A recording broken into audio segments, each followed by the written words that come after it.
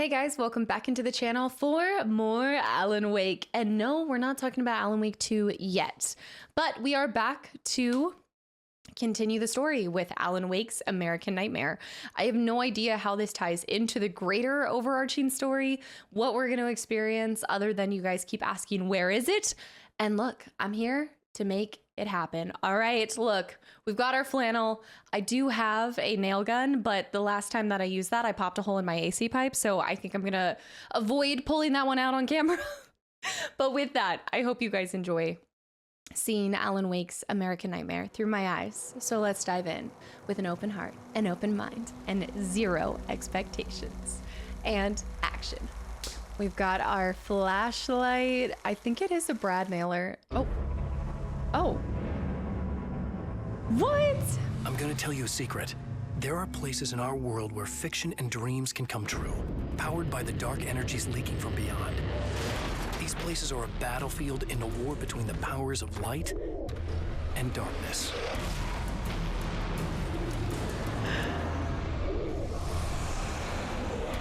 Wow. I'm Alan Wake, a writer, a creator.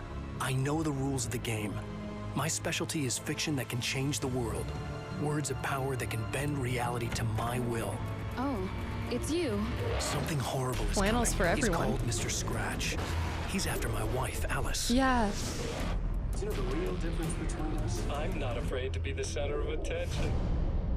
I can't return to the real world. I've tried, but I'm operating on dream logic, forcing the door open a crack so I can slip through. Tom the Fiction poet. wants to come true. All you need to do is help it achieve its potential. Under these peculiar, exceptional circumstances, any story, any urban legend, any lie can come true.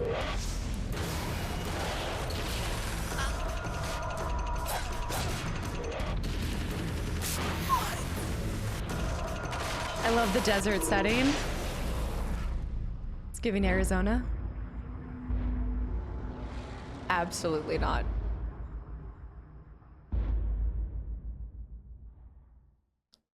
Right.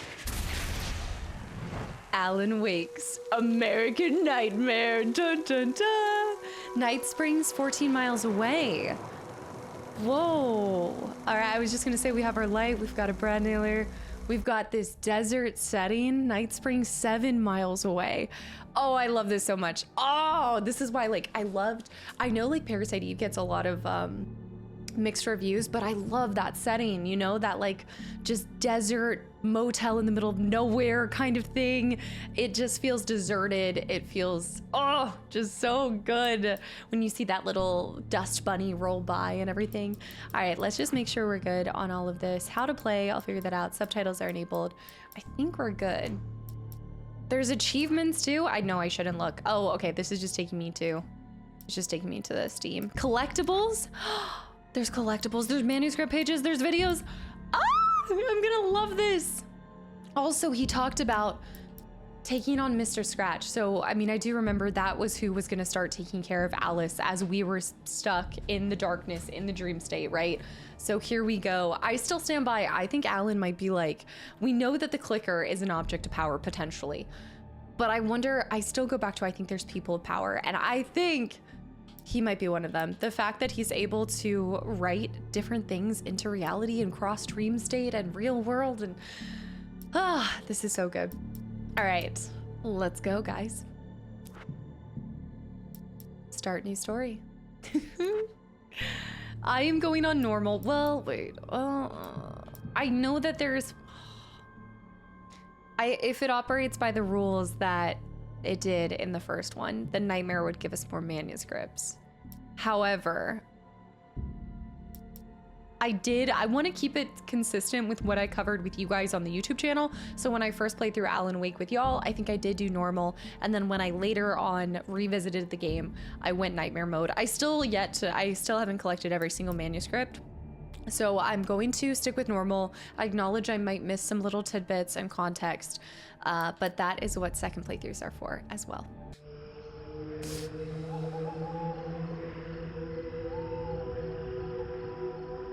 Somewhere in Arizona. There you go. Cardinal Motel too. Look, the old gods of Asgard.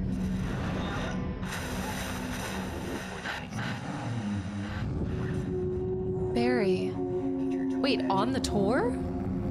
Tonight's episode. Line between fact and fiction becomes hopelessly blurred, and nowhere as vividly as in Night Springs.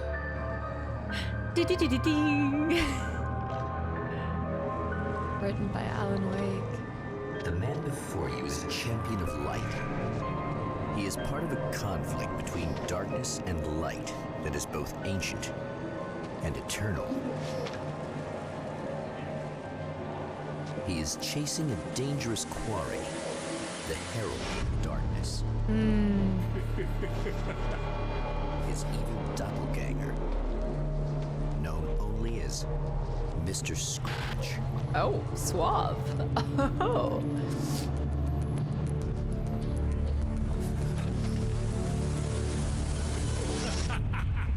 I'll catch you eventually! Maybe. But what are you gonna do then? By then, I'll have had my hands on everything you love.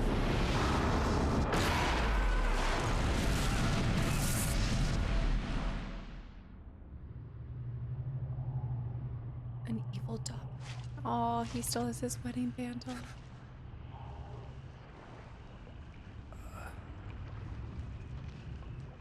I want to know about the outfit change. It's very specific. The man has been brutally spat out from the darkness that surrounds the shores of our reality. He has come to fight a decisive battle in Night Springs. In Night Springs. All right, we've got our health ticks to look around. Wow, okay, look at that belt buckle too, Alan. Wow, okay, his shirt is caught on. Also, what are these pants? They're not like double stack Carhartts, but they're kind of like, because there isn't knee protection, I guess. Maybe they are double stack. But what in the front pockets? It's like a jean meets double stack meets cargo pant. I like them. I like them. I love the belt buckle. Okay, what can I do? Okay, I can just jump into cactuses. Of course, I guess because it's a in-between state. Wow. This feels so smooth. Okay, we have that. Same thing there. Let's go ahead and see what we can do. Bees, simple. I can jump. There's our flashlight. Look at the graphics. Impressive. Pick up the flashlight. Whoa, hey! It's the birdhouse. Well, the house on Cauldron Lake, but yeah, it's shaped like a bird. Wow. I cannot recommend enough going back through Alan Wake 1 and doing the commentary from the developers. It was really nice and provided a lot. Yeah, bird-like cabin. Provided a lot of really cool context to the story. And just kind of more describing the narrative direction they took. Poltergeist.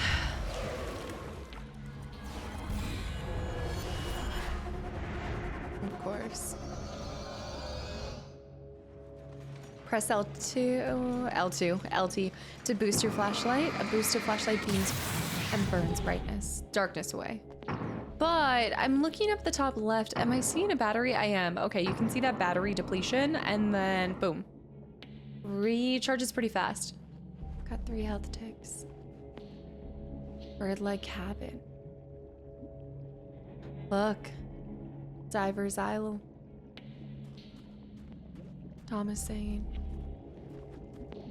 It's a little on the sensitive side, but we are getting the same checkpoints reached.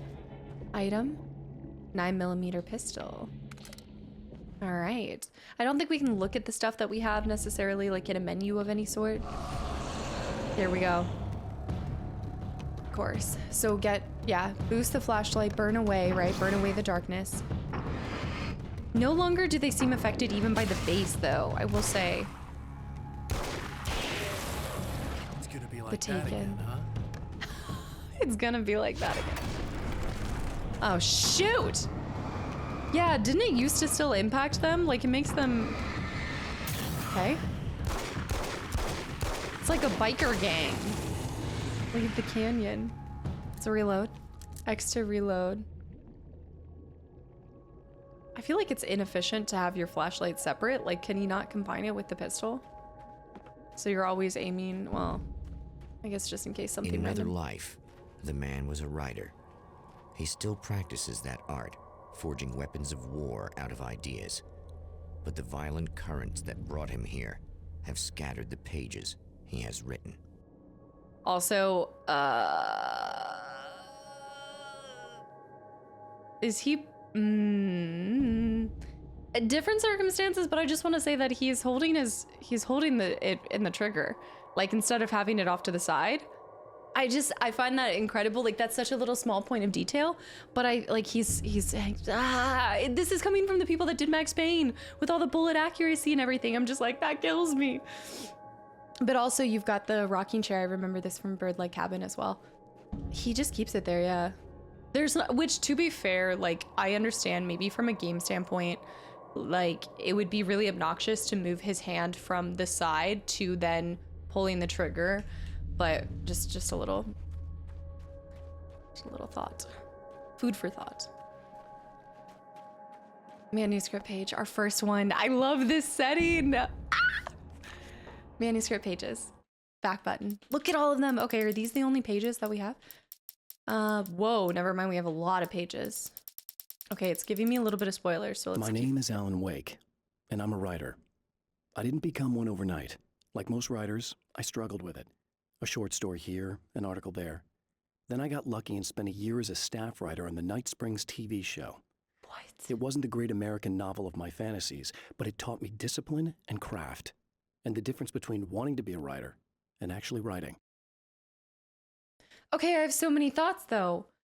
So wait, is this the first time we get confirmation that he was a writer on staff at Night Springs? Was that context that we received in the first game? I don't remember that. And then also, does that mean that he was a part of the writer when it was before it had been used to spread not misinformation, but I guess kind of address and leave these like crazy situations for the Federal Bureau of Control? Like, how did these intertwine? My brain is gonna run wild. I know. Alan Wake, the writer. He was Rest Stop. I also love how it says Rest Stop. We have 21 pages. He wrote a little bit for Night Springs. That would that would make sense. Why? Oh, there's different stories. Okay. All right, give me 1 second. My allergies are flaring up. I'll be right back.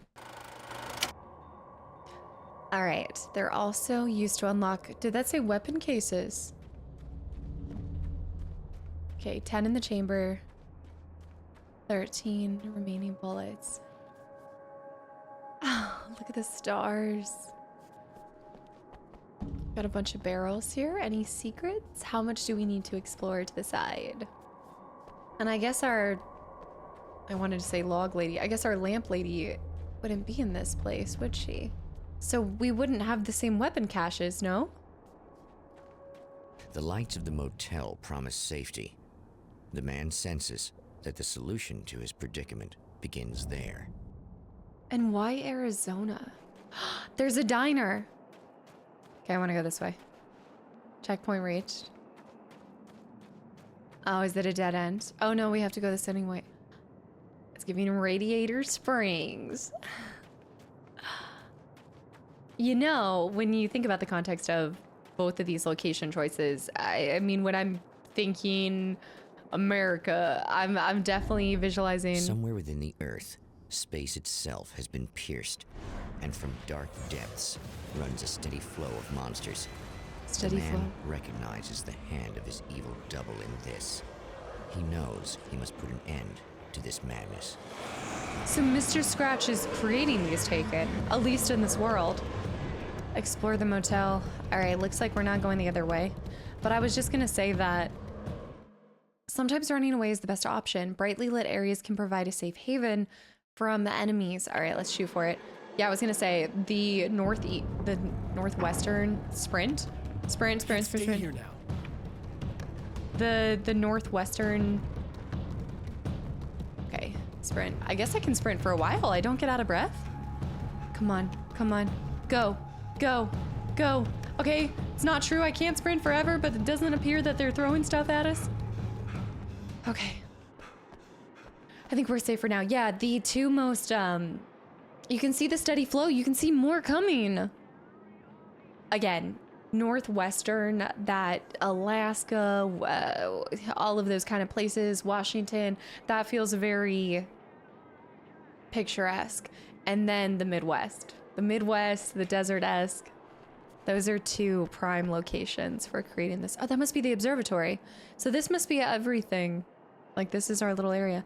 Night Springs 15. Yep, we've got them coming over here. I'm actually gonna run to this truck. United Transcontinental Shipping. Doesn't look like I can get in any of these.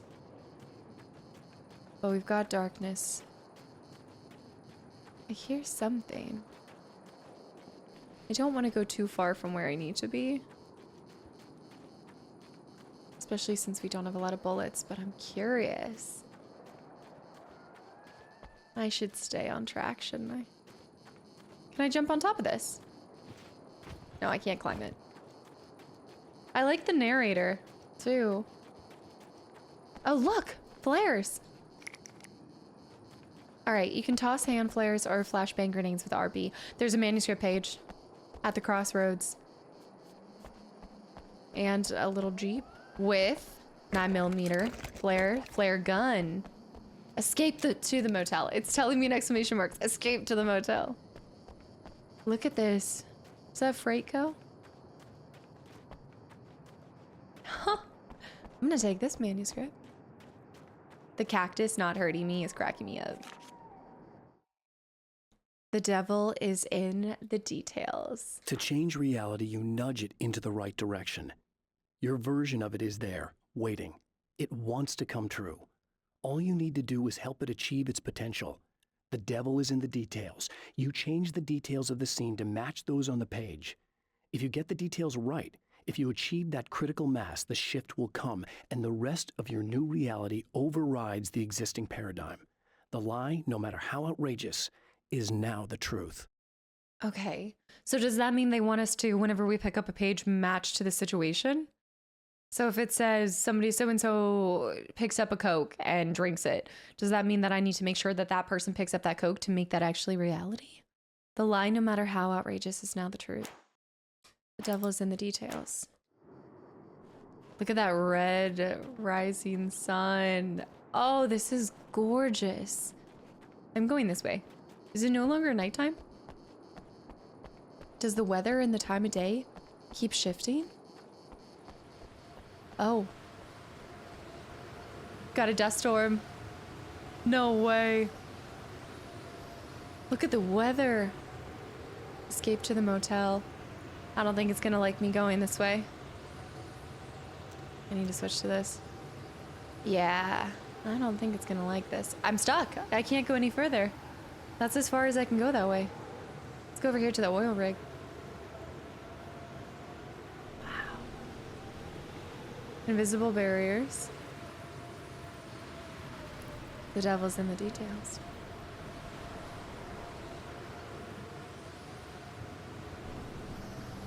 Arizona. Man, I haven't been in a little bit, but I love going to Arizona. It's hot as, it's hot as hell down there, or over there, but. Okay, no more of the dust storm. It might just be when you hit the barriers. I love that. Listen for a second. Wait, coyote? Maybe a coyote or something. Hear like cicadas, crickets. There's another manuscript page. Check it out. Also, if you guys are popping in for the first time, this is me, okay? Does it say escape to the motel? Yes. Should I be sticking onto the path? Yes. But are we not? No. This is your Nooks and Crannies creator, Kasta. Rewriting reality. The reality we take for granted is softer, more adaptable than we think. Under correct conditions, you can reshape it, turn it into almost anything you want. When it happens, almost nobody notices. It's not that we forget, it's that after the change, there's nothing to remember. Only those who have been directly touched by the powers that can shift reality are aware of the changes. Oh. Many are driven mad by it. Others can cope. I'm one of those people, and I know how to wield that power to rewrite reality. Okay, let's read that one more time. The reality we take for granted is softer, more adaptable than we think. Under correct conditions, you can reshape it, turn it into almost anything you want. When it happens, almost nobody notices. It's not that we forget, it's that after the change, there's nothing to remember. Only those who have been directly touched by the powers that can shift reality are aware of the changes. So once I was touched by the darkness. Many are driven mad by it. Anderson brothers. Others can cope. I'm one of those people. And I know how to wield the power to rewrite reality. It says that others can cope, and I'm assuming that he means he's the latter versus driven mad into rewriting reality. I love everything about this game so far. This is me to a T. I also see another manuscript page. I love how bright they are. They are shining like a beacon in the night. Oh, an old rail car. Can I go in here? Yeah, from the setting. Coyotes. Or at least we think. Could be Mr. Scratch playing tricks. Okay, I can't go into here yet. Let's go ahead and run down here. I wouldn't put it past the game to throw some kind of manuscript at the tail end of this. 49236. I think the storm's gonna pick up.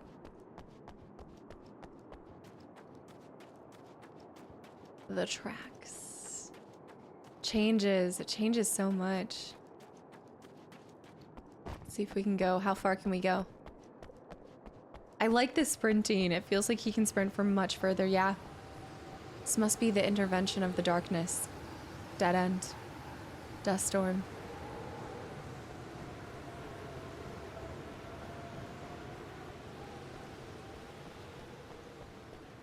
I like how, I mean, obviously you do have these hills and such, but I do like largely how flat the terrain is with sparse vegetation here and there. You see like every single structure, it stands out even more. Or every light. The moon. It's a full moon if I've ever seen. Actually, is this done where you can see the Bradle Freight Co? Where's the Little Dipper? Oh, I think I saw something. I see something flashing in the distance. Yeah.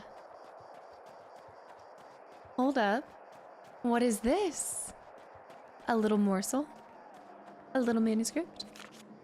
We already have 4. The splitter. Some of the Taken aren't protected by the darkness like their comrades. Instead, their aversion to light is so extreme that they literally split into 2 when they encounter strong light. It leaves the 2 halves weaker, but of course, there's strength in numbers. Yeah. It's a disturbing development. The dark presence I faced 2 years ago was powerful, but it didn't have much in the way of imagination. Clearly, the same cannot be said of Mr. So what? Why did it cut out there when he tried to say Mr. Scratch? And hasn't he said Mr. Scratch before? No. I think the main narrator mentioned Mr. Scratch before. I like these new notes a lot. Some of the Taken are protected by the darkness. The splitter. That's interesting the way that he put that. Okay, so 2 years ago was when we originally fought, and we've been caught in this dance with the devil for this long, for 2 years. Didn't have that much in the way of imagination. Huh. What has been happening over the last 2 years, guys? Disturbing, to say the least. All right, we went over here. Oh, I'm so glad I saw that, because yeah, I could have quickly and easily missed that. That's not a manuscript, that's something else. I think that's a night spring. What's the gas looking like? Diesel? I hear music. Can't read that. Okay, the red burgundy interior? Somebody's old... Got a generator?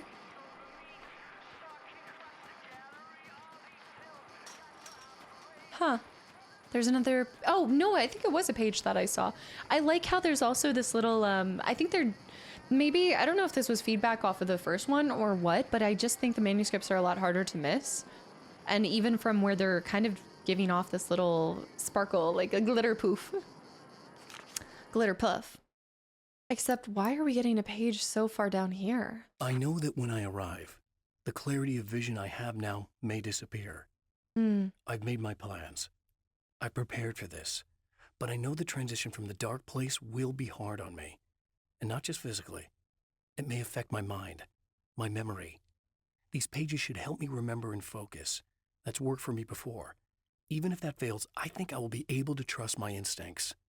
I'm navigating my own story. I'm hoping I'll know where to go and what to do, even if the details elude me.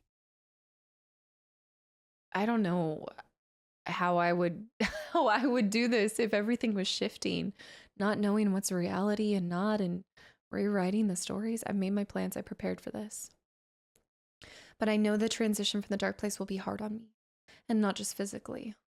It may affect my mind, my memory. If he gets out of the dark place, these pages should help me remember and focus. Why is Mr. Scratch back now? Has Scratch been terrorizing us this whole time? Or was Scratch... I thought Scratch was sent back to keep Alice company for those 2 years, like in between and everything. So why am I battling Mr. Scratch now? Or is there a version of Mr. Scratch that's all... Wait a minute. Okay, what if I am back with Alice, but my soul and me are stuck in the dark place, and just like he's talking about here, like it can affect your mind and memory. Mr. Scratch is like the version of me that's out and about, almost walking like a husk of my real self while I'm internally battling this dark place. Like I am a stranger in my own skin kind of situation, you know, like I am still there and existing in reality, but I'm not actually there. Like a battle within oneself, but not with oneself. Does that make sense? There's so much that I yearn to understand and know with this. Turn on. Oh, hell. This isn't gonna be good. Oh, shoot. Is this on? How can you tell? I'm sorry, I'm not very good with gadgets.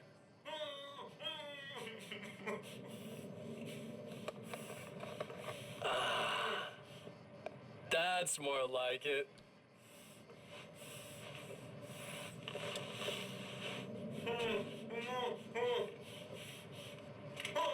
I'll be right with you. I just gotta do this one thing. I like it quiet.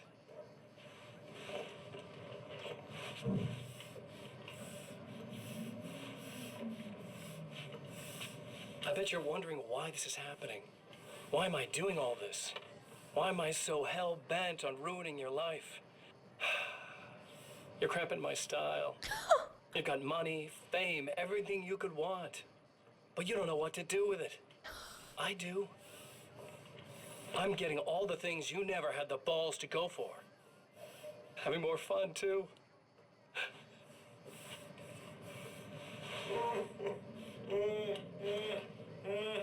Do you know the real difference between us?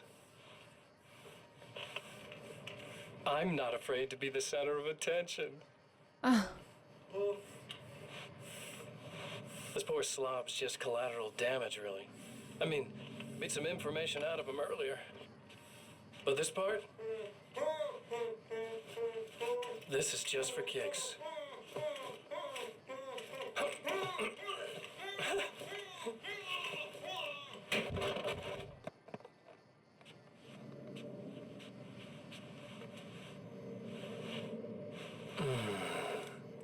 So quiet.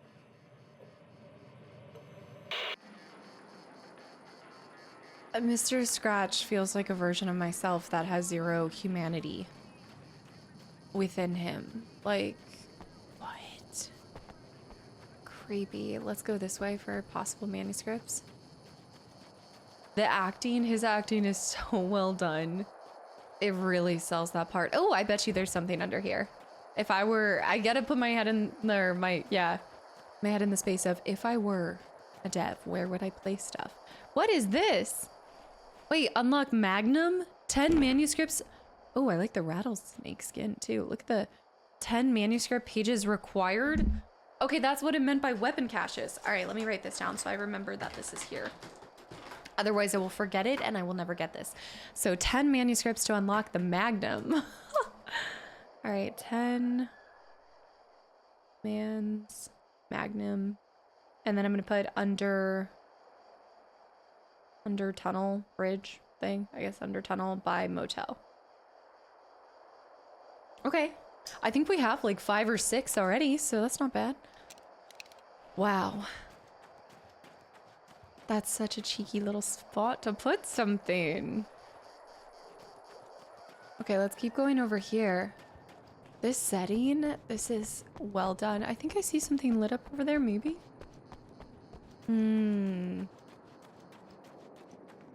Trying to dissect the what is that light? Oh, it's a reflection on the road. It's the yellow strip.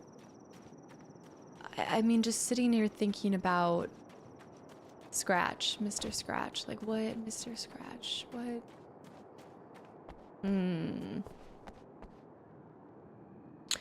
I feel like Mr. Scratch is somebody else inside of, like, it's like, it reminds me so much now. I can't.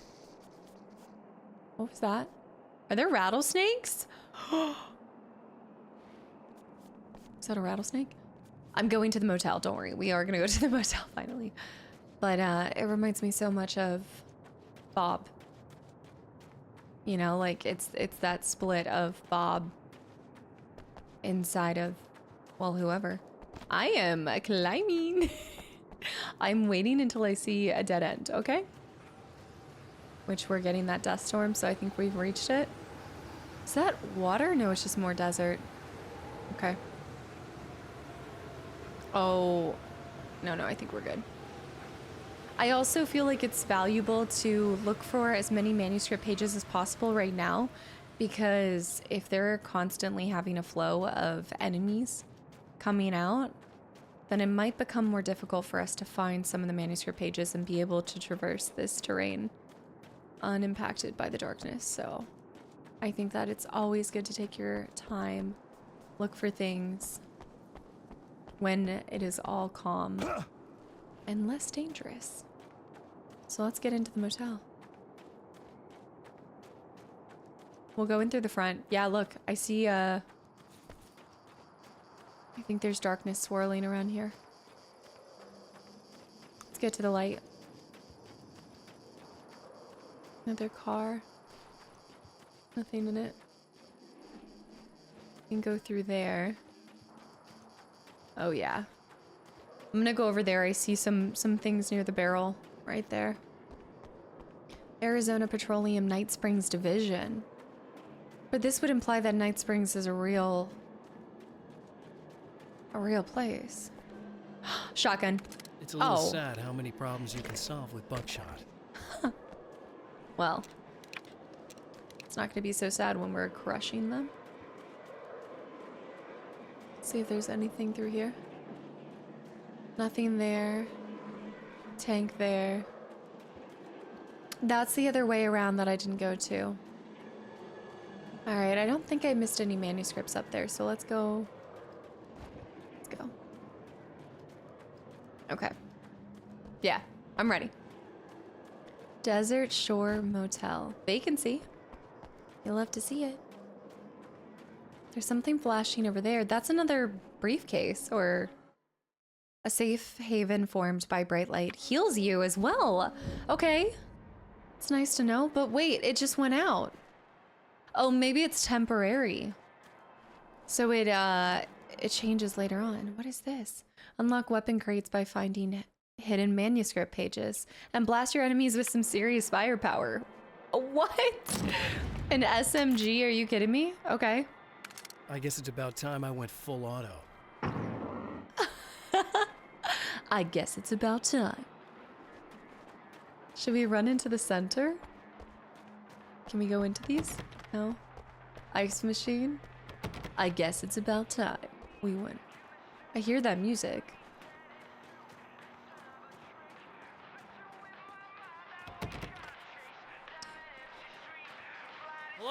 They always have great music. Oh. Oh. I see. Let me just get this real quick. Pick up ammo. And let me get this flare. Was there any other scripts, manuscripts that I missed over here? Nothing in this RV, and then this must be a pool for the motel. Honestly, kind of a nice motel. Not too shabby, all things considered. Trash can? Okay, there must have been other guests. If there's trash cans, there must be guests here. Hey. Well, here you are, about to enjoy another cool Arizona night with me, Eddie Rodman, the host with the boast. The host with the you boast. guys remember Old Gods of Asgard? Man, I actually saw them twice back in the 70s. I was just a kid then, but my dad worked at this club, and he'd sneak me in to see bands all the time. You know how it is.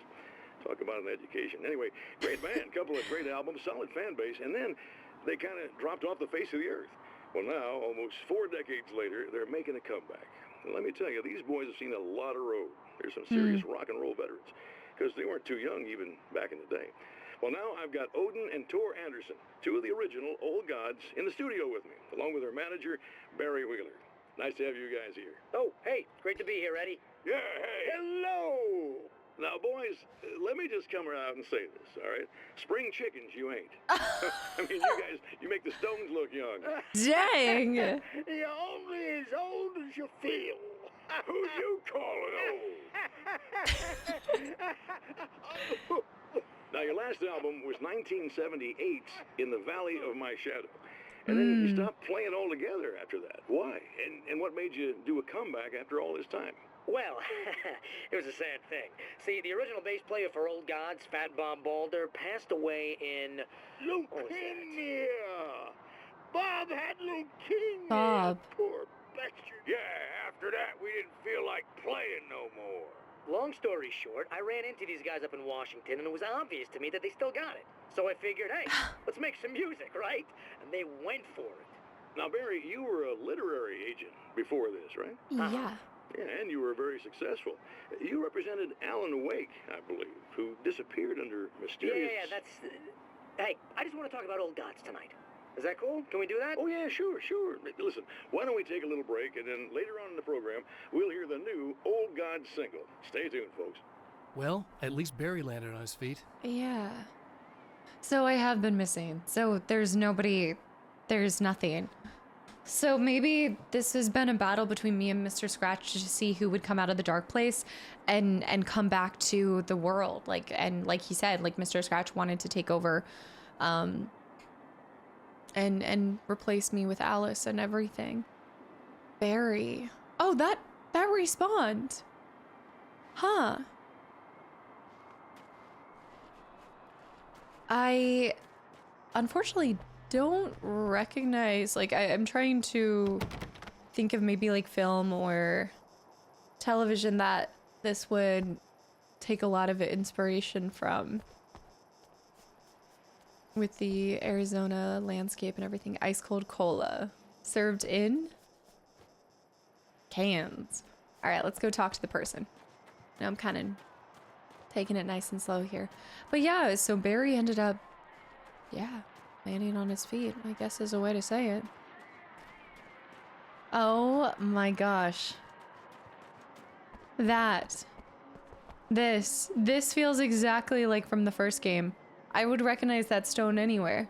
That stone, yeah, like a lot of interesting, huh? All right, that's where that is. Okay, let's talk to him. Sorry, who are you?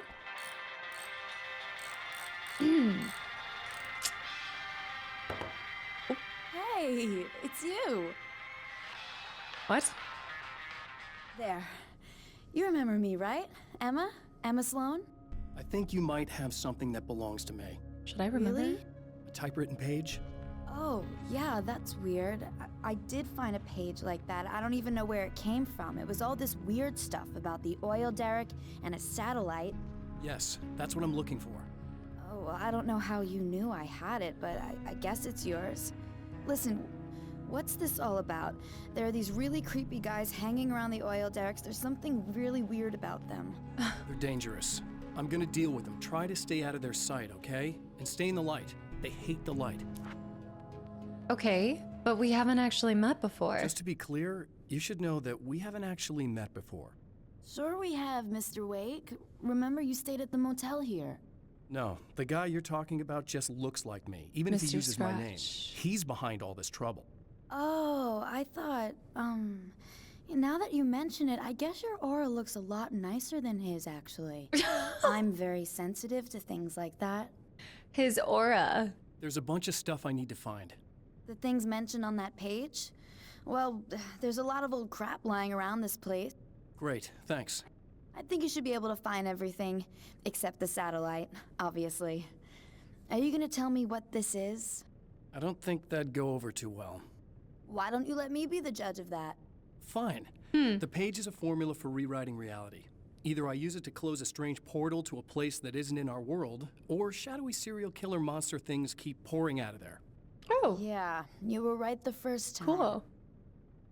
You should be careful. You can think what you want about me, but there's still bad guys around. Be careful. Well, you might be nuts, but I've seen the way they move, the way they look. I'll buy that. They're called Taken. They aren't really human. Not anymore. And they're climbing out of the oil well? What, do they have secret headquarters down there, or? No, that's just where the point of connection is. It's a hole that leads to, well, it's a really nasty place. That's why I need to close it. And the guy who looks like you opened it, because he was hanging around the oil field before. He Of gets course he around, did. unfortunately. Yeah. Thanks for helping me. Oh, I wish I thought you were just a nutcase. Actually, I kind of expected you to. Me too. But I feel like this is how it's supposed to go. Isn't that weird? Not really. I get that a lot in my line of work. What do you do anyway? I'm a writer. Obviously. Sorry, what? Obviously? All right, Professor Snape. What was Obviously. that you said about my aura? Oh, I'm very spiritual, you know. I can see auras, but I only use it for healing and helping people. I'm like a wise woman, you know? I give people insight and advice. Look, just because I say crazy things doesn't mean I believe everything. Oh, Don't be like that. Maybe you should take a few crystals with you if you're going out there. It might be dangerous. They soothe your energies and focus your mind. It's Really? fantastic. I feel like I recognize And her they voice. help me take out the bad guys? Oh, well, no, not as such. Yeah, okay. I think I'm... Or I have some wonderfully potent and herbal detox suppositories. Yeah, I'm good. I'm good. She almost kind of sounds like it was a Rose, making a Rose from the diner. All right, well, we do have another page, New Reality, the Satellite. Okay, so he knew that she would have this page. She knew that she needed to give this page. Why is she in here with us? What is her significance to us? At the oil derrick, the wheel had been jammed in place and turned until the oil gurgled and flowed thick and flammable. The warning lights were blinking in a fast rhythm, bright and steady, powered by the battery.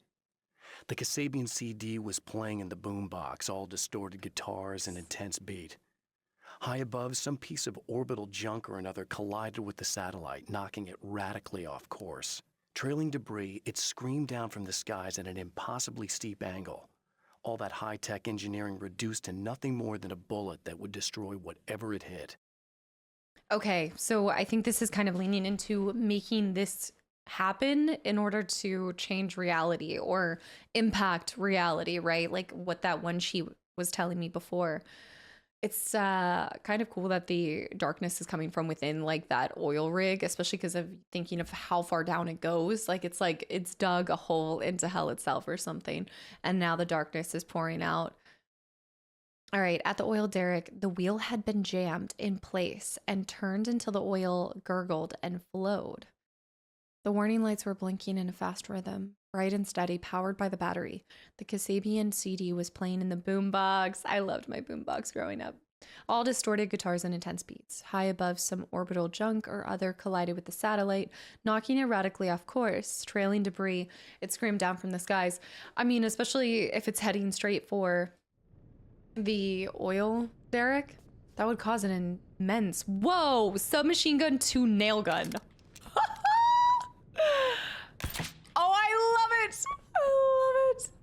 Heck yeah, I'm taking the nail gun. Are you kidding me? This thing's sick. 0505, what is it, JJPD? Got bags. honestly, I'm a little surprised by the amount of tires, but lack of tools. You got one tool chest? Okay, we've got that there. The Champion of Light recognizes the page he got from the woman. The champion. It is a weapon of his own design, custom engineered to destroy the dark portal. If he recreates the conditions of the page, a great power will be unleashed. Oh, we get 75 in this nail gun. This is sick. Okay, so I need to recreate that in order to see it happen. At the oil derrick, the wheel had been jammed. Okay, so I need to go back. The warning lights were blinking in a fast rhythm, bright and steady, powered by the battery.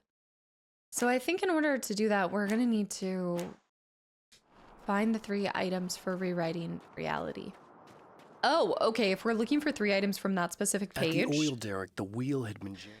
Okay, wheel, possibly. We need the Kasabian CD on the boombox. We need that. I think it's going to be that. And some piece of orbital junk. I think orbital junk. Maybe. I did hear a boombox, so let's go find that first. I know it's here. I thought it was coming from where she was, but I don't... There's nothing even in there. Orbital junk. Find the 3. Oh, I see it on the map. There's stars on the map. So it's telling me one is this way. The mini map on the top left corner and screen shows your current objectives. Locations of ammo boxes, safe havens, are also shown as icons. Blinking question marks indicate a hidden manuscript nearby. Oh, that's cool. I didn't realize that. That's so fun. Wait. Oh. Oh snap, oh snap, oh snap, oh snap, oh snap. Okay.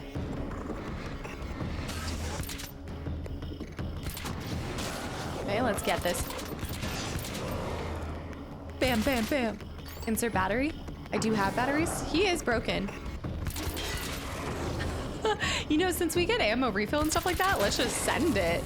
Who cares about taking our time or conserving ammo and stuff? Screw that. The valve. That's Okay, one that's thing one. down. Oh, I love this. Find 2 more items for rewriting reality. This is so cool. I wonder how much I can go back there and refill my ammo. I don't think this is nearly as effective, but using the nail gun, it just feels so satisfying every time. Wait, there's a star. There's a star, right? On the bottom left? That means there's a manuscript somewhere nearby, right? Correct? Wait, what is that?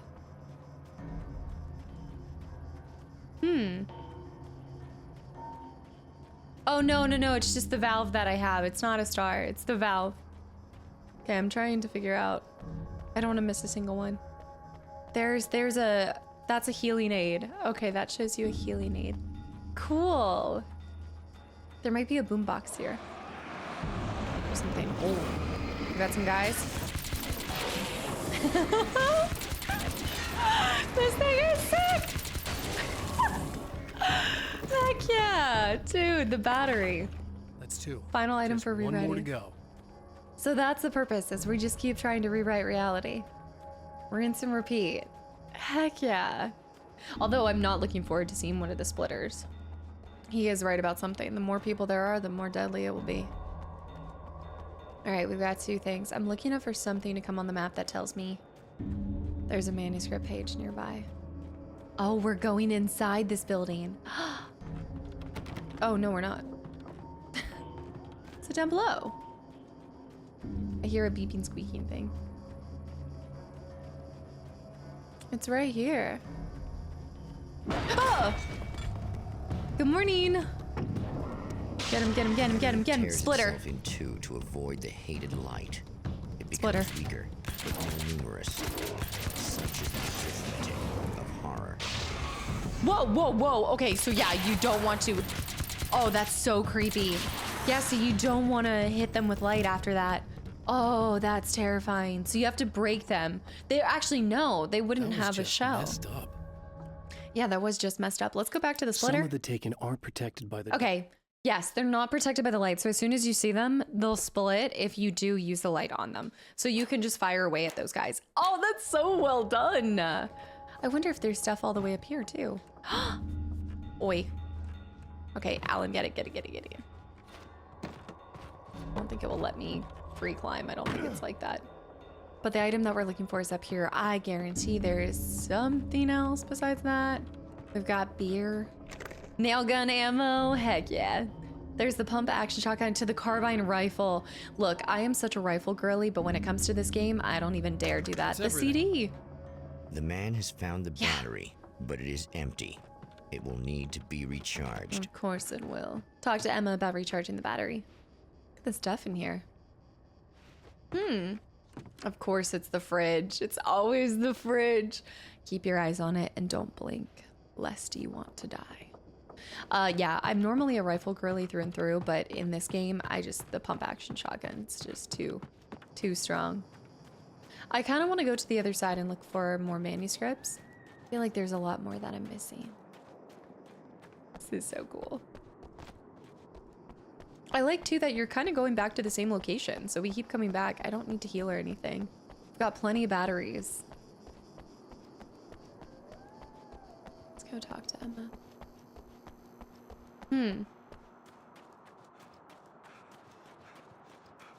See what she has to say. I need this battery charged. No problem. She's like, heck yeah. Here you go. Thanks. All right. I'm not sure what's gonna happen next. Listen, I don't know what's gonna happen exactly when I do this. My memory's a little hazy. I don't even know what that means. All I'm saying is you don't want to come anywhere near the oil field, all right? This thing could get out of hand. In the middle of highly flammable materials. Great. I'll do my best to contain it. Just please don't turn out to be some kind of crazy terrorist guy, okay? Wish me Okay, luck. I'm gonna go now. Wish me luck. Wait a sec, I want to ask you about something first. What did you mean with that my memory's a little hazy thing? I had a pretty rough time coming here. It was like being caught in a tsunami. Okay, this is I was better. locked out for a while. Ankle. It's hard to explain. There's a barrier of sorts that I had to break through. I was lucky to make it here with my wits as intact as they are. So you might have brain damage, you're about to do great things with a magic piece of paper, and you came here from another dimension? No, I'm from New York. I was just visiting another dimension. Oh, yeah, okay. My bad. I mean, it was. How did you not understand that? No, I didn't come from. I just was briefly visiting another dimension entirely. Sounds right. Remember to restock at the ammo box. Let's get our... Do I get to keep replaying this and you hear something new? No, that's the last one. I kind of want to go further. I feel like there's more to discover. Go to the oil field to rewrite reality. This is so cool. Love the structure of this. I kind of want to go up here to the diner though. Am I allowed to? I'll go to the oil field in a second. Y'all know me. I'm ready to go somewhere else. Look, there's a manuscript page. I see it. I'm here for the manuscripts. Also here for this though, too. Shopping cart. Classic. Nothing like finding a gun in a shopping cart. Wait a minute, where have I seen this? Too many legs. The strands of webbing glistened in the beam of my flashlight, fine, almost ethereal. They were fresh and right in my path. I held my breath and waited, ears straining. Nothing. I moved on, concentrating on the task at hand. Just get what I was looking for, then leave. That's all I keep telling myself. For a moment, I actually thought it might be as simple as that. Then, I heard too many legs skittering across the ground. I'm sorry, what? Why is it always, it's gotta be spiders. I also heard him say, I keep telling myself instead of I kept telling myself, and that makes me feel a lot better because I do this all the time when I'm reading with you guys and I completely mess up the word or I just like make a slight alteration. Legs skittering. Okay, so we're gonna have something with webs, something spider-esque. Great. think it's not a bad time to look for any more manuscripts that might be over here. Look. Wait, what is that? 50 years. Legendary racing. Famous pancakes? Oh, that sounds so good. Oh, hey! You can dodge attacks by pressing LB. Okay. I got it. I think this one's gonna be a little smoother. You wanna scrap? The fact that they don't have throwables is making this a lot easier. There's re-up ammo over there. Mount Redtooth Observatory. Can I go in here? Not yet. Okay, let's go up the oil rig on... Yeah, JJPD. Same license plates on multiple vehicles. That's how you know it's a dream. Okay, let's go up this way. There's a manuscript page right there. Or something by that oil. Yeah. Let's grab this. We have 8 hunting Mr. Scratch. 2 more and we can get the Magnum. Mr. is a twisted copy of me. Powerful and dangerous. Yeah. But I know I can fight him. I don't think anybody else can.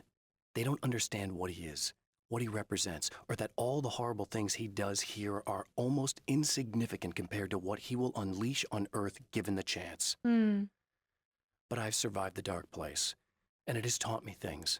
How to cope, how to stay sane when the world goes crazy. He's 2 steps ahead of me, but I can find him, and I believe I can stop him.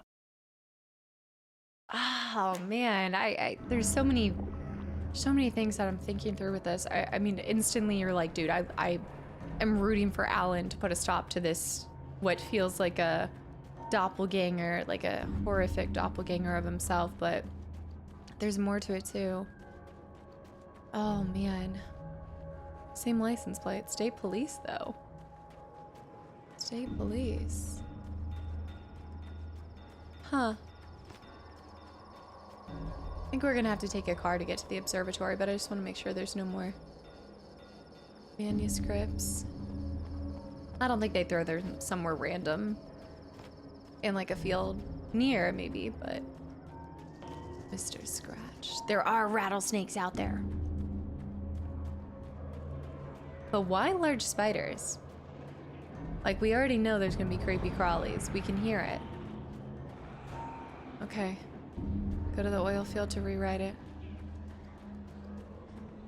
To be fair, I'm assuming that they're large spiders.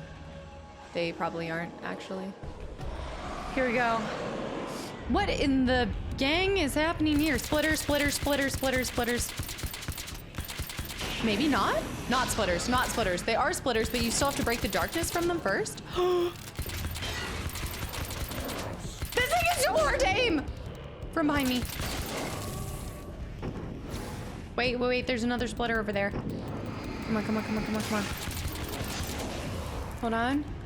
Keep your eyes peeled, keep your eyes peeled. Let's grab this. Make some serious changes. Okay. All right. Time to make some serious changes. Right, check manuscript. The wheel was in place, the oil was flowing, the battery was attached, the lights were blinking, the CD was playing in the boombox. Let's do this. The wheel. Place the valve. Start the oil flow. Wait. The oil was flowing, the battery was attached. That's the boombox last thing. Battery was attached. The lights were blinking. Battery was attached, the lights were blinking. Over here? This feels like the battery. Yeah. Place battery. Switch on warning lights. Warning going. Next. CD.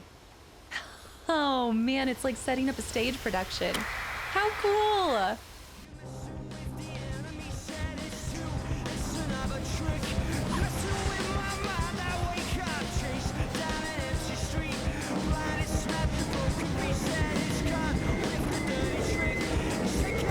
Break it.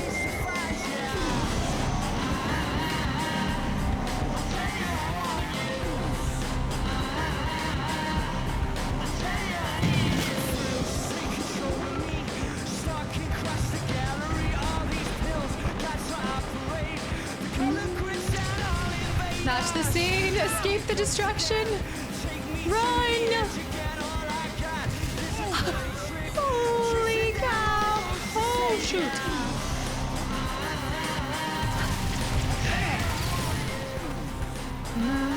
I like this song.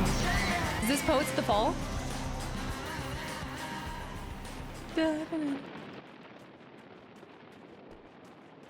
I didn't do it. It wasn't me. Thankfully, nobody was really there to witness it, right? And all it was impacting was dear Mr. Scratch. I guess that's kind of what's happening, is every time he tries to say Mr. Scratch, it scratches it out. Scratch out, Mr. Scratch out. Maybe it's also like not wanting to name something, because when you name it or say its name, it instantly kind of makes it less terrifying. I don't know. Oh no, they're trying to break down. She needs our help. Oi, get off of her. Look here, buddy boy. You are in a bad spot because I have my ammo box right here. Yeah. I got you. Open this. Oh, I love having this refill. Wait, more. I know. Whoa, this guy. Get the minis. One more down. Get this one. He's about to charge.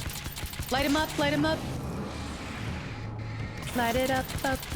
You get your battery back so fast too. You don't even have to use, look at his farmer style too. We got cowboy hats. We've got flannels. This is my type of game.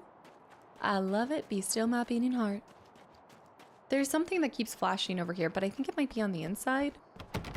If we ever are able to get into these.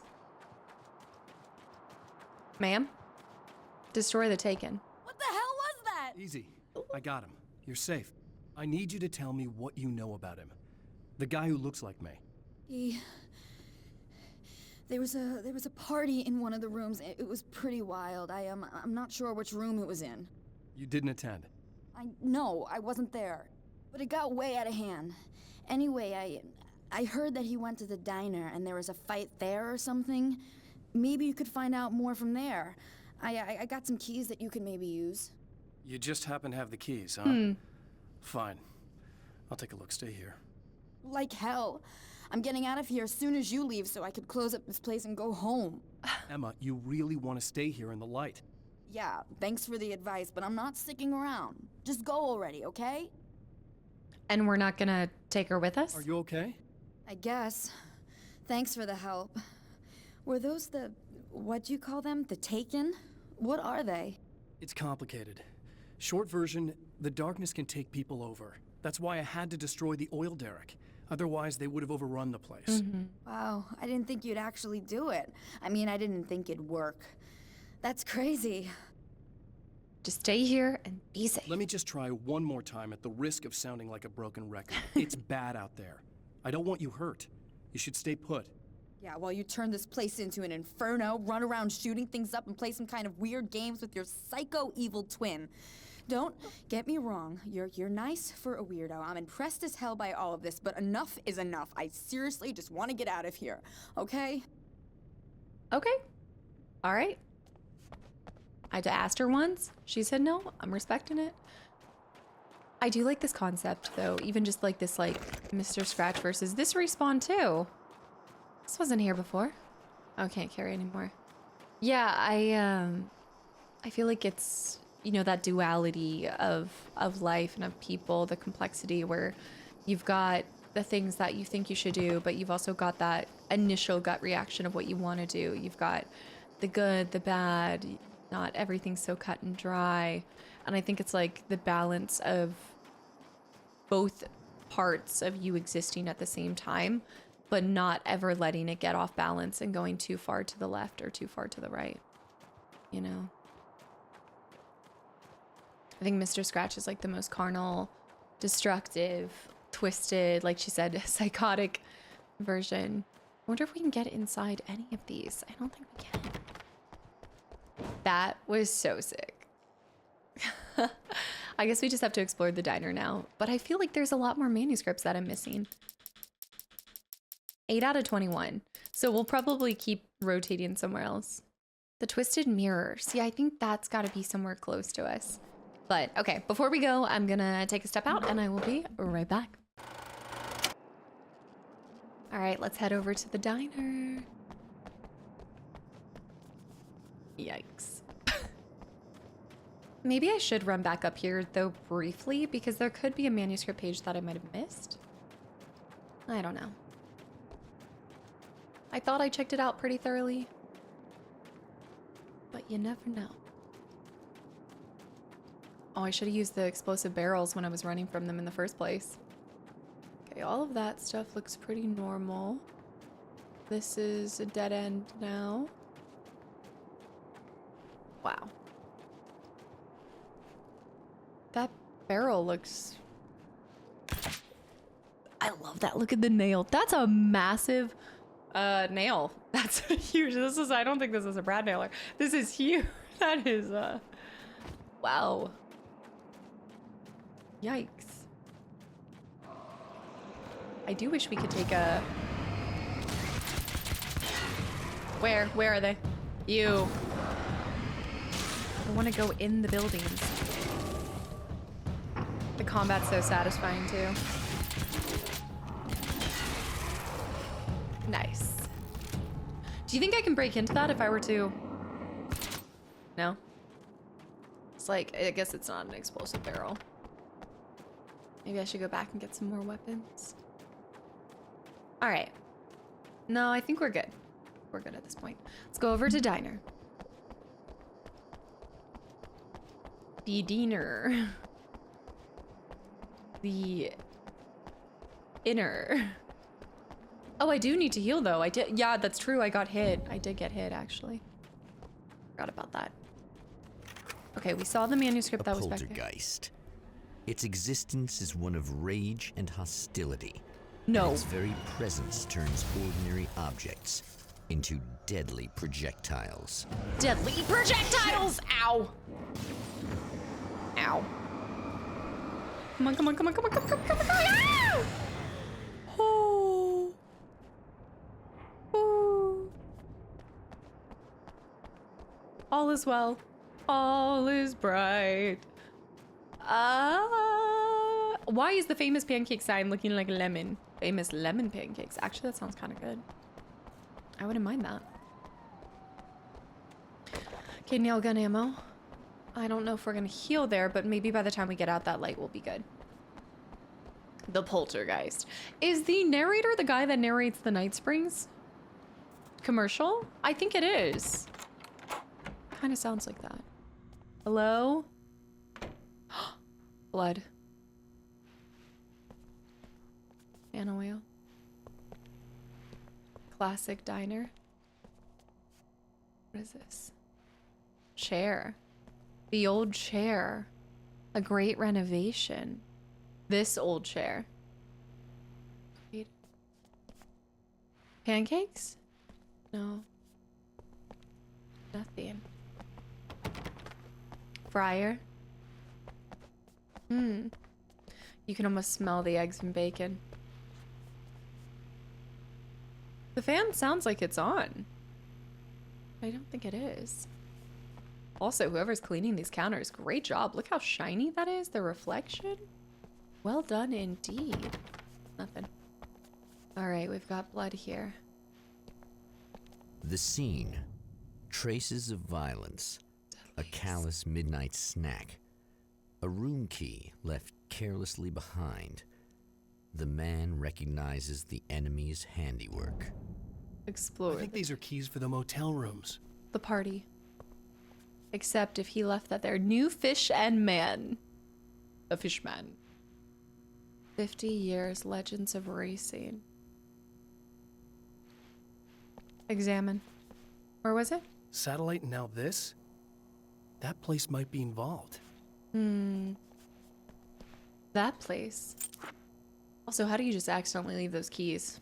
Mr. Scratch wanted us to find those. Dead Lakes, Midnight Race, 1966.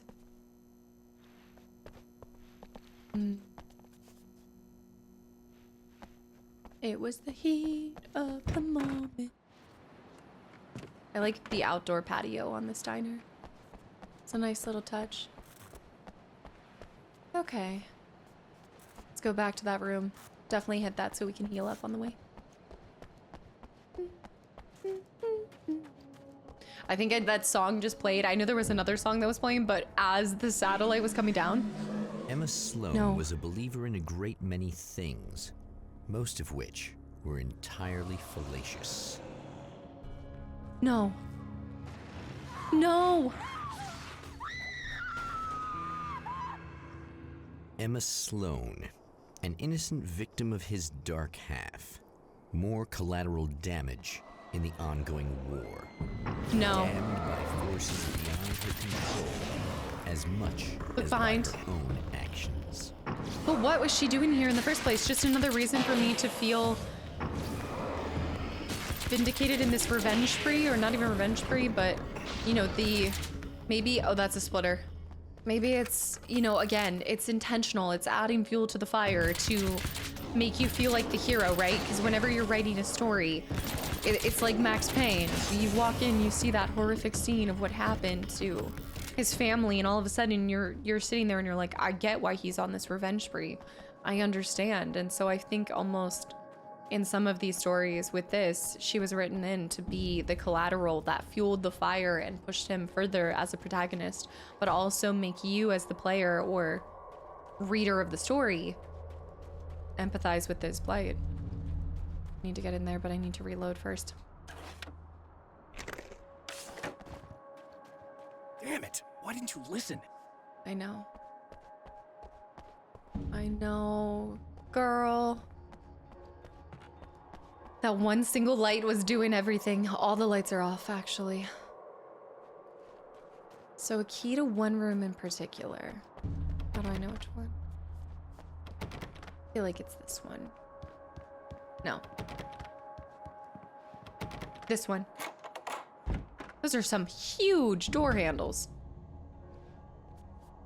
Unrelated, but...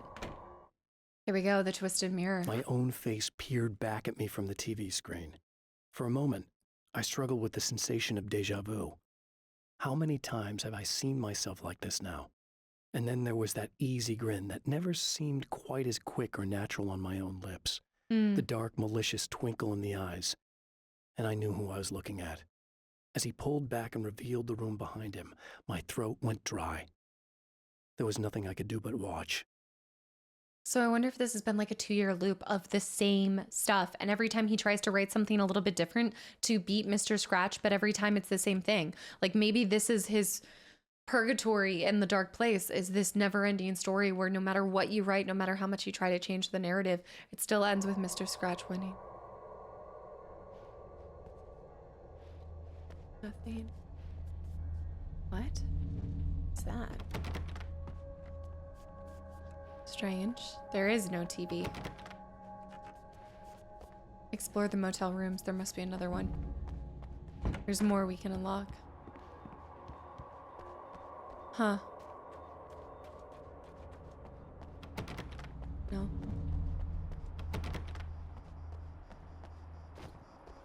This one? Ice machine. These. There's one here. There's gotta be. Maybe the first one? This one. Just check this one too. No, this one.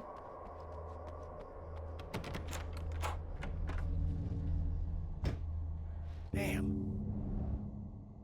Like another guy Michael with... Farabee, dead, tortured, dressed in clothes that bore the name of a local observatory. We A saw slim this. lead, but solid enough. It stirs something deep in his mind. He knows where to go now. No, we watched this. This was what we saw by the RV. I had no idea that it was happening. I guess that'll have to be my next stop. I had no idea that's where we were gonna end up. Like he was doing that so close to where we were. Observatory keys. Yeah. The Up on the hill. observatory, hot on the heels of the Herald of Darkness, the champion of light forges on to see the stars. What is this? Mount Red Tooth Observatory. Red Tooth.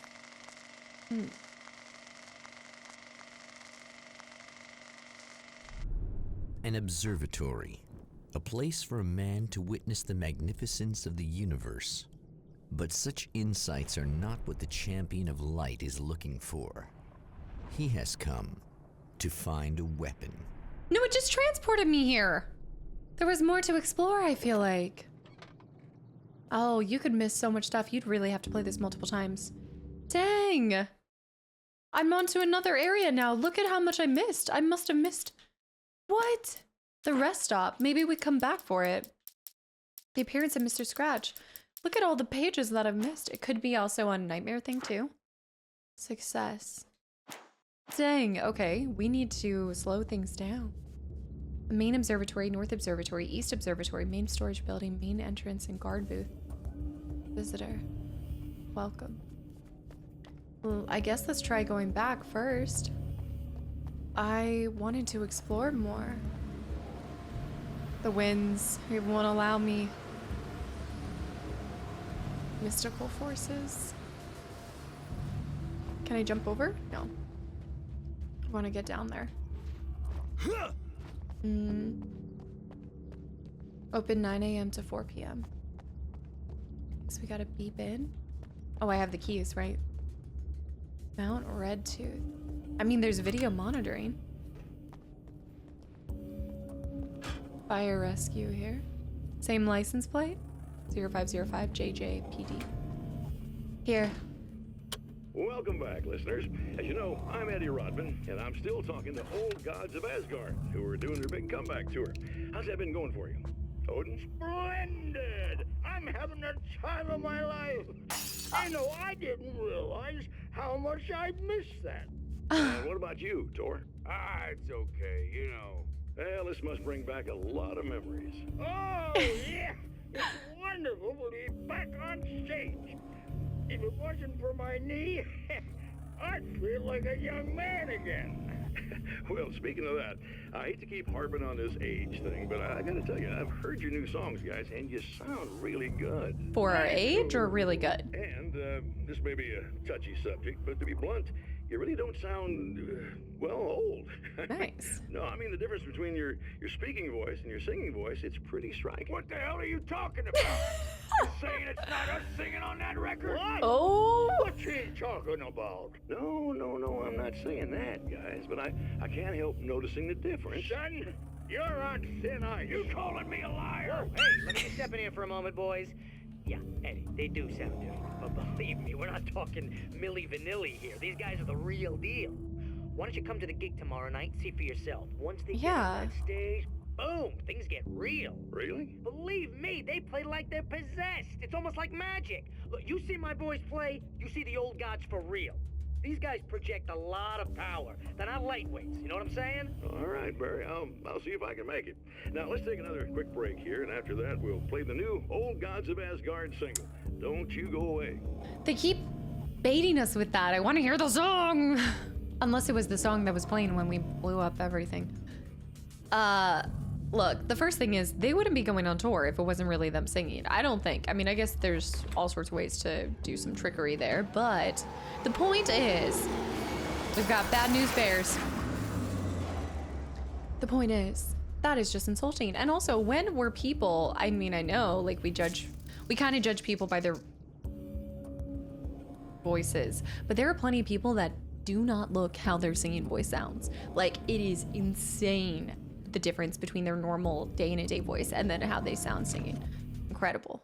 Success. As a storyteller, my first real love was crime. And it was in that genre that I finished my first novel, starring the perpetually miserable Alex Casey, whose entire life was a wound that never healed. The books sold as fast as they hit the shelves. I wrote 5 more Alex Casey books, and they all were bestsellers. I became rich. I became famous. Success brought pressure, and I didn't handle it very well. Oh, I like this page. It actually just reminded me, isn't it the Alex Cross series? Am I thinking of that right? It's not Robert Pattinson. I always think it's Robert Pattinson. Pattinson is the last name I think of the author. Or maybe Patterson. Maybe James Patterson? No. I think I'm getting a lot of people's names confused, but it just reminded me of that. Okay, so I want us to focus on that for 1 second. So the perpetual miserable Alex Casey, whose entire life was a wound that never healed. When I was doing my revisit to Alan Wake 1 on stream, having had played Max Payne, it obviously struck me that Max Payne is Alex Casey, and then it kind of led into a whole complex conversation in my head of like, okay, then what does that mean? Alan Wake then wrote Max Payne, and then what does that mean for this and then that, and then I spiraled from there. But it was also, those were the 2 manuscript pages that were voiced by the voice actor who played Max Payne, and then there's a lot more that goes into it, but that was like a light bulb moment for me and was really cool to see. But yes, I would agree, the life, yeah, it never really healed. The books sold as fast as they hit the shelves. We talked about this as well. I think it became apparent to me that there was so much that Alan was feeling in terms of pressure, but one of the striking parts for me was that as a creator, you could pigeonhole yourself into, even unintentionally, but you write something you love, and at the beginning you love it because it's new, it's inventive, it's creative. Then you see people love it, and the next thing you know, you want to write something new, but every time you try to create something new, they're like, no, stick at what you're good to. Do what you're good to. Do what you're good at. Right? Like, write the Alex Casey books. Don't write something new. But then as an artist, you're like, I want to be challenged. I want to write a new story. I don't want to stay in that one series. I want to continue to grow myself. And I think that's a very pressure-filled situation that any creator, whether you're a musician, a writer, whatever it is, even, playing the same games time and time again.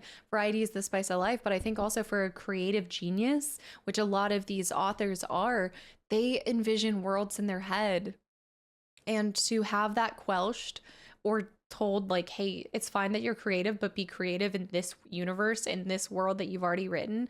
It's almost like a writer's death sentence to feel like you are constricted to that one thing because you want to move on, and just like people want to grow. I think a lot of authors and a lot of creators, they want to grow, not in the sense of fame or money, but in the sense of like self-growth, being able to showcase beyond just that initial talent that you saw from them. I think they want their writing to grow. They really just want to be understood and not forced to do something that then becomes a repetitive day in, day out thing and kind of ends up quelching the love of the thing that you're doing in the first place, right? I mean, it's such a privilege and a joy to have people absolutely love what you produce, whether that's books, music, whatever it is. But I think as an artist, you always hope that people like you as a whole and whatever you produce as a whole, not just one particular thing from you.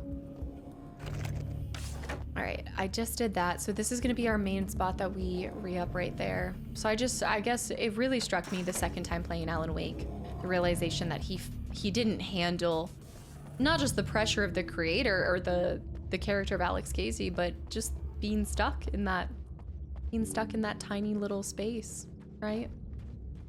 It wants us to go that way, but I kind of want to go that way because I want us to find some manuscript pages too.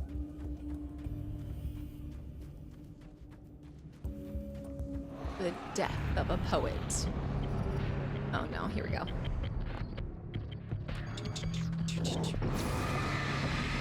Boom, boom, boom, boom, boom, boom. Let's play. You, come here.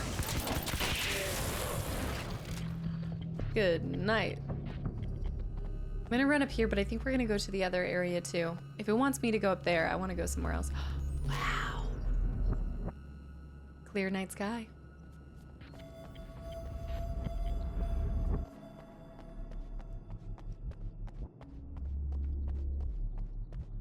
Oh.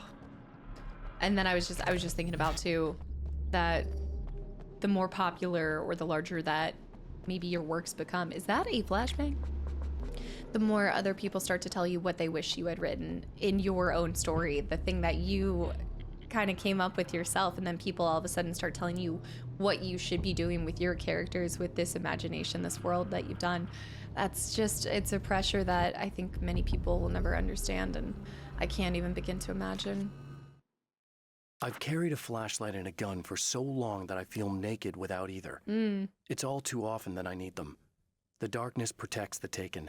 Shadows crawl over their forms like living things, protecting them from harm. Blows that would injure or kill a human outright mean nothing to them as long as the darkness persists. Oh. But light makes them vulnerable. Light burns the shadows away. The darkness that drives them is still in them, but now they're vulnerable. Flashlight and gun. Sometimes it feels they're all I have left. And in some ways, the light and the darkness, right? Like, the flashlight being the light, the gun being the darkness.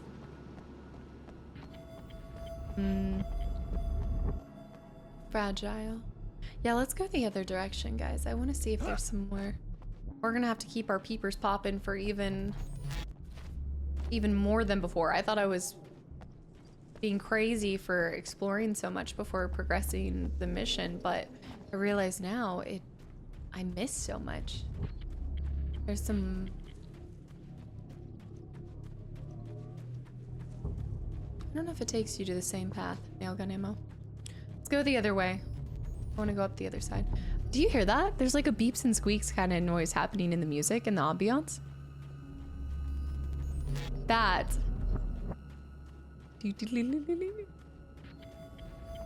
feels almost extraterrestrial. Ooh.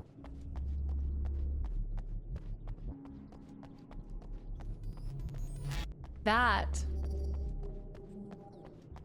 I think I'm actually re-upped on most of our ammo. I want us to go this way. Tracks.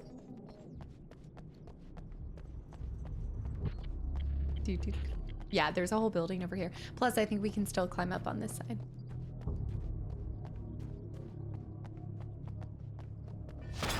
What? Oh, coming out of the ground? Yeah, it's like giving Area 51. And bing, bang, boom.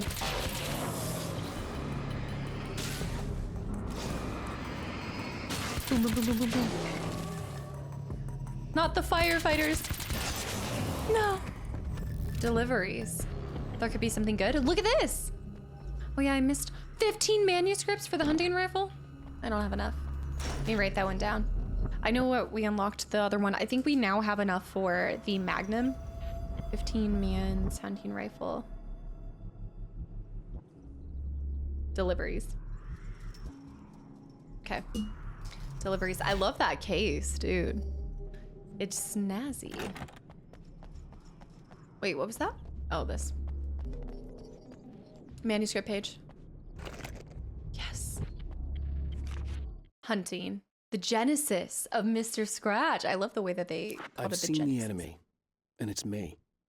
I've faced dark horrors before, things that live in the unimaginable pressures of the world beyond our own. Sometimes they masquerade as humans. That's what ultimately lurks inside Mr. Scratch.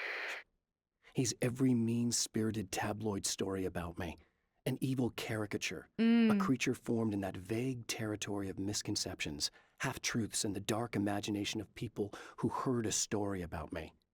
An urban legend made flesh, a serial killer, my dark half, brought to life by the power of Cauldron Lake.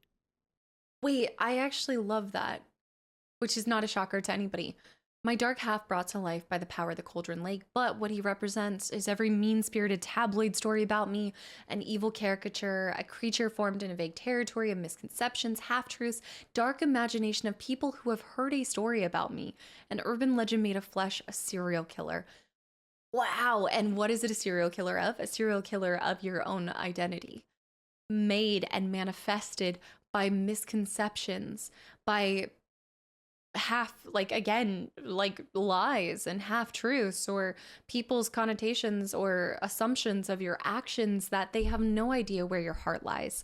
They have no idea. They see something and they take it at surface level, and that's the perception of you that they have, is this distorted reality.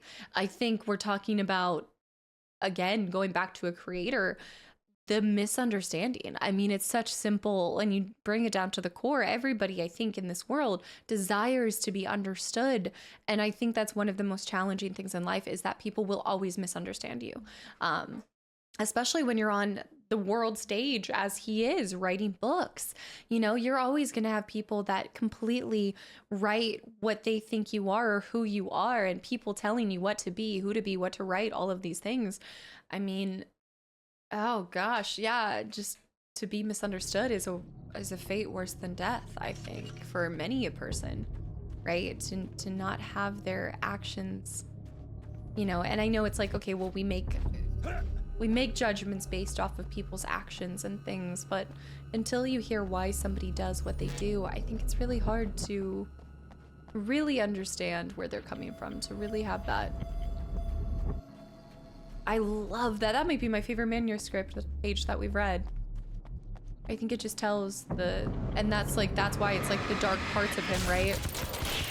I think that's why I'm doing fairly well also this game, is because they're not throwing stuff out at us. But yeah, oh, I like that a lot. I mean, think about a lot of painful moments in your life or things that live with you for a little bit. It's tragic when people misunderstand your actions or misunderstand you.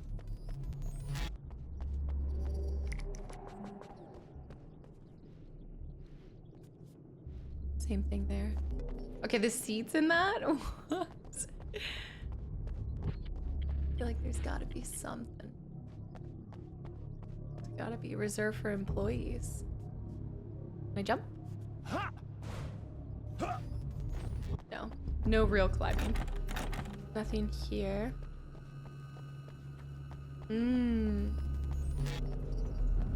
Mr. Scratch.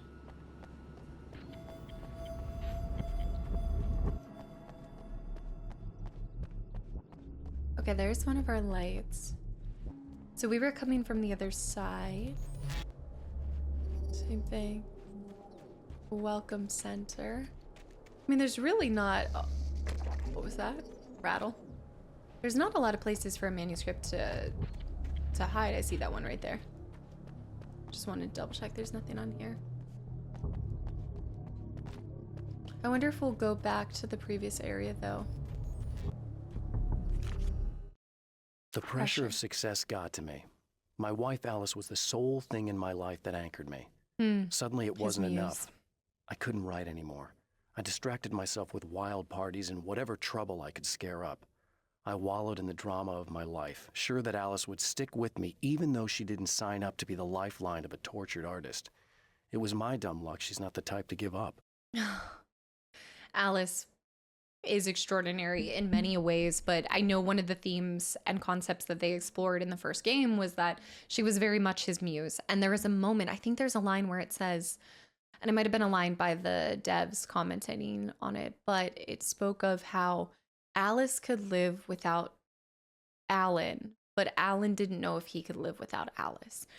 And it spoke to her independence as well. And I think that's why she is probably able to handle the tortured artist, you know, being married to the tortured artist, feeling these kind of things, is she very much has a sense of independence and an identity that is separate from her relationship with him. She very apparently cares about him and loves him and wants to see him succeed. But if we're talking about pressures as well, not just the pressures of success on him, the pressures on her to be his muse, that would be challenging. And that is something that you see in the first one that is challenging, I think, for him and her both, because if their marriage is suffering, then his art will suffer, right? It's a lot of pressure to put on one person that, you know, again, she might, it's one of those romantic things too. I think people think it's romantic to be like, oh, she was my muse. She is that. And I think on a surface level, it is nice and it's cute and it's sweet, but there is a dark side to it too. There is a pressure to even that as well. Because also if he's not writing, is it because of her? Is it because of his relationship with her? Is it because of the partying? Is it, and then he's making her have feelings of 40 manuscripts, combat shotgun. Are we going to be taking on hordes? What's going on here? 40 manuscripts. Is that all of them? Combat shotgun. Wow. Okay. Good night. That's got to be all of them. I think that's all of them. All right, let's enter.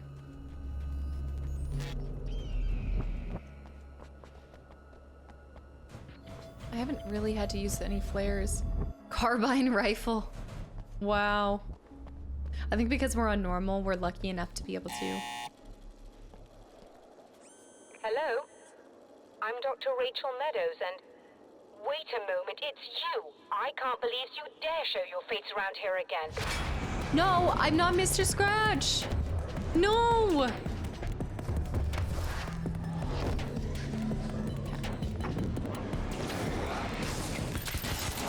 See this side? This side? Woo! Hold on.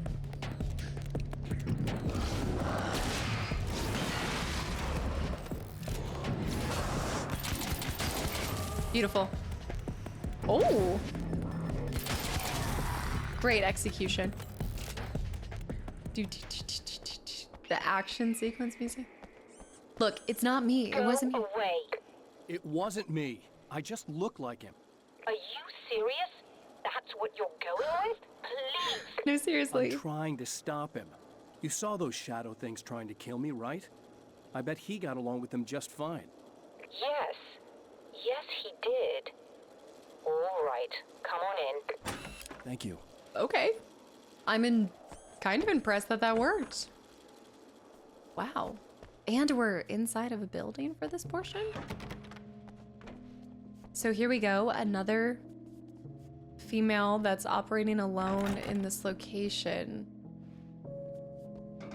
Oops. Huh. Hey, buddy. I figured I'd take a moment It's the motel to talk to again. you. There's a party next door. I'm feeling pretty good right now. A little beer, a little fun, you know? It's nice. Think about it. He said he didn't handle this stuff very well. He started partying and things like that too. So Mr. Scratch is clearly wanting to bring that back up, right? That painful time that probably wreaked havoc on his relationship with Alice. Listen, this whole thing between us, it's a little weird for me too, you know? I mean, we don't just look the same. There's a lot we share. I mean, up here, I know you, right? So I was thinking maybe we could...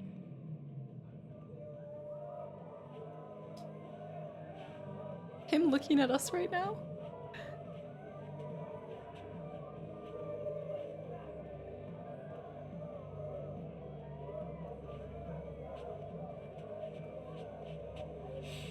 These guys are getting out of control. Look, I feel like we're both victims of circumstance here. And maybe we could make some kind of effort to...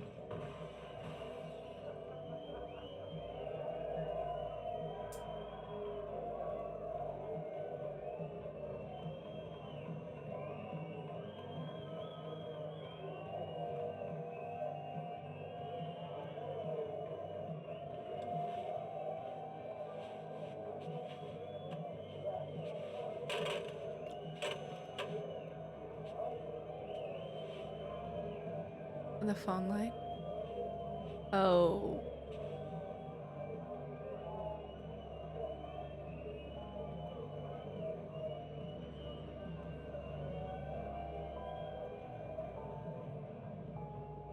Didn't he start the party in the first place? Never mind.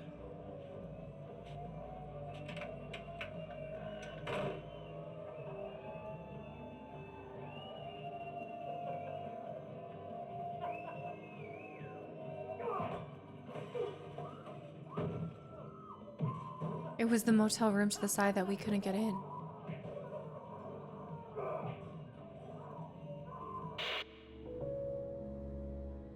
Mr. Scratch. Look at that one thing on the... Oh, is it a scratch on the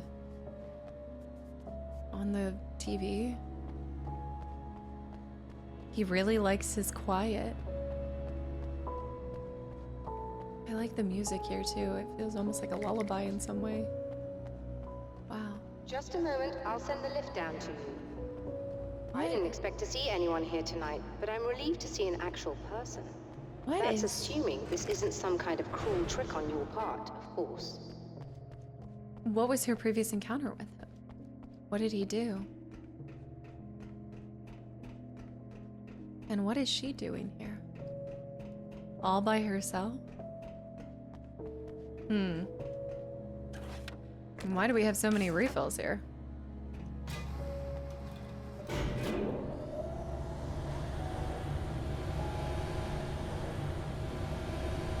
This whole thing really does feel like a dream. Oh. Doctor, the man who looked like me. No. What did he want here? There's a strange astronomical event happening right now. Something I can't begin to classify, but I think it's disabled our satellite. There's a very peculiar signal that we're receiving. A signal? That's what I'm here for. Well, so was he. But he didn't seem to understand it at all. He got very angry, sabotaged our imaging array, and now we're blind.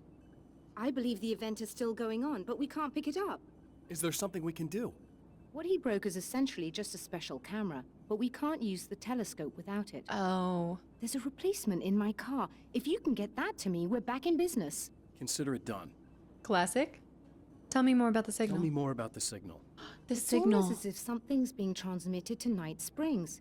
It's the strangest thing. It's quite elusive, almost as if it wasn't properly there. I don't know how to describe it.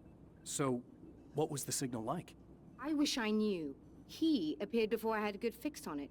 He was very pleasant when I was working, but when I isolated the signal, he suddenly forced me out of the control booth. He said it was none of my business. He seemed to change. Somehow he was very smooth and charming before that, but suddenly he became, I'm sorry. I'm not sure I want to talk about it. It doesn't sound like she recorded those in the same session. Did you hear like the change in how maybe even close she was to the mic versus like being further away? I have to ask, do you always wear that to work? I was at a party for a local art exhibition. Fascinating works. When I was called away by my assistant, Michael was the first to spot this event. I don't know where he is now, actually. He was supposed to bring us some food, but he never showed up. Tell me about the event. Michael. Oh, it's quite fascinating. It looks as if stars were changing, somehow. Or shifting positions. It isn't really happening, of course. Most likely it's caused by some kind of atmospheric refraction phenomenon. But I've never seen anything like it. Did Mr. Scratch hurt? Did he hurt you? No. He didn't quite threaten me exactly, but those shadowy things started to crawl into view, and whatever the signal was, he seemed to be extremely frustrated by it. He just started breaking things and left. I thought it best not to interfere. You were lucky. He's done much worse. Yes. He showed me a knife, and he kept talking. He enjoyed the sound of his own voice. A proper maniac. You really aren't anything like him, are you? Believe me, I try very hard not to be. I try very hard not to be. Huh. Mr. Scratch. What is this? Something in business. Astrophysics in motion. I love how I'm hearing the little beeps and squeaks too. So, a great renovation. Huh. All right, let's go get the thing from her car for her. Get the imaging array. We'll get this and we'll get out of here, but yeah, my first thought is the signal was one of the expansion titles for the first DLC, or the first game. It's like one of the episodes, right? Was it episode 2 is the signal? And try to be careful. It's a very expensive part and we don't have a replacement. All right. I will see what I can do. That sounded more callous than I intended. Be safe. Okay, bye. Let's get this and get back out. Oh, it's where the staff parking is, isn't it? Anything else to say? No? All right. Easy peasy. Get it, get out.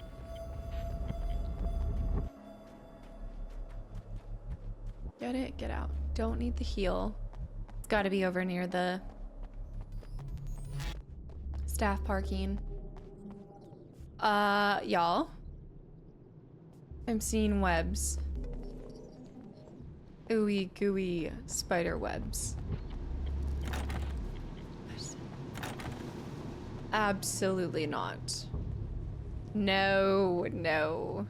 Give me birds. Give me anything but spiders. Actually, this is really well done though. Like seeing the webbing. Where? Ew. This must be your car. Great. I hear the scurrying. Checkpoint reached. No. Okay. Those are normal spiders, guys, right? Why the addition of spiders? Why can't we go back to crows? Oh, you just get them by light. They're just sensitive to the light. Okay. And they're in clusters too. It's nice. Okay. Easy. Just disgusting, but easy. Let's go ahead and get back. They're popping out of the ground like daisies. What in the spiders? Why spiders?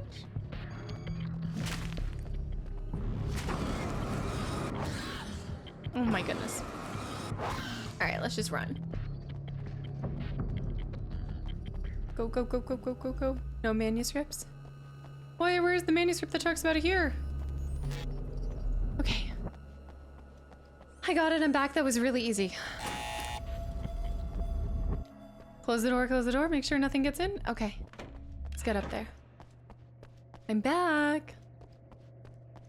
Signal. I found it! Excellent. Okay. I'll operate the platform directly below the telescope so you can install the array. Oh, Don't this worry, one. It's very easy. Of course it's me. Hop on.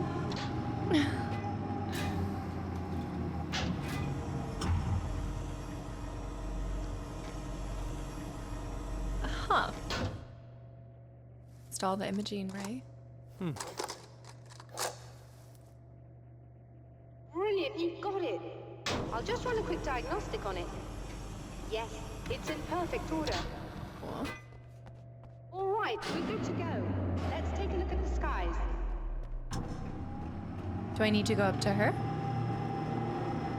Probably. Oh no, just cutscene. What is this signal?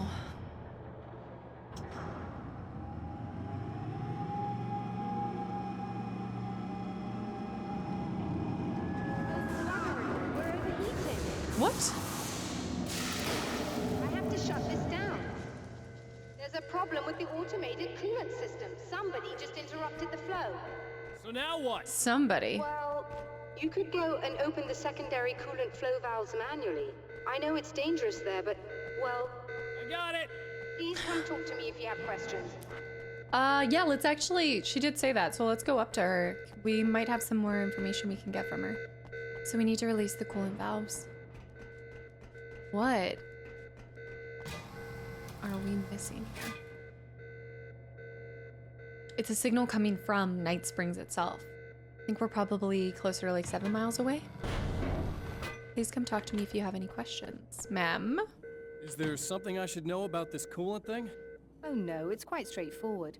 The telescope is very heavy, and moving it generates a lot of heat. So do all of the electronics. Overheating could cause damage, so it shuts down automatically if the coolant fluid isn't flowing. And hot electronics generate instrument noise, which we want to eliminate as much as possible. What is this coolant anyway? Is it dangerous? We use liquid nitrogen. It's quite safe. If I can make it to the valves in one piece. Yes, there is that. Good luck. Anything else? I'm assuming you didn't have this kind of trouble using the telescope earlier, when my double was here. No, it went very smoothly. Until he turned into a nutter. This doppelganger of yours doesn't seem to want anyone else to look at this phenomenon. Honestly, it seems a little pointless to me. There are many eyes on the sky. I'm not sure what we're gonna get once this thing is working again. Like satellites? But I have a hunch. I doubt it has anything to do with outer space, or that anyone else can see it. I think it's a message for me. For you?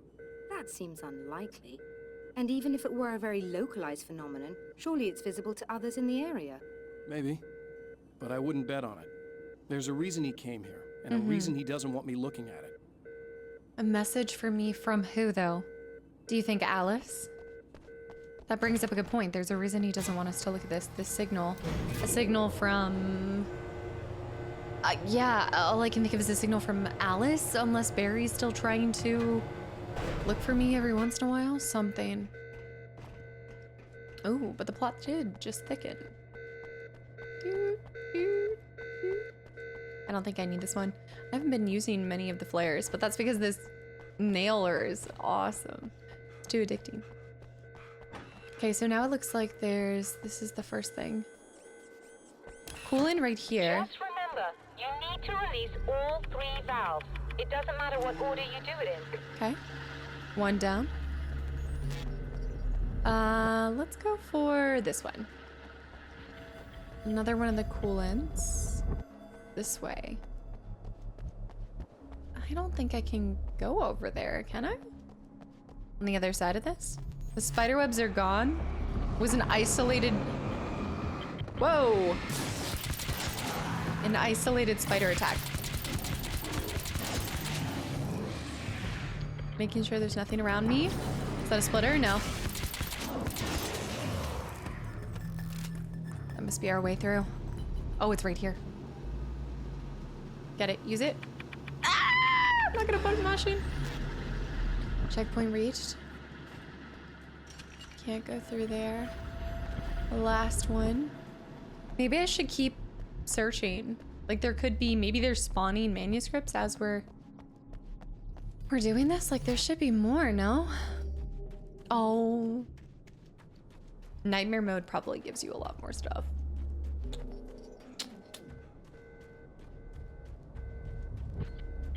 The last coolant should be down there.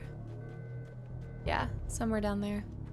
Doesn't look like there's been anything else that spawned, though. No more manuscripts. Ah! This way. Where? There. Oh, LB. Oh, what? Okay, that should not have happened. I thought I LB'd in time, maybe not.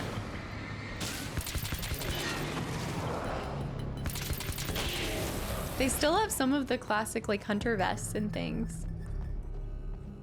It's like a mixture with some new Southern Strack, folks. The coolant is right here. Okay, not bad. Okay. That's it. That should do it. Oh, shoot. Oh, no. What is it?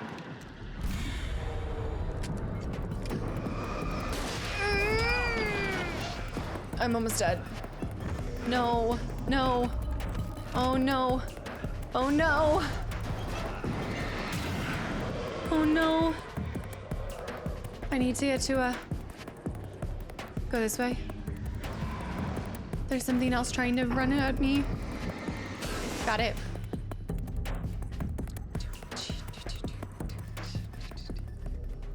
Okay. I think we're in the clear. The poltergeists are always the worst. They'll knock you from full HP to nothing in a heartbeat. None of the lights are working for healing either. You've got to be kidding me. Men. Darkness. Nailing him to the car like that. Choice. That's a splitter. That's got to be a splitter. It's not. Oh. Let's get in there. I'm here. Let me in, let me in, let me in. I need to heal up. Shoot. Go ahead and re-up our ammo too. I released all the valves, Doctor. Is it it working? Just bear with me a moment. Yes, I believe you've got it sorted. It's working again. She sounds almost Nicely surprised. done. Okay, let's see it. Like trouble. I don't think they're happy with our success. Oh, you've got to be kidding me. Oh, no. Look out, they found a way in. Look out!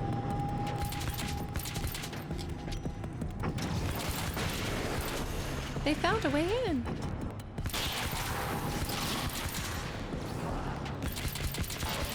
You. Hold on a little longer. I've almost Hold on, hold on, hold on. This guy, but also to the left. I see him, I see him. He's up there. I don't even know how he got up here in the first place. What the heck? Oh, we all know exactly where those nails were going. Oh, yikes. Hold out. More, more. Coming up over there. Whoa. Ah! Sorry, on me. That freaked me out. Need to keep that side. At least they're not throwing stuff anymore. If they throw stuff, I'm screwed. Are you alright? That was intense. You can say that Sighted again. in now. I still have no idea what I'm looking at, but Let me up! Let me up! strange, very strange indeed. Let me up! Where are my manners? Please, come on up. Thank you! I'm sorry, I was distracted. Let me up! It would have been a lot easier to fight them if I was up there. Ma'am! I'm here. That's fun. I like all the combat situations in this one too. They're not too many. It's kind of paced well. Again, this is all a normal. I'm sure Nightmare is a. Oof. Are we Hello? receiving the signal now? Oh yes, it's coming in loud and clear. It's amazing. I'm not sure what it is yet, let alone Her where hair it's is cracking coming me from, up. but it's interacting with our system somehow, like it was intended for us. But I don't understand how that could be. Maybe that's just how the story goes. What? Never mind. Is there a way I can hear it? Or however this is supposed to work? I think the signal is incomplete somehow, but you should be getting a printout of it now. Okay. What do you mean What do you incomplete? mean it's incomplete? It's almost as if we're only getting a fragment of it. I need the whole thing. This is important. I'm sure it is, but this is all we're getting. Did the man who looks like me get the whole thing? He locked me out of the booth, so I have no way of knowing. But I can tell you that he didn't really seem to understand it. Okay, that's good. So, what's in the sky? It doesn't make any sense. The stars are just... they're wrong. I thought I'd be able to see something, but it's like I'm looking at a sky that's just... it's not the right sky. But that's impossible. I consider myself a rational man, Doctor. But this isn't a thing you can measure or explain. I've seen impossible things that have taught me just to roll with some punches. It's either that or go insane. I find it disturbing that you sound like you're speaking from ample experience. She almost, there's some things that feel like robotic in nature about what she's saying, but she's funny. Straight to the point. A printout of a signal. It too is a weapon created by the Champion of Light. In its words, stirs a new reality. But it is incomplete, and yet it provides a roadmap for the man to follow. Huh. A course that will lead him to a place where he may confront his enemy. Oh, where are we headed to next? The drive-in theater. The Night Springs Drive-in Theater, Arizona. There is no way that we're here already, guys. The drive-in. Once the site of lurid celluloid fantasies, it's now the site of an art exhibition. Ham, a And yet, documentary. It's the search for closure rather than culture that brings the Champion of Light here. I'm sorry, Ham, the documentary? What? Manuscript pages. We were at the rest stop. We had 9 out of 21. Observatory was only 5 out of 16. Hopefully we go back to all 3 of these places. Like maybe, you know what, that's a good point. Like maybe we return to them. There's 16 pages here. Like there's a significant amount that we're missing, right? Wow.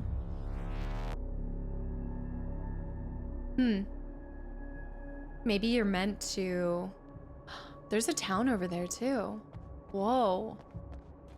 What about the signal made him think that he needed to come here? I guess it just spoke of it? Maybe there's the observatory. All right, let's go back to the card. There is a page down there. All right, I'm going to pause here for 1 second and I will be right back. All right, let's check out that drive-in theater. I want to go back and look at the signs for what's going to be showing and look for any Manuscript pages. And the thunder rolls. Ba, ba, ba. Oh, I see one right there. Yeah, that's a little intense music.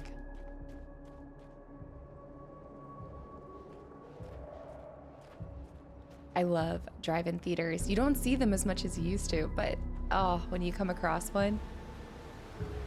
Okay. We've got tumbleweeds aplenty. Doesn't want me to go this way. It says the 12th annual NSVA Film Festival. No. Just Desserts, A Cannibal's Tale. Sunrise, Ham, a documentary. Samurai vs. Conquistador 2, The Mexican Handoff. The Ham, a documentary, is giving Clock Tower ham to me. It's this single piece of ham. The Taken were always single-minded. They had a certain animal cunning, but they weren't very intelligent. That's one reason why they prefer melee weapons. Actual firearms are too complex for them to use. But not in this game. That's why seeing the one who threw grenades at me surprised me. But of course, they aren't actually grenades. There's no pin to pull, no fuse to set off an explosive, just concentrated darkness. That must mean that that individual Taken is quite intelligent, though, to be able to target their darkness. Unless, I mean, this kind of goes into almost what you see with the Hiss, right? Which is, do they take the learned skills of the individual that they're taking or the individual that they're corrupting, right? So if the person maybe that particular Taken was in the military and they learned, like, I don't know, they learned how to do that. I mean, granted, I guess most people could probably figure out, remove the pin, throw away from you, not toward you. But still, I mean, it's kind of like the guys that have their chainsaws versus everything else. Some may be lumberjacks. It's nice here. I can still smell him here. It's his smell. He's gonna love me because I helped him. He said so. He's gonna love me because I... Let's go back to the car real quick. I don't know if I really felt it until this particular, I guess, remedy release. But I think in the case of this one, because you have these scripted sections, and now I know I can count on seeing Mr. Scratch, but then also seeing some random, so far it's been a random female that spawned for the purpose of the narrative direction. There's also this element of, because sometimes I can't figure out exactly why it's this person, there's almost this like Silent Hill feeling when you get that like hazy encounter with somebody else who's in the same location as you. Like, it's so sparse of human. I think it's more to do with that. There's such a absence of other life. So when you see somebody, that's what it reminds me of. The 12th annual drive-in theater. I wonder if it's a double feature. Smile, you're being watched by the video surveillance camera. Wow, adults are $6? $12 for two for double feature, I'm assuming. 3, 4, 5, yeah. Children 6 and under are free. That's actually really nice. I feel like 6 and under, that's a good... I feel like it's normally like, maybe like 3 and under. Tune 87.9 radio. It even shows you which one to tune to. Lights out. You must buy a new ticket. No refunds. Oh. Can't get in. Oh. What's this? Somebody else's car. Oh. Little fender bender. You've got the red and green lights. Cursed. Okay, no, we do want to go this way.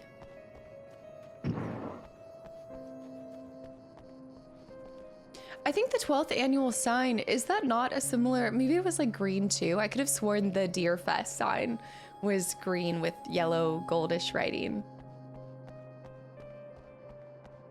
Oh. Okay, I heard something for a second, but no more. Let's go around this, just make sure. What was that? Spiders? Bright Falls. My writer's block got worse. I didn't sleep much anymore. My life with Alice seemed like a constant fight. I was a wreck. Alice took steps. She booked a vacation in Bright Falls, a small town in Washington. It was supposed to be a chance to break out of the cycle I was in. She didn't know about the darkness in Cauldron Lake. No, and that's something that I'm even more certain now than ever before. And obviously there's, take this with a grain of grain of salt when it comes to the certainty, because I guess sometimes there doesn't feel like it's certain until you actually hear it from the developers themselves. But I haven't looked into this because I've wanted to keep my vague understanding to, propel my theories and hypothesis and see if I can connect the dots based off of no outside knowledge, other than what we received on the back end side of the commentary that came along with Alan Wake. But it took me a long time to get to the point where you could have the paranatural presence and also the internal fight with oneself. I think I very often look at a lot of games, even like Silent Hill. I looked at it only from the lens of everything that was happening around us and happening to us was personal to us, not from even like a selfish, or I guess there is an element of it probably coming across a little bit like main character syndrome, because you're sitting here and you're like, I'm a main character in a game, like shouldn't these things be about me? But that's the beauty in a lot of games, is it's like no, just because you're the main character, like you just might be wrong person wrong time, or wrong person wrong time kind of situation, much like Silent Hill 4. So it took me a really long time to acknowledge that there can be the internal struggle with your protagonist while there's outside forces intervening that have nothing to do with them. That can often be paranatural. I've talked about this very openly, that I think like the existence of paranatural and things like that, it's not my first thought, because I often growing up was more into like fantasy and dragons and I don't know, like Fable and stuff. And so of course like Lord of the Rings and things like that, orcs and hobbits and all of that, and there is the concepts of good and bad and all, like good and evil and all of these things. But I didn't grow up with a lot of like, again, I'm now just going through watching X-Files, again, Twin Peaks I got to go through, I'm now really kind of getting under the surface and exploring even just the dream state, like reading House of Leaves I've talked about with you guys.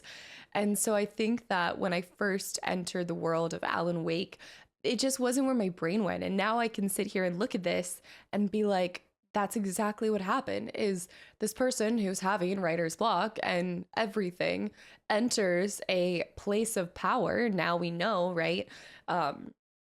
It's likely that the Cauldron Lake was a place of power. There's still more to explore there, but something completely paranatural that Alan enters and has, and has a connection with, and has maybe, I think he actually is a para-utilitarian. I want to say I saw something, I think they did confirm that in Control, in one section that talks about it, because there are pages in Control that speak to Alan Wake and his presence at Bright Falls and him as a person. And so I think that's why, like, when he talks about in one of the manuscripts in this game, he mentions that there's people that succumb to it and that are driven mad by it, such as the Andersons.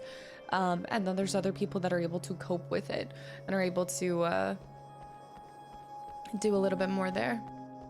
So I don't know, just a little tangent there to let you guys know that my heart and my mind are much more open to multiple things existing at the same time. Wait, It's you. That's fantastic. Are you okay? Go away. No, I want you. But you'll get angry if you're here. So, you gotta go. She has darkness around You her. know I'll do what you want.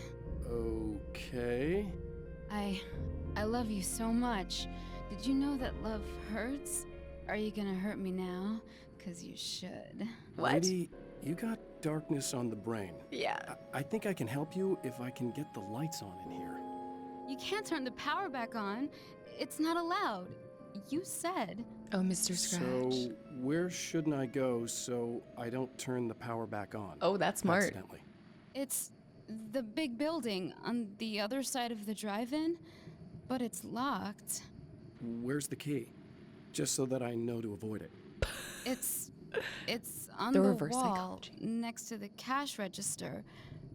But you can't. You can't. Don't be bad. Hey, no problem. I'm just gonna go do some other stuff. Scout's honor. Alan, I don't think you were a scout, were you? Just try to stay calm. I've seen this kind of thing before. Rose. I think you're gonna be okay. Why is it so hard to think? You've been touched by darkness. I'm hoping it's not permanent. Security. Remember when you were here before and you kissed me? It wasn't me. And then everything got all dark? That was the best. Oh. Listen, this is very important. Where did I go? Can you tell me that?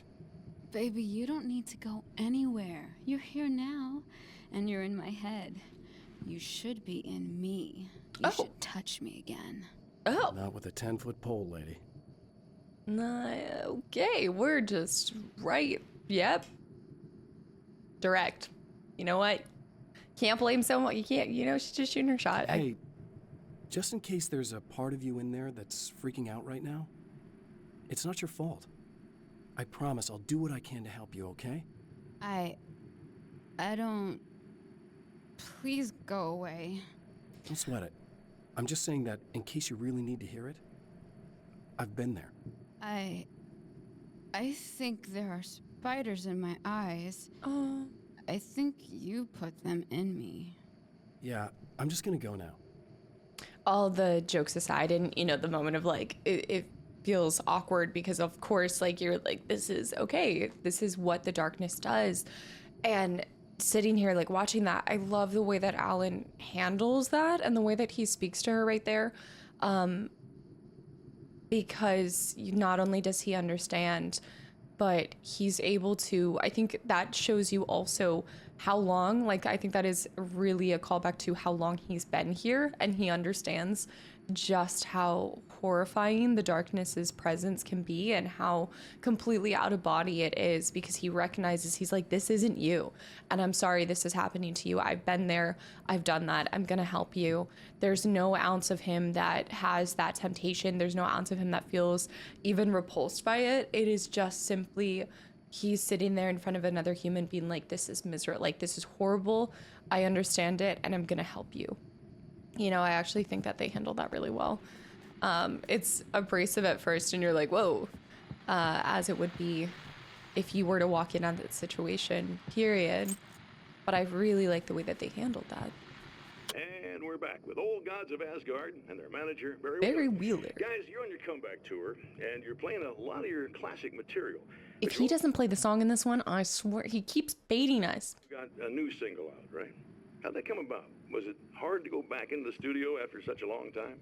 Are you kidding me? They were chomping at the bit. They were just itching to stretch those creative muscles. Now, it had been a while because, they spent a lot of time in, retirement. We were retired. We were? Yeah. No. The lodge. We No. were at Shh. the lodge. Shh. No. And we escaped. We were at the retirement, retirement thing. Yeah.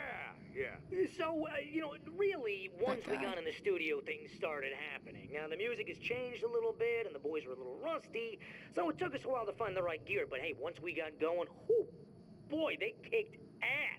And it's an awesome song. It's called Balance Slays the Demon. Whoa, I like that title. Balance Slays the Demon.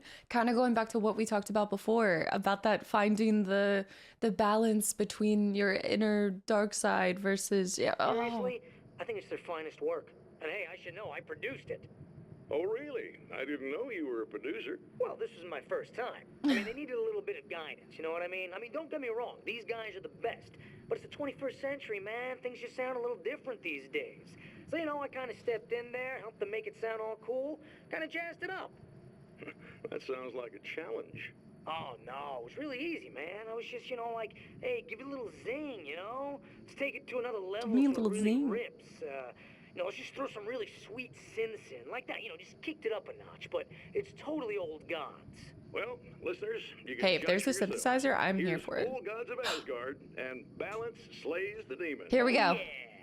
Deep in the ocean of darkness, in the mirror of light, balance becomes a stranger. Oh my gosh, it's giving the opening to, what am I thinking? In the dark, in the little shop of horror. Yeah, the intro to that. And in your fantasies, he rides a storm on your peace.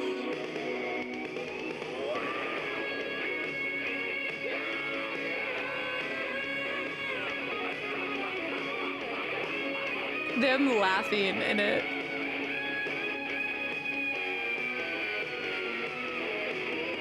Beyond the shadow you settle for, there is a miracle illuminated. Deep in the ocean of darkness, in the mirror light, balance becomes a stranger. Okay, look, I'm not gonna lie, that does not exactly sound like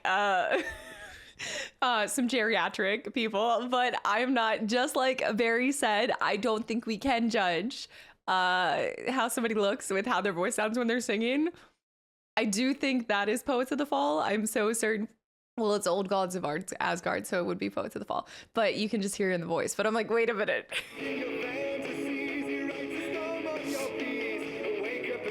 Maybe their vocal cords are eternal, you know, like it never ages. I guess I don't know. Now that I'm sitting there thinking about it, I'm trying to think of like an artist that grew older. Did their music sound different? I guess maybe not. Maybe it's like eyes always looking the same as when they were younger. You know, like your eyes relatively stay the same. I can tell that is absolutely Poets though.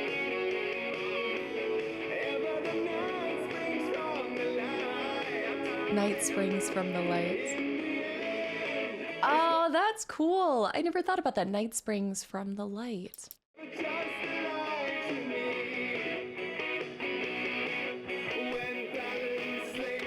I absolutely love the relevance of security. Oh, I guess I do kind of want to see if they say anything after, because they might talk to it, but balance slays the demon, you'll find peace. I like that Barry ended up landing on his feet. I know Alan, it's kind of cool to see Alan have that perspective on him. I think it is just going to play the song only. But you guys can let me know if there's anything after. The man has encountered this before. People whose integrity has been suborned by the insidious touch of the darkness. Yeah. He has experienced it himself, but merciful light burned away the darkness in his brain. Which, now that you think about the concept of, I have so many things swirling around in my brain, so I know this is going to be more of just like a major commentary piece on the game, but at this point, entering this, again, Alan Wake's been played, Control's been played, Max Payne's have been played. I'm sitting here, and I think that's really cool. You have such a, you know, light is such a prevalent part of the story with Alan Wake, and then you see in Control, it talks about the director's job is to keep the lights on. And so, you know, again, I know that's such a common trope in narratives, is the light, the dark, the good, the bad, and then cutting through it, finding that balance, right? Like being able to do that. But there was something else. I was thinking, I think it speaks a lot to, there has been some serious growth in, personally, like I'm very curious to see if this continues on into Alan Wake 2, but I personally feel like I see a lot of growth from Alan's point of view. Like even just him not really jumping down Barry's throat for just landing on his feet, you know? We saw him very short-fused. Again, he was kind of in a panic. He's trying to understand what's happening. Now, 2 years later, he probably has been able to go over certain things in his head and be like, all right, this is what's happening. I understand this more. He's maybe learned how to harness, how to hone his powers as a writer, being able to affect this reality, facing Mr. Scratch, facing the darkness again and again and again. I don't think it's desensitizing him, but I think he's now getting a better grasp on it. He knows where the story can go and what he wants to do with the story. But I also just think he has grown. I think there's like a humility.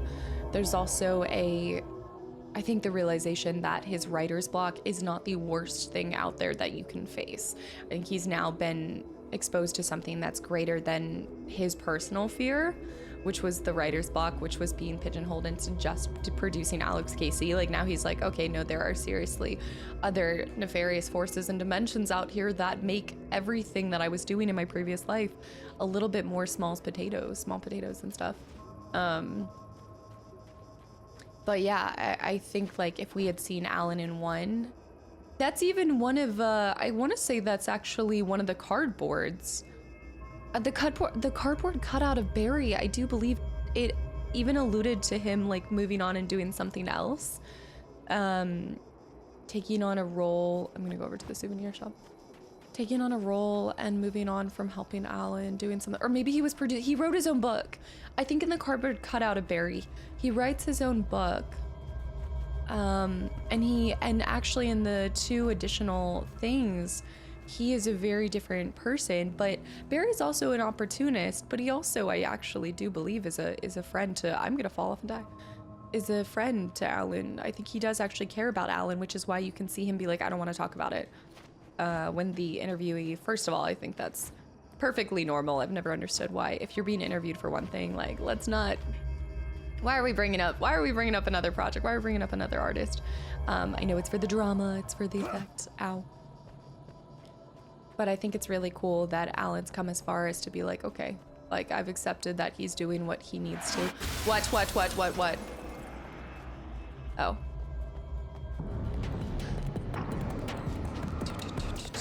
I love how much this game kind of fills the, I would say the gaps. I think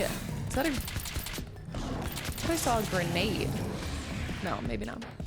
Now I think I'm gonna see a grenade somewhere.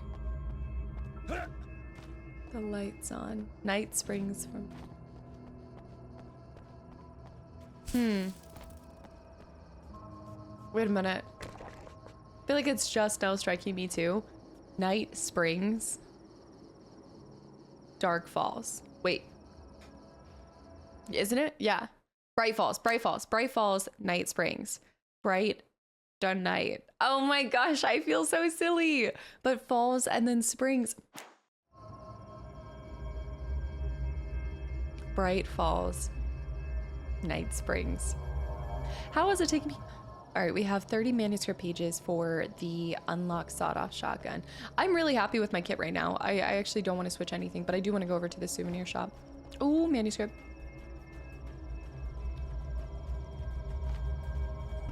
How could this happen to me? There's 16 pages here. I still don't understand how we've missed so many. The car seemed to sail through the crisp mountain air in slow motion, spinning around one axis almost lazily. The moment was hypnotic. Then it struck the pipeline in a shower of sparks, the impact turning the windshield into a burst of safety glass. As it hit the ground, I snapped out of my reverie. The car was rolling downhill, slowing down as every bump killed momentum, but still coming. The fence wouldn't be enough to stop it. Oh, okay, I don't like that one.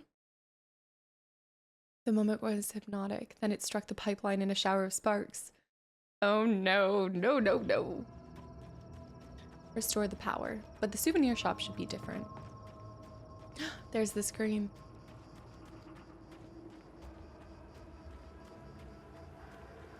Anything back here? Whoa.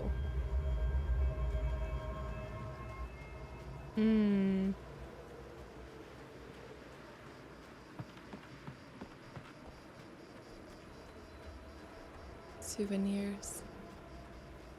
Love how it's like a... What? What? I hear leaves. It's like a wildcat print. What is that? No way! A crossbow? Okay, we're gonna mix it up. I got a crossbow, guys. What? Wait. Okay, there it is. Okay, no way, that's sick. Closed.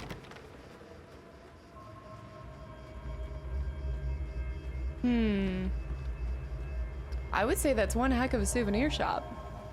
Handing out crossbows like candy. My kind of place.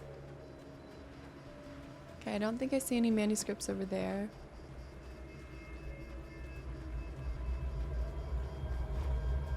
But I still like my nail gun. Don't get me wrong. Nail gun will be the primary. What?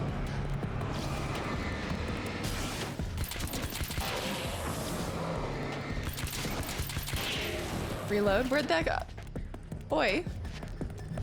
Where'd that one guy go? There he is. Wait, isn't that a splitter? No, it's not. Whoa! Okay, nice try. The crossbow's a one-shot kill, I think. Oh, wait. What the heck? This thing might be a little bit more difficult to... It's because they move so wild. Ah! Get him. Yeah, it is a one shot, but you have to land it. Oh. I'll still keep with it for now. But we might need to swap that later. I'll switch back to the nail gun for now. There's so much to explore here. I see more manuscripts. Oh, I see one of the TV screens. He's left for us. You know what? I think we will swap whenever we get the chance. Crossbow ammo. It's not bad. Just depends on what you're fighting.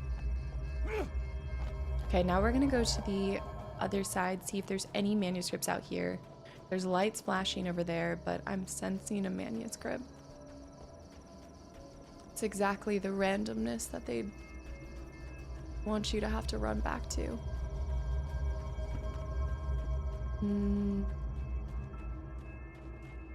Really? No? Nothing?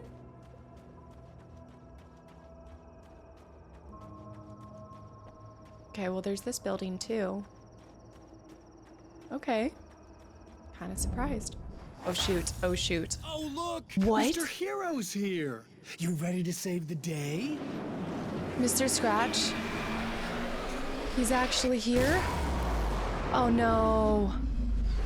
Oh, you've got to be kidding me.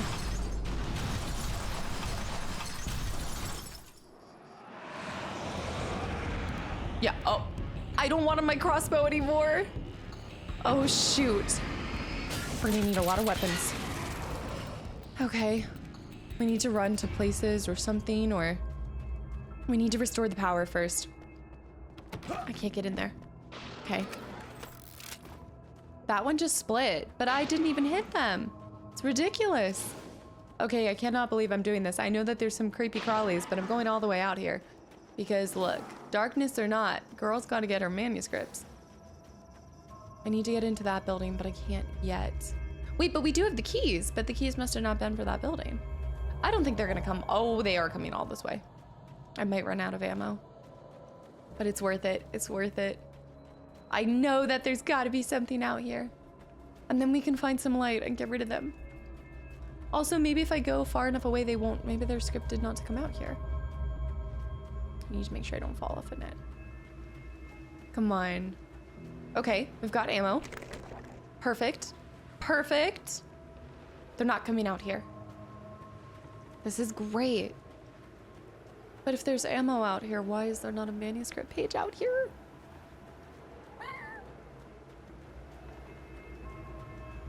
That's okay. All right, that's fine, that's fine. We just need to get over to the main building. Oh, look at all of that stuff. Wait, is that somewhere I can go to? That looks like a new area.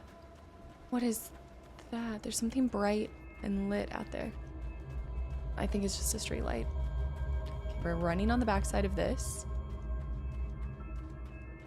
We're just really exploring. What was that? Mm-mm. Mm-mm. No, no, no, no. Okay, I'm coming around the backside. This is good because this is where the light source is. Nice. Yeah, this is great. I don't know where they went, but they're gone now. Okay, so that building's one of the places we need to get to. They're gonna respawn. Oh!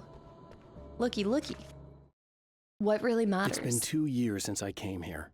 Being that long without Alice breaks my heart. And I know it broke hers. I know she thinks I'm dead.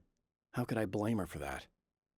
It would be a crime to pretend that she owes me anything. She took all the stupid, self-indulgent bullshit I brought into her life and still stood by me. Still loved me. It's no betrayal. But I'm a better person now than I used to be. I want to be that person with her. In some ways, I'm not saying that this is the best thing that happened to him. Hopefully there are other ways to learn lessons and discover balance, but this is very much a different Alan. Like, this is not the same Alan that we see in the first game, and it's really cool to see. It's sad that it took 2 years to really work through that, but I also think that there's something realistic in that too. Self-growth is not something that happens in one day or one therapy session or anything like that. It's over a lot of time. I do believe it's explosives. It's something that you have to fight for and work for every single day. Some way. I mean, even just the way that he talks about her is different. You know, the way, like, actually, I don't even think when he was describing her, he even mentioned that she was his source for, like, being a muse and his inspiration. I'm just going back here. I think they despawned because I took so long and I ran out to the sides. So I guess if you're not wanting to fight them, you might as well just run off to the side.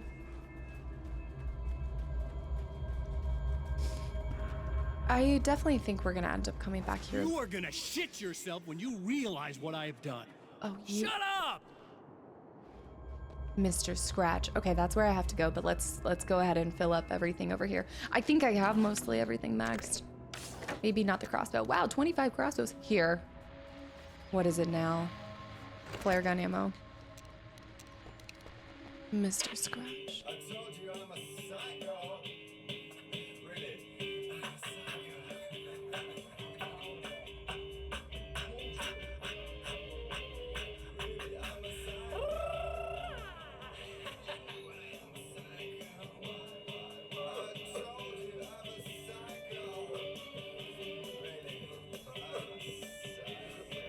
He's gonna stab it.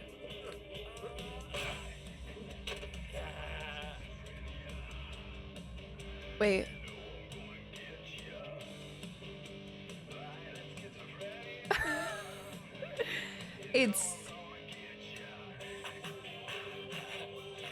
It's definitely incredible acting. It's giving Christian Bale and American Psycho a little bit too. Not just because of the song. Did he slash the hand or did the person actually get the gun? Is that the yellow pages? Orange pages. What are the orange pages? Are the orange pages, were yellow pages personal and orange pages were business? I know we used to have a yellow page book, but orange pages, I don't remember. Maybe that was more of a business thing. That one's really terrifying. Nothing feels more psychotic than dancing after killing someone. Little Clarice. What? That's the building that we have to get to. Let's check this side real quick. What did Mr. Scratch do?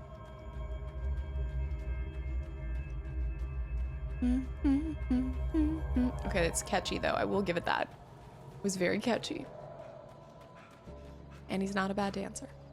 As much as I hate to admit that. Hey, there's another cache. The absence of enemies is suspicious. Assault rifle. Wait. Movement. Chainsaw? No. Bam, bam, bam, bam, bam, bam, bam. Okay, that's a lot of guys. I don't think I even have 20 manuscripts between everything. Light them up. Yeah, I don't even think I have 20. Not enough manuscripts to unlock an assault rifle? That would be broken. I just think that none of the fighting has warranted anything more than what I already have. Which feels like this is the calm before the storm. Like, I have not even seen anything yet. Right? Like, this is strange. Power plant. No pages. Something's moving. Okay, let's go in. Night Springs Light and Power Company. That must be Night Springs Beyond in the town over yonder.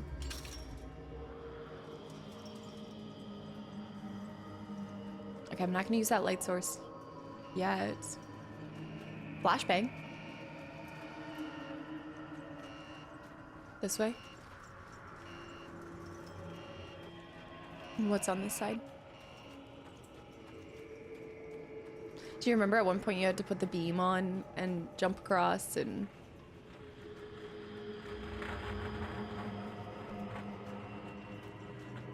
Mr. Scratch, what have you done?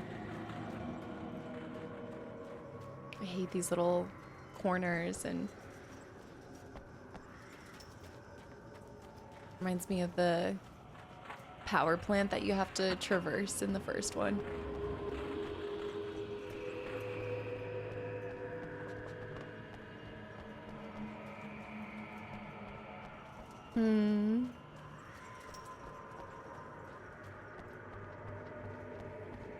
There's another light source over there. It's like the darkness is waiting. Like, what are you waiting for? I guess Mrs. Scratch, Mr. Scratch's signal.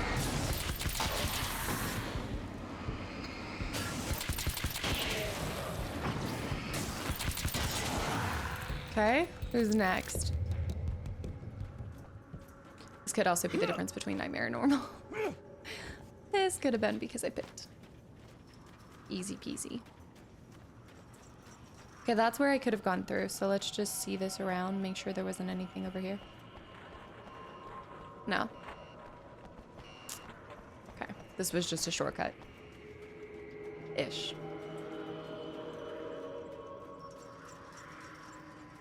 Here's something on the fence. Flare gun ammo. Hey, I don't think I've had more than 2 this whole time. Wait, there's a manuscript page there. I almost missed it because it was in the light. I just don't want to trigger the light, but I guess I have to. What? Alice. Alice, my wife. The best thing that ever happened to me. She smiles and the darkness lifts. For her, I've tried things I otherwise never would. I've never really minded if it's made me feel like a fool. She's a photographer, and the world she sees through her lenses is unique and beautiful. She has the vision. She sees things others don't and knows how to make them visible to everybody. She did it with me, too. She teased out things I was only vaguely aware of. She always saw me in the best possible light. Oh. I do like that she's also in another creative space. I do sometimes feel like creatives, they work really well with somebody else who also has that kind of bug and that kind of career and things, because I think there's just an understanding there that is really important to being understood and feeling seen.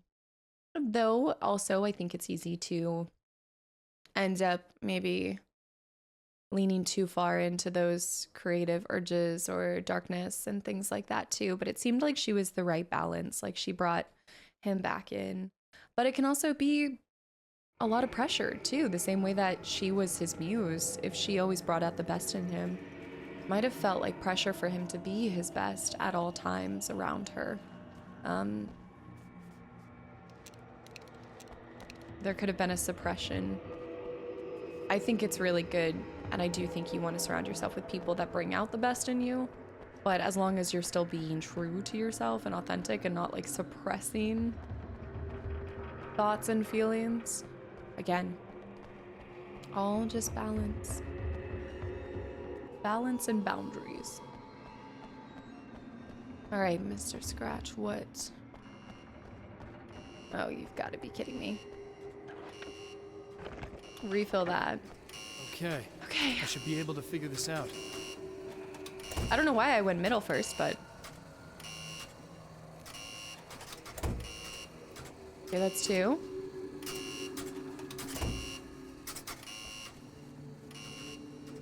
That didn't work. Also, I'm switching back.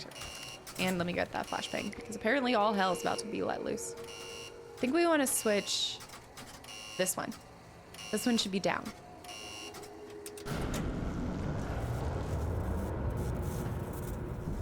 Oh, snap.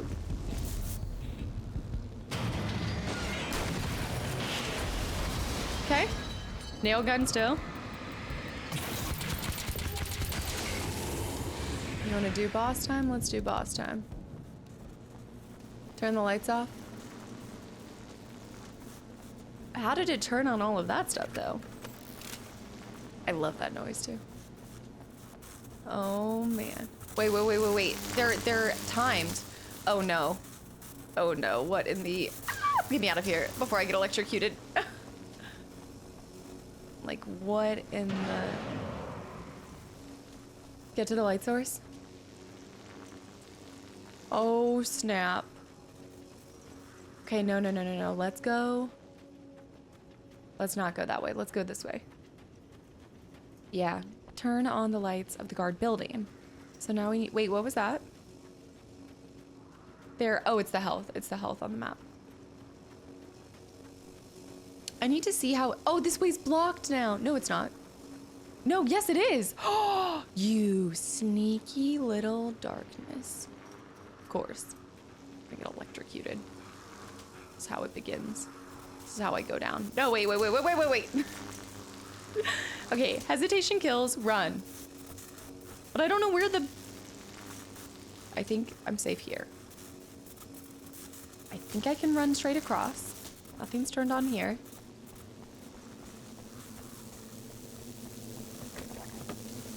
Where are all of the enemies? What in the world?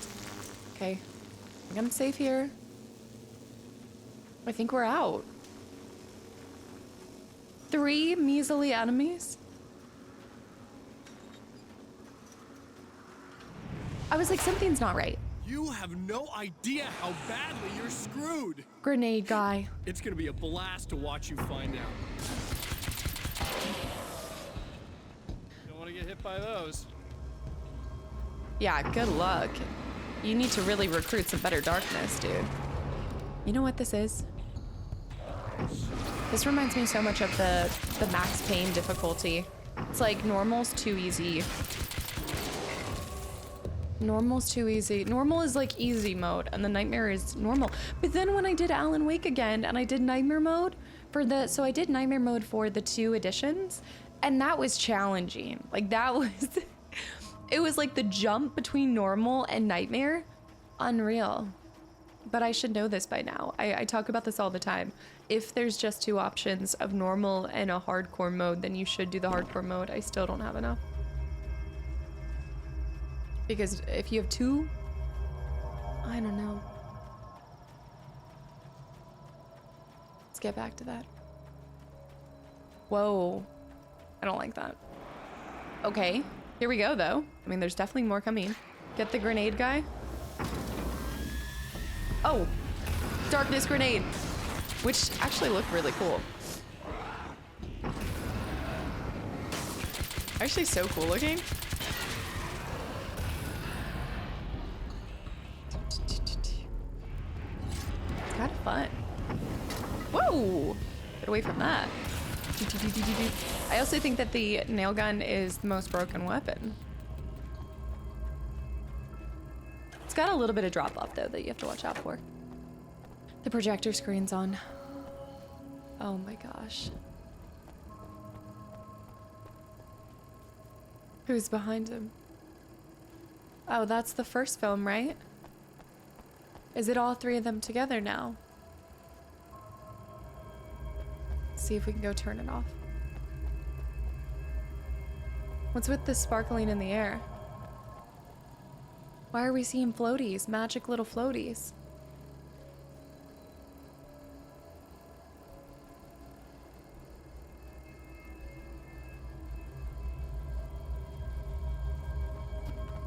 Keep going.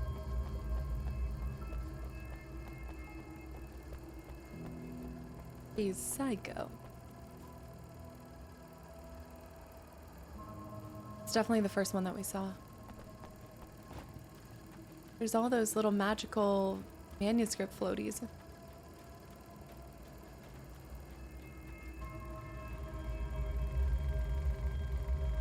That was the guy from the observatory, right?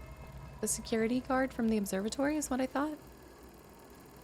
Do I have to come in from the backside? It says turn off the light. Oh, turn off the lights of the guard building. Okay, I keep trying to go into that projector screen. Yeah, and then he does that.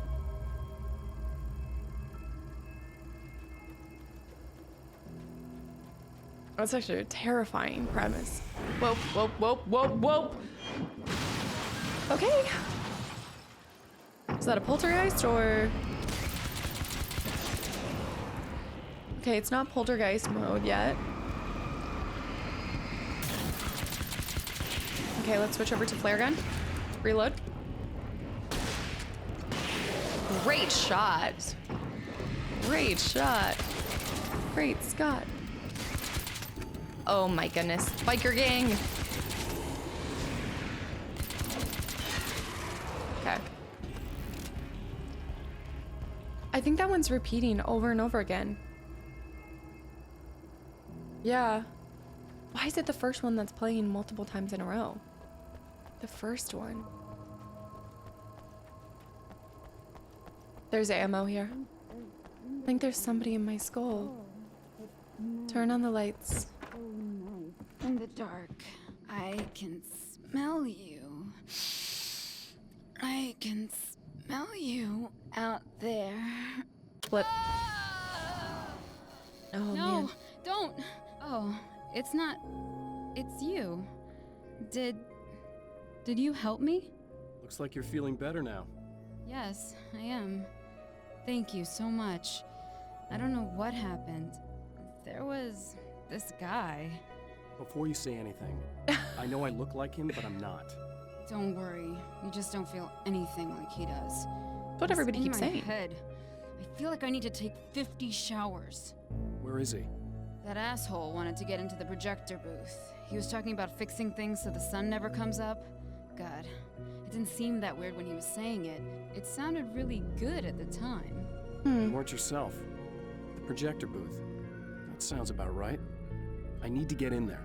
I have the access code for the door. Yes. Here. Thank you. I'm just glad you showed up now. He said he'd be back after he'd arranged for some security. What's going on here? Do you feel up to telling me what's going on here? And why are you here so late? late? Exhibition here, supposed to open tomorrow. I'm the curator. My name's Serena Valdivia. Alan Wake. Holy shit, it is you. I've seen you on the big screen. I know your wife. What? You know Alice? Wait. Big screen. Yeah, we have a film from her here. What the hell happened to you? Getting back to Alice. Getting back to Alice. Oh, God, yeah, sorry. It's quite a coincidence that you're here. She made this short film. She shot it years ago. You're in it. It's a part of the exhibition. Oh. I'm in a film? Yeah, it's like... it's just footage she shot of you at some point, but she turned it into this thing. It's almost like a memorial of sorts, because, you're supposed to be dead, or something. Oh. Huh. So she made something after I disappeared. How's Alice? Is she all right? She's okay, I guess, all things considered. I know her pretty well. You're really Alan? I can't believe you're here. Nobody knows what happened to you. But there are people who say they've seen you. That wasn't me. He just looks the same. Like, Yeah, but that guy's a lot more slimy. That's such a good word for One him. of them makes me... He is I hate slimy. him, but there's something about him, God, he's so creepy. Anyway, you're not like him. At all. I hope you can stop him. Never trust anyone who uses that much hair gel. I know. Okay, let's re-up everything. And let's get to that projector building. I feel like this film's gonna break my heart, though. But it doesn't make sense. Like, why in this world, in this reality and everything, why am I meeting somebody who knows her? Like, that's just, I don't believe in coincidence.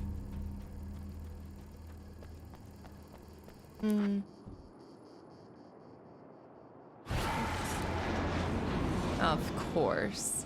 That's the security system? I guess it was too much to hope for an alarm.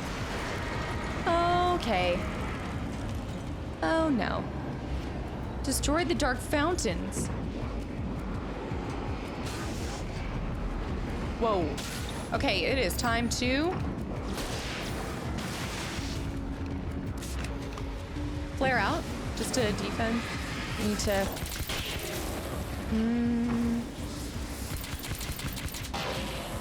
Okay, press forward, flare out.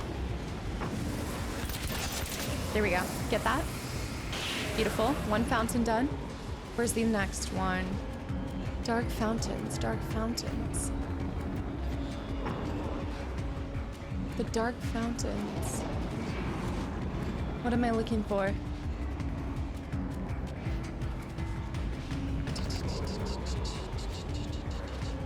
The dark fountains. There's another one. There. Creepy. Okay, drop this. Give us some time. I'm gonna have so many batteries, it doesn't even matter. Just make sure nothing gets me. Got so many flares. Where did that guy go? There was another guy. Okay. See what you got. Can't carry anymore. Another dark fountain. I've got so many flares. But now we're on... Actually, no, I don't, because now we're on flashbangs. I will say, like, eliminating these is the easiest thing. That... I thought it would take forever. Yes. Look how bright my light is, too. Like, all the way over there. And before you guys say it, I know I should have done Nightmare, but I was trying to stay consistent with what we did in the first one. The champion of light can feel the fragment of the signal in his pocket. The weapon that can change what will be. It's incomplete, but it's all he has. Wait, is that Death Rally? Wasn't Death Rally Remedy's first game? I could be wrong. It was late at night. The summer was almost over. I think Death Rally was their first one. It was late at night. The summer was almost over. Okay. Late at night, change time. 11:59. 11:52. That's 11 a.m. Whoa. It was late at night. It's not. PM. 9:13. It's kind of late, but I think we can do better. Oh no. Okay, it's got to be that one. This is cool. That works. Tom the Poet.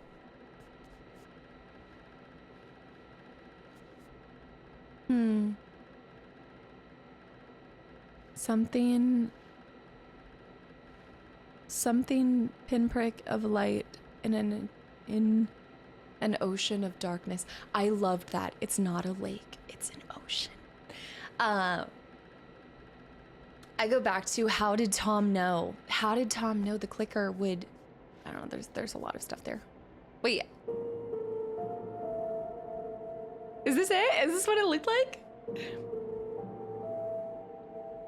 Is that what Death Rally is? Oh my gosh, guys, we should find a way to play that. If that's how it actually is. Load your guns, gentlemen. Load your guns.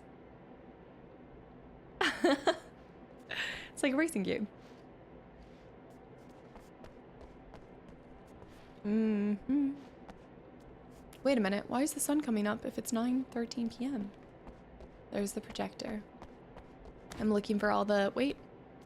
Switch. I like that you can interact with a bunch of stuff in the office. We're gonna change that so it's no longer January. Don't worry. Waiting to see faxes, various things. Coffee. That chair magazine again. Whales. Oh, whale. All right, let's go over here. Now we need to change the date. The summer was almost over. August. That should be it. It was late at night. The summer was almost over.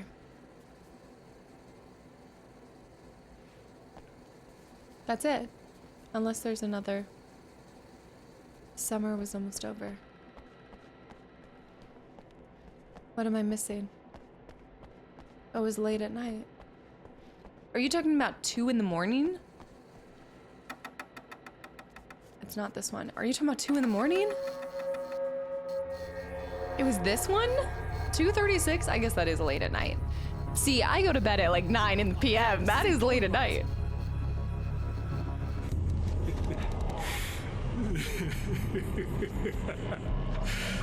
You've been up to something, haven't you? Too bad it's not gonna do any good. I'm a better you than you ever will be, and I've got all the time in the world. Everything you've got's going to be mine. Your life. Your wife! Get it, Alan. What are you gonna do about it? The sun's never coming up now.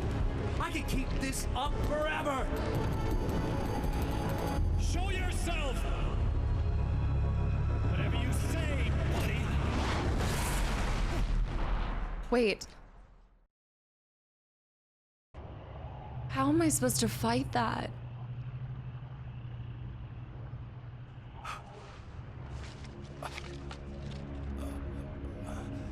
This was how we started. The rush of darkness is unstoppable. Wait. Time itself twists and tears, sweeping the champion of light back with its dark currents. This is how we began. Again, he enters the world, but now he sees the trap for what it is. A maze that loops back into itself. I'm here again. He sent me back. Another loop. Another loop. But there's no way I have to do the same thing. Okay, well that explains why there were no manuscripts. I'm like sitting here and I'm like, why are there...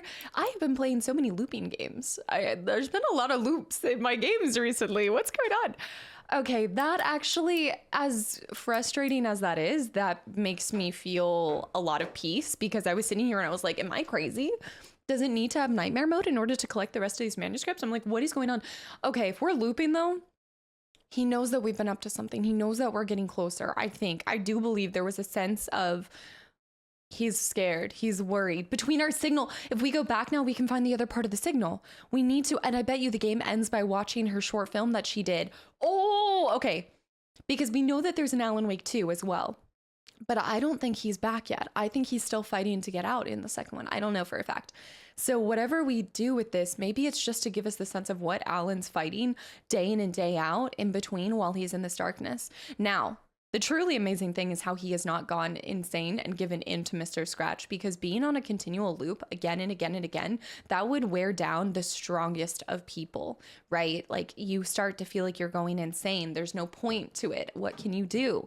But as long as we're able to rewrite the script and change things, there is still hope. And as long as we have this flashlight in our hands, there's still hope. And that is one difference. Look, we start with all of our kit. We've got our flashlight. We've got our nail gun. We're going to nail Mr. Scratch. Not like that. I will be right back. Let's leave this canyon. So I don't want to take anything for granted. I want to make sure we are being as thorough as we were before. Whoa. It's now melting into the darkness, or was it doing that before?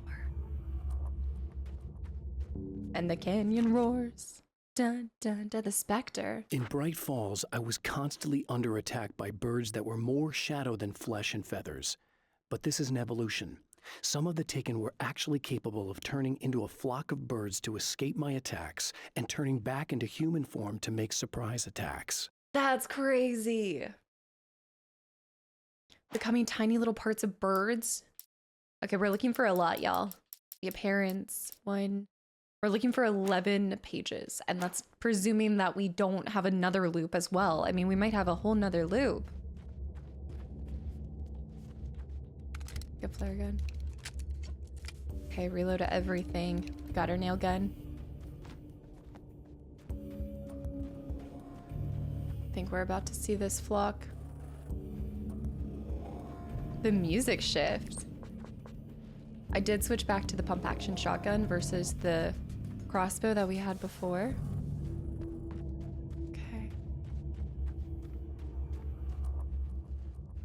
Spider webs. Oh no.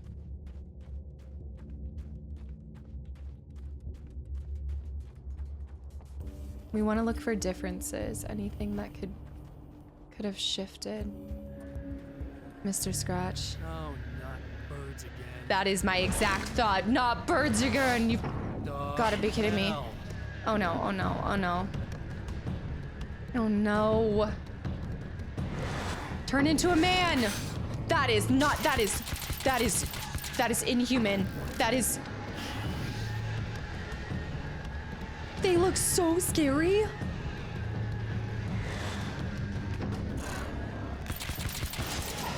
That is so freaky. I hate it. Okay, let's run. There's another script page. Where'd he go? Where'd he go? Where'd he go? You. What in the vampire is this? What is the charge? The appearance of Mr. I'm trapped in the darkness. He has started appearing to me. Mr.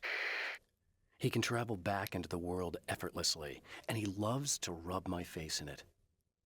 At first, he was just an echo in the darkness, a flicker beyond the edge of my vision.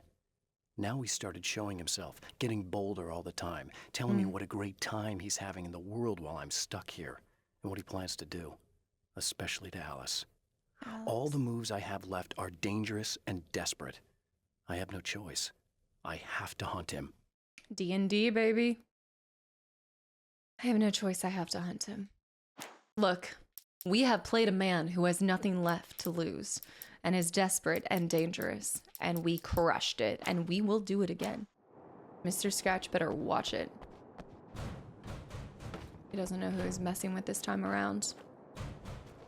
The motel. Okay, we still have the oil shooting out. Are we doing the same thing as before? Surely the manuscripts will look different, right? Reload this. Go down this way.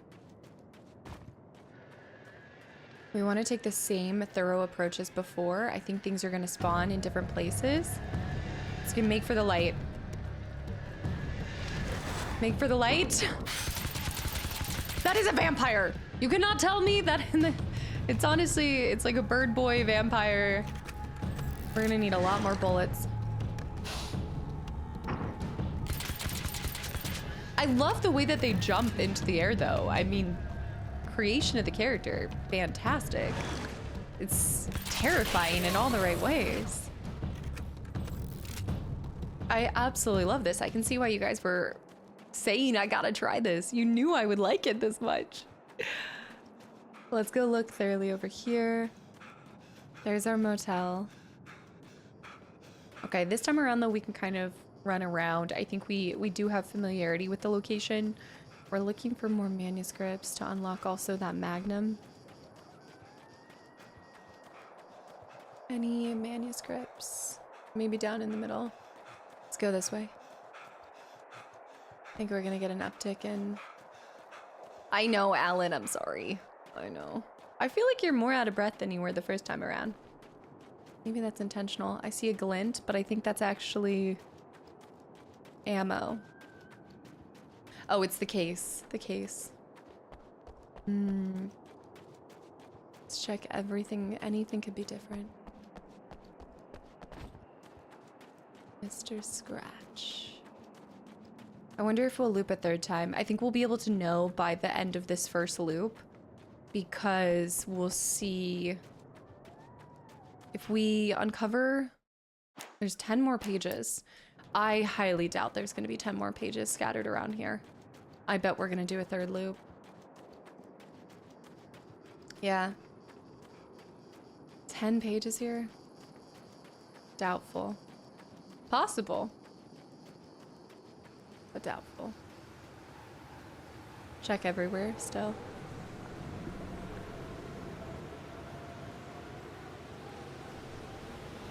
The outskirts.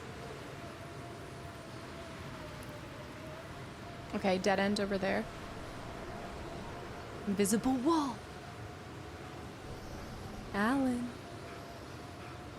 Alan. We need to check the hut too. Though we might not have the keys for it. Nothing up there. Let's get out of this. Go to that building.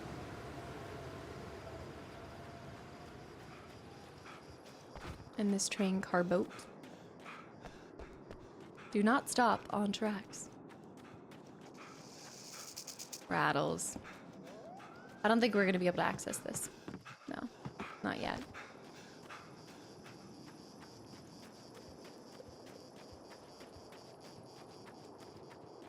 We're gonna get very familiar with it. Let's go see what's on the TV now. I think I might have enough pages for the Magnum. Let me see.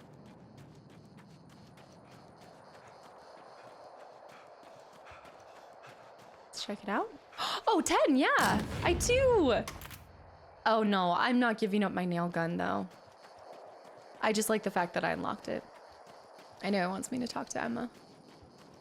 I know. Hey, check it out. Another script. 9 more.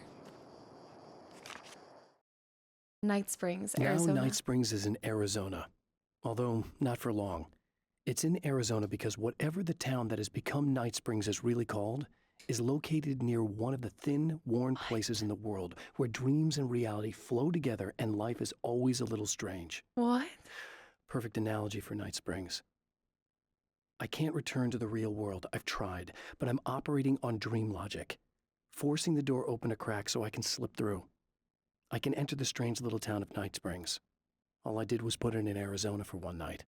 All I did was put it in Arizona for one night. Whatever the town has become, whatever the town that has become Night Springs is really called, is located near one of the thin, worn places in the world. Places of power, I would assume. Or, I guess, places of power, right? Where dreams and reality flow together and life is always a little strange. I'm operating in dream logic. Dreams. Wow, I love that sky. It feels very Arizona sky. Like anytime you get like photos or not pictures, not like real pictures, but anytime. I bet you there will be one down here. Maybe not this loop, but the next. Wait a minute.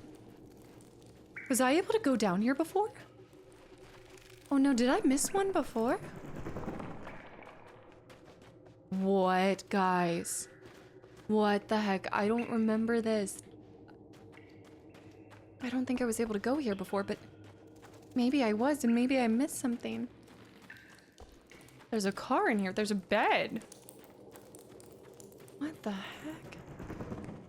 This might be later. A little buggy. Okay, let's get out of here. Might be the third loop. Need to get some ammo too. Oh, well, ask and you shall receive. Pick up flare. I want all the flares I can get. So we went down here.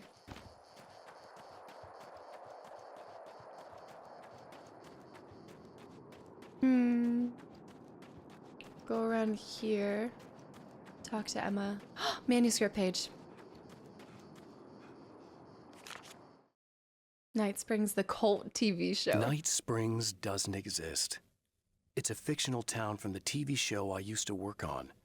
It was Any Place USA, a place we used as a backdrop for whatever strange story we had that week.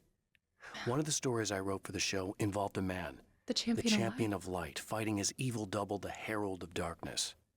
It was something I'd written back in the real world, something I had a link to, a framework I could build on. I had adapted it into a new story.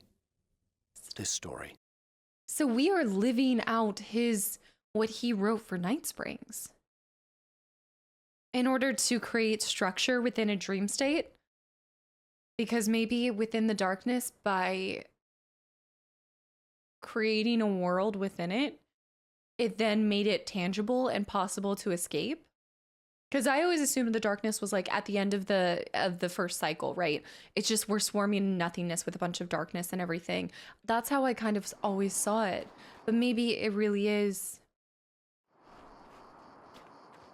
But by putting it into this setting of what we wrote in Night Springs, we've allowed ourselves power within our own dream. Does that make any sense? Night Springs. Okay. So this chick just came up to me and said she's my biggest fan. I know. They all say that, right? And she's giving me the eye. So I make a couple of moves. We have a couple of drinks. And then things start happening. But I say I have to go to the bathroom first. Uh-oh, right? She's got no idea. Watch this. This is gonna be priceless.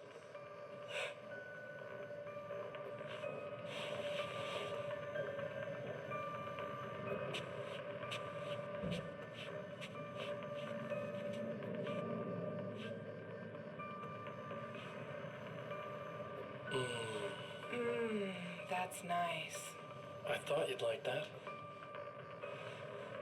Are you tense?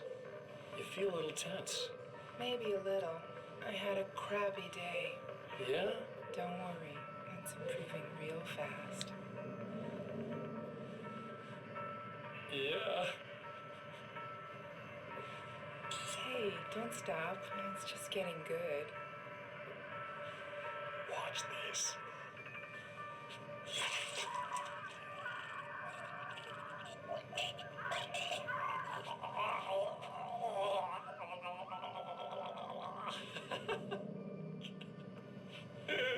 Yeah!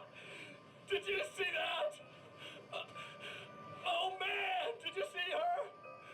Boom! More than anything else, that is animals. His acting is so good. To turn fantasies into legends. To be storytellers. The Night Springs in the background. The line between fact and fiction, imagination and reality becomes hopelessly blurred, and nowhere can vividly Where it becomes blurred.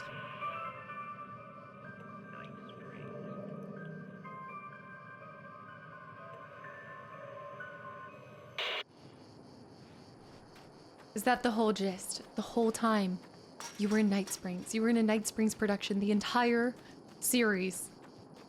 It's all just one giant Night Springs. Okay, let's check out these things. Whoa! I gotta say, that seems kind of expensive, especially for this time. A little bit on the expensive side, if you ask me.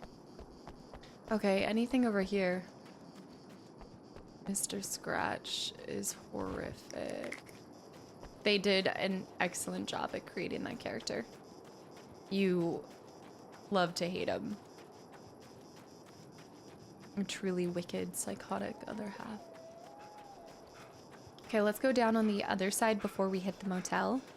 I know we'll eventually go towards the diner. Well, I guess it will take us towards the diner. But I don't want to take anything for granted. I can't trust that. But a manuscript? No. I just don't want to miss anything because as soon as it pushes us into the next direction, we'll miss out. I think we might have missed something in the last one. Maybe that's why. Maybe too I missed stuff in the first one. In the first cycle or loop. If there's a lot more manuscripts, then it might be that case.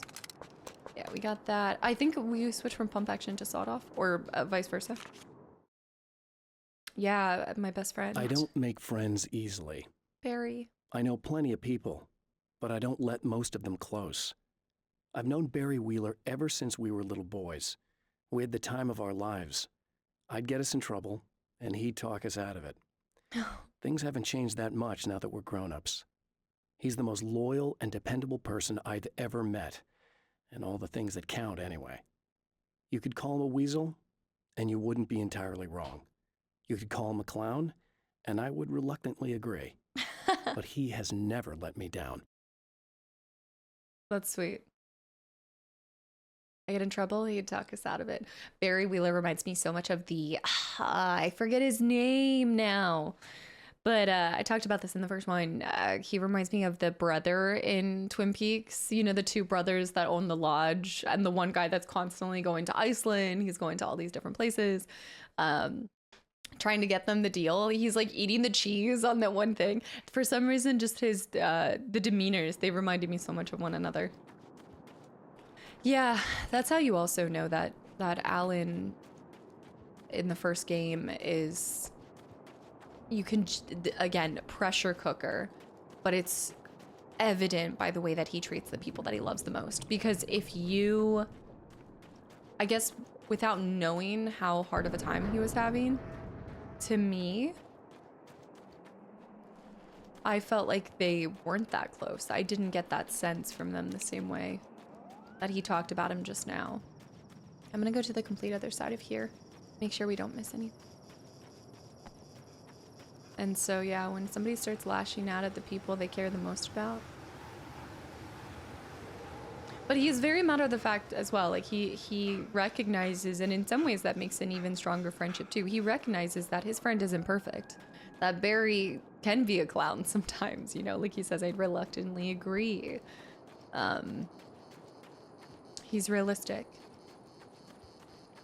He sees him for exactly who he is.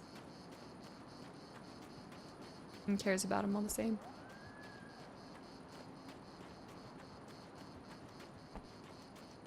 There's probably not anything down here, but it wouldn't hurt to check.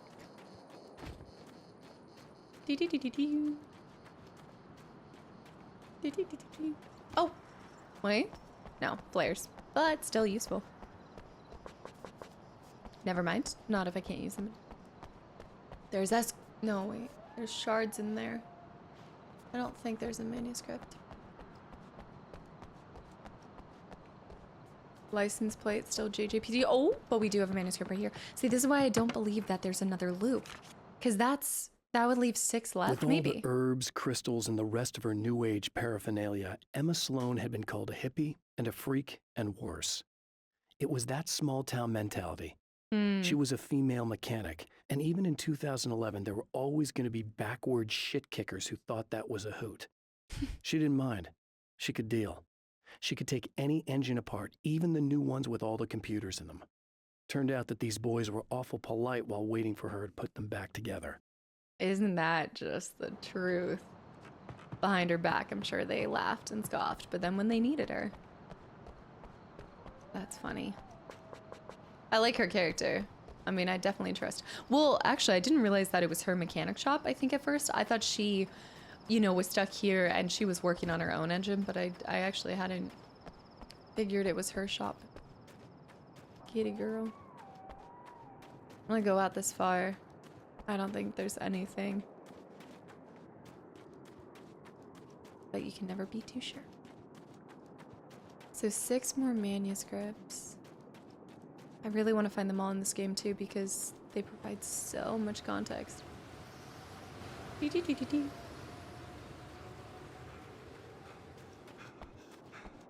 go all the way over here and then back to the motel.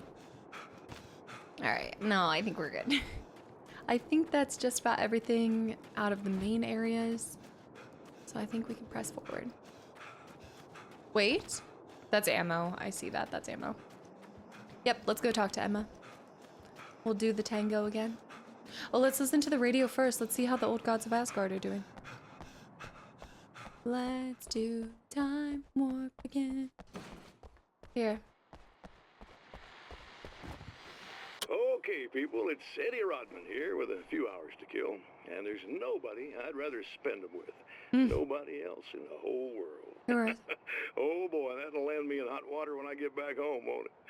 Well, just in case my wife is listening, and you always are, aren't you, baby? Let me tell you, you are the exception, honey. And the prettiest lady I ever saw to boot. But I'd really like to spend some quality time with you listeners, because, well, tonight's one of those nights. You're sitting in the studio and you kind of forget how long it's been or what day it is. You just sit here and go through the motions, and you might as well have been here forever. You keep talking, but you don't even know what you're saying. It's like you're on automatic. You can't stop the ride and get off. It's times like these that I really wish that somebody would just call in and relieve my boredom. My shirt. How about it? Anybody? Come on now, help a fella out. Our lines are open. Mr. Scratch. Oh, that's it. Okay, but we'll hear it. We'll definitely see more of that. No more. Emma? You here? Oh, there she is.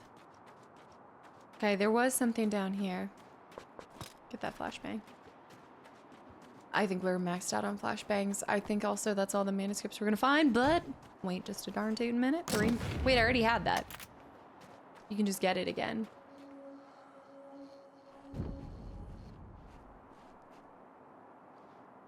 All right, I think that's about everything we're gonna find. Yep. We'll circle around here and go talk to her.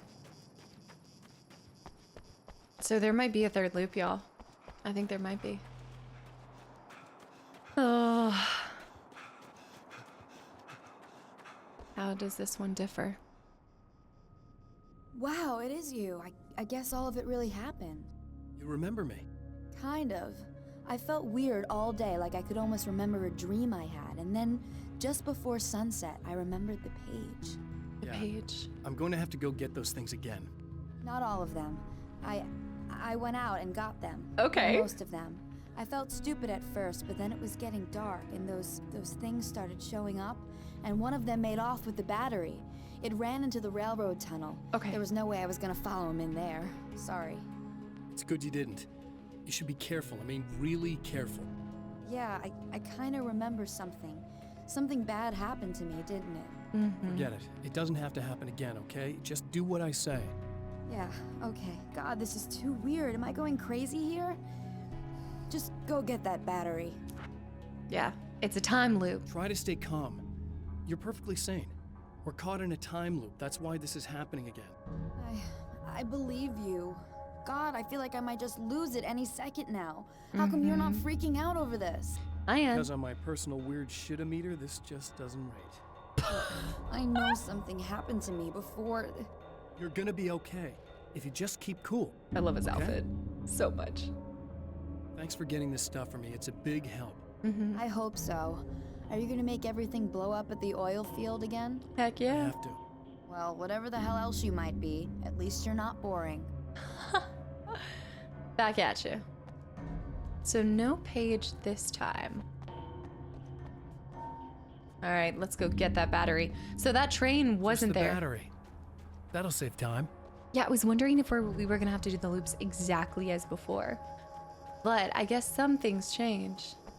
And they're not making you do nearly as much fetch-em quests. Maybe we won't have to turn the power on at the third part. But that's still... All right. Yeah, I didn't remember Well, this should be before. perfectly safe. Find the battery. It's this way. They're jumping! Get it, get it, get it, get it. Now I just need her to charge this up. Run, run! Ah! Ah! Oh my gosh, I hate them. I hate them. I hate them. I hate them. I hate spiders. I hate spiders. Oh! Run! They're coming! Oh no! Okay, there is something kind of ridiculous in nature about it, but that's a big swarm. No denying that is a big swarm. They are coming. Go over in the corner. Okay, flare guns out. Cut through. Reload. Run. Leaping lizards. Go, go, go. I'm out of them. Go, go, go. Okay, I just got chills. Why are there so many? Ah! Run! What in tarnation is this? And the spiders roll. Okay, I think we're good. I think we're fine. I do need to grab more flare gun ammo. Dang it. Let's go heal up real quick. Well, I guess I did heal. Unless you lose a health bar, you don't have to do the heal. Creepy. Let's go. I don't even think I need to refill because I don't think I even have that. Found the battery. Okay, I'll charge it. Heck yeah. Here. Try not to get killed. Okay. I'm gonna take care of this. I'm gonna take care of this. Try to stay calm. Look, what if you stay here with me, please? I can't. I'm sorry, but if I don't deal with this, no one else will. Yeah, I guess. It's just that this is getting really creepy. I believe this is real, but I don't understand any of it. I'm getting scared. I can't believe you're so calm. This is a normal Wednesday. But I've had a lot of time to get used to it. That helps. The guy who looks like me is the reason this is happening. I caught up with him, but he swept me back here. Back in time. Yeah, it's a trap. We'll be doing this forever unless I can break out of it. How are you gonna do that? I'm working on it. I came prepared, but things got kind of scrambled when I arrived. I'm tracking down the things I need. Yeah, well, feel free to climb back into your DeLorean or whatever it is you do. Okay, it wasn't a DeLorean. I wish. That would be sick. Grab this. Nothing. Refilled batteries at least. Ugh. It's hard to find the ammo for that. Alright guys, let's blow that oil field up again. Bird boys. There's gonna be a lot of bird boys. Speak of them. Yep. Oh! What? He's aggressive. He's aggressive on a whole nother level. I got hit really hard there. I gotta go back. I gotta go back and heal. I don't think I can. I need to find another heal point. Oh no. There's not another light. Shoot. We might have to do this with 2 health ticks. Crap. Okay, we just can't get hit. I wish I had more health. I wish you could buy... I mean, since you have so much ammo, I wish one of those chests had something that, like, I don't know, increase your health. Something. Go this way. The light's back on. Okay, I think we should heal. I think it's important. Yeah, I feel like this part's gonna be even more intense than it ever was before, so this is good. He's gonna get out of breath here. Ding. All right, and we have a checkpoint right there too. They might respawn though. Oh. Same.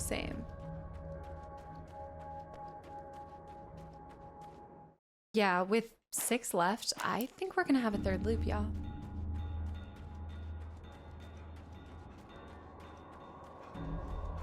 But each time should be a little bit faster. Here they come. Get ready.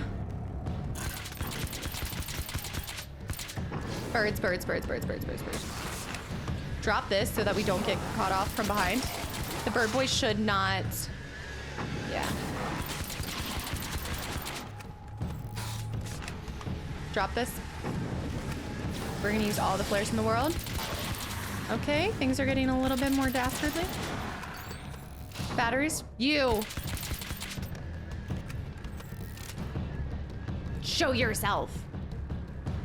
We need to drop everything. There he is. Beautiful. Go. The wheel was placed. Here we go again. The oil was flowing. Ready to run. Yeah. The oil was flowing. The battery.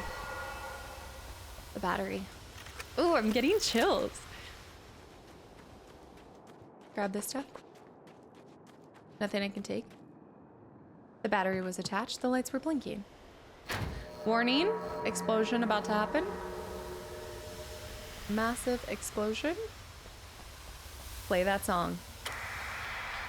Here goes nothing.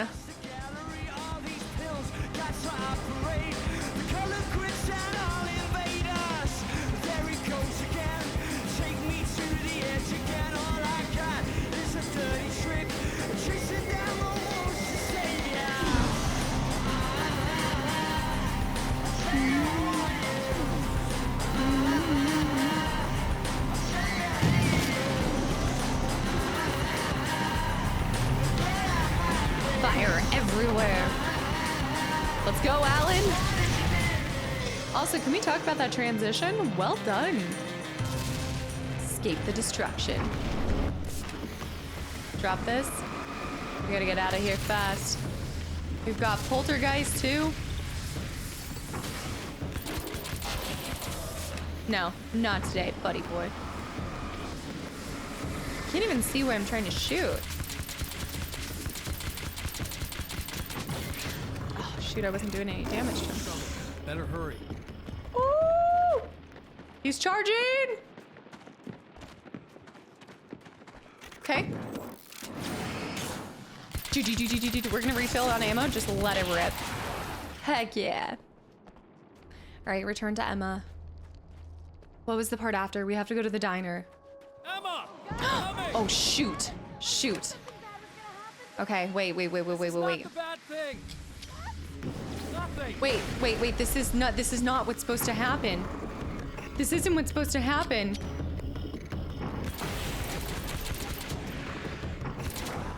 Shoot.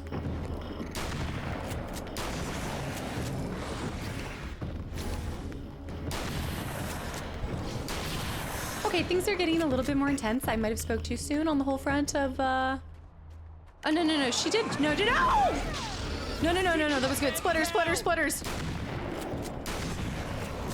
She, you know what? That sucks. I just messed up. I messed up. That was so bad. Oh, no. I have messed up.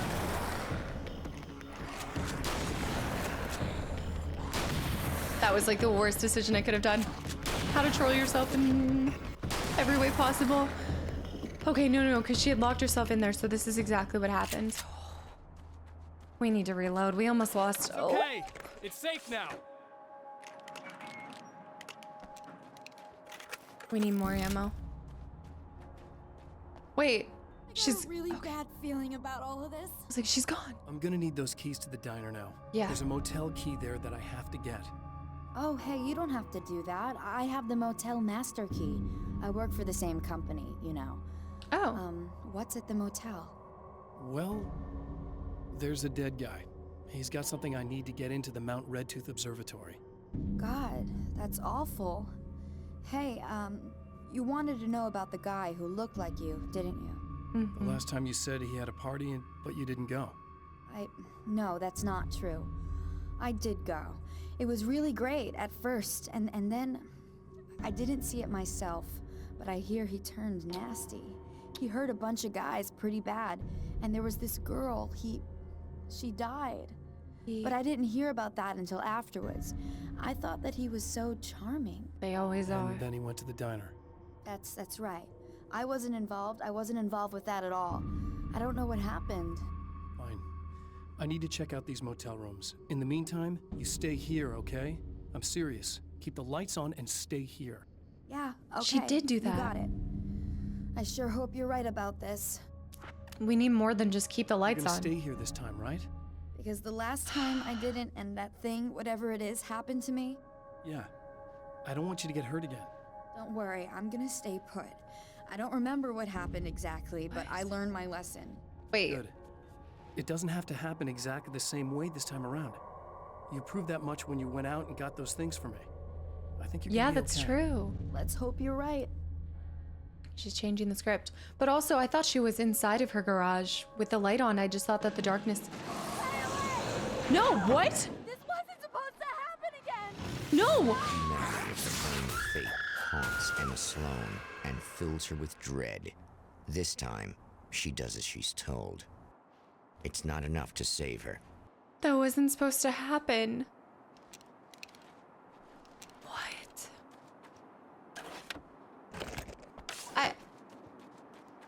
Oh my gosh, this is awful. Okay, nothing is happening as it's supposed to. I mean, kind of, but not really. Let's go over by this stuff real quick. We have to, the hotel rooms are different too. What? The hotel rooms aren't even the same. Emma Sloan's gone. It's the one up here. Wait, maybe they are the same. Was it the, no, it was this one. Yeah, it is the same. It is the same. The same hotel rooms. Okay, these are the same. There's no, there was a manuscript here last time. Nothing in the locker. Nothing. I don't need to go up to the diner because we already went up there to see everything's happening like a little bit faster. Was it this one? It was the middle one. There's also a question mark. Hey, did you see that? There's a question mark in here. That means there must be a manuscript in there. Yeah, I can see it. I can see it. So let's avoid that. Let's go into this one. I want to make sure we don't miss. Yeah, there's a manuscript in here. This is a different room. This is not the room as before. There. Wake's friends. Alice and Barry, my wife and my best friend, are easily the two most important people in my life. And they've never really gotten along with each other. Really? I suppose both of them resent the other's intrusions into what they considered their domain. After I was gone, they maintained an uneasy truce. My book stayed in print, still selling, the licensing machine churned away. She was my wife and controlled the intellectual property. He was my agent and took care of the business. I wish they found more common ground than that. I mean, that's not easy. I think having people that you care about not understand or respect your relationship, yeah. Sometimes these things do happen. Okay, the last hotel room.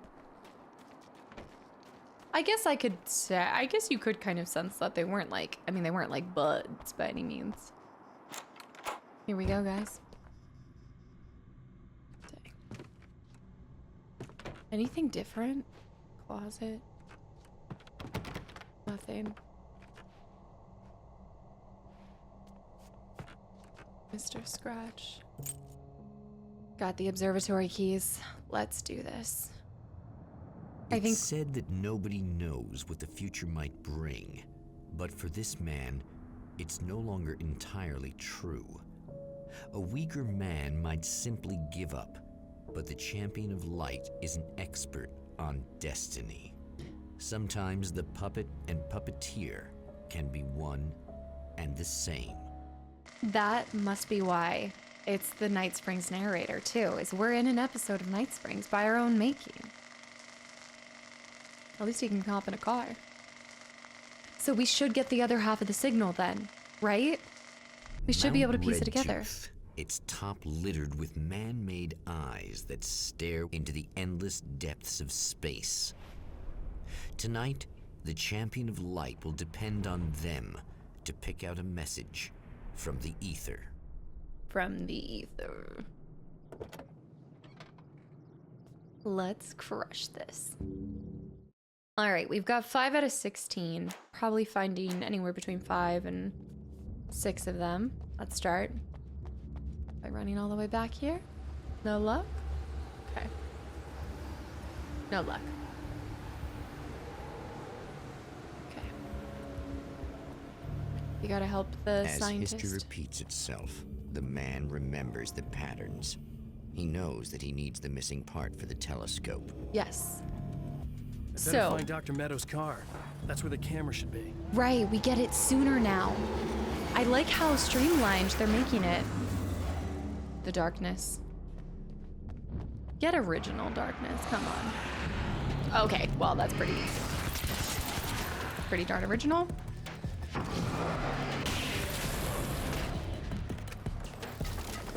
That's a grenade, right? Was that, no? Darkness grenade? Yes, that is a darkness grenade. Whoa, whoa. Darkness grenade. Oh, things got a little bit more intense. Okay, there's no note there. Need to look for where there could be differences. Are we not allowed in this office anymore? Yes. Oh, we get to see who calls in. I need that flare. I need all the flares I can possibly get. Ammo. Open. Shotgun. Oh, praise be. You guys are coming through for me. A pretty little light just started blinking on my board here, and that means there's a caller out there.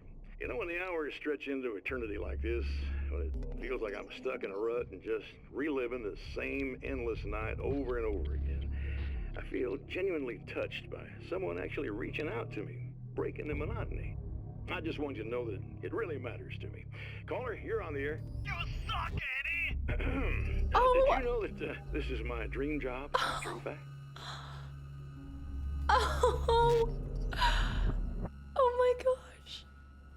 It reminds me a little bit of the... Oh my goodness. Wait a minute, I'll think of it. Not the Northern Frontier. What is that one TV show? I watched it more recently here.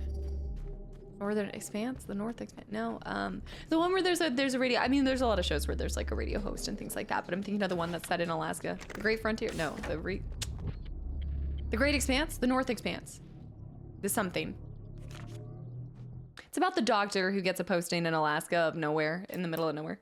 When Dr. Rachel Meadows got the call from Michael, telling her to hurry to the observatory, she didn't waste any time. It had been a nice party. She'd had a good time, but her social life would always play second fiddle to the mysteries of space. Michael never showed up, of course. He pulled over at the wrong rest stop. She never even thought about him at the time. The phenomenon in the sky above her was too fascinating. Got the call from Michael telling her to hurry to the observatory. She didn't waste any time. He never showed up. He pulled over at the wrong rest stop. Oh. Michael was the person that was killed. That was Michael. Oh, man. Yeah. Man. Northern Expanse? Northern Exposure! Northern Exposure! Northern Exposure. That was what it was. Yep.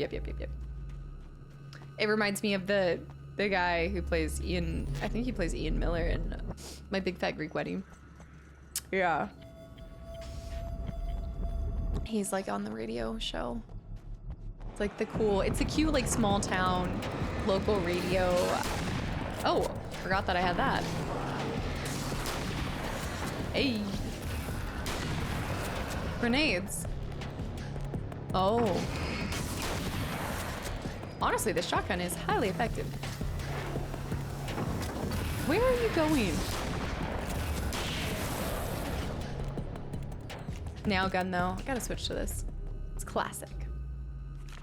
We're getting so many cosmological. There are places where our world is worn thin and another reality brushes against ours. One such site is Cauldron Lake near Bright Falls, Washington. But there are others. That other reality is dark, vast, and malleable, always in flux. In its depths dwell vast forces and alien energies. They're dangerous. But in one of these places, if you know how, you can channel the power of that place and use it to shape reality. Para-utilitarian? Maybe? Cosmological truths. Love the sound in this one. The doodly, the beepies. The beepy squeakies. Wait, there's another page over here. Whoa. Wait, is this her car? Her car's over here. Her car's in a completely different spot. Wait, that's scary. Was that the rest stop down there? The darkness? The darkness rose from the depths of Cauldron Lake and took Alice. It needed words. It needed me to write its way into our world.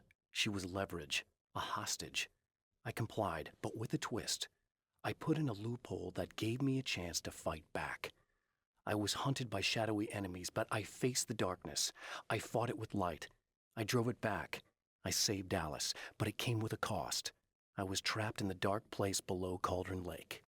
Well, because everything comes at a cost, right? I mean, this is why Thomas Zane also wrote a contingency into it, which I thought was not the light switch, but I thought it was Alan. Like, I almost thought that Alan Wake was what Thomas Zane wrote in to make sure that this cycle wouldn't continue. I don't know. There's connecting it to the was it 1970? The events at Cauldron Lake with Thomas Zane, was it that? Okay, we have the telescope, but we're gonna keep going up this way. Can I afford it? I can. The hunting rifle can be afforded. Whoa, we've got actual crows. No, wait, crowmen. Crowmen! The crows! I like this. I like this iteration of them far more than them just being a bunch of birds that attack you nonsensical. Like, this is... It makes more sense. The bird man.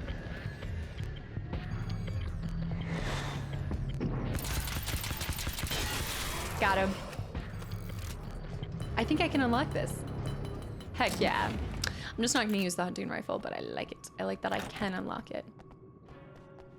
Will we get the 40? You guys probably already know if I missed something, so I might not. Nothing through here. We need to check out the other side too. Yeah, her car's in a different spot. Deliveries. Yeah, her car was behind there. Doesn't make any sense. Need to look for manuscript pages on top of there too. The spiders. Main observatory. Visitor parking.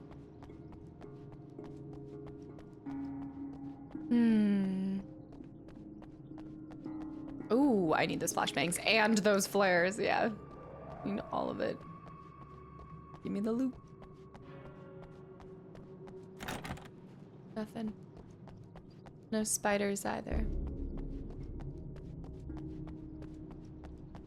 Okay, let's keep walking up here. Let's check around this side. Hopefully we don't have to turn the... Oh yeah, look, we're not gonna have to. That's not even there, the coolant pump. It's gonna be something different. Birdmen, birdmen! Here they come!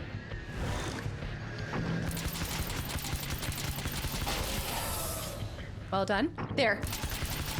Keep him down, keep him down, keep him down, keep him down. No, no, no, no, no. Oh, he had so many in him.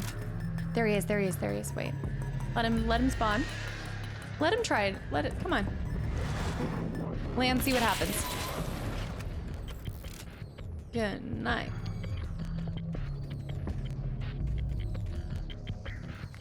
Need that flare and that nail gun ammo. Oh my goodness, I almost fell off the edge. Oopsie. Let's just look down these stairs and see if there's one down here. I don't think so. No. Nope. But I guarantee there's one on the other side or around here.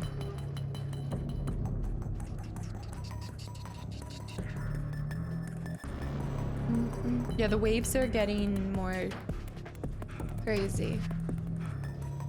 Let's check this side. I see something. I'd be oh, there's a page. I see a page over there too. But let's double check this side too.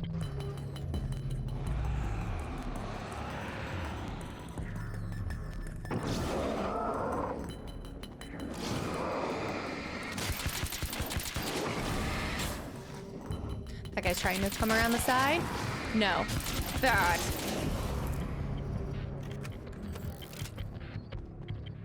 Okay, this is where we were there. There. They normally spawn in threes. There it is. I'm becoming a pro with this nail gun. No more AC pipes for me. The music in this one's my favorite. Like this section of the game. Alan is getting his cardio in, I'll tell you that much. Makes me want to go to the gym. Which says something. Nothing over here. I saw it around the backside.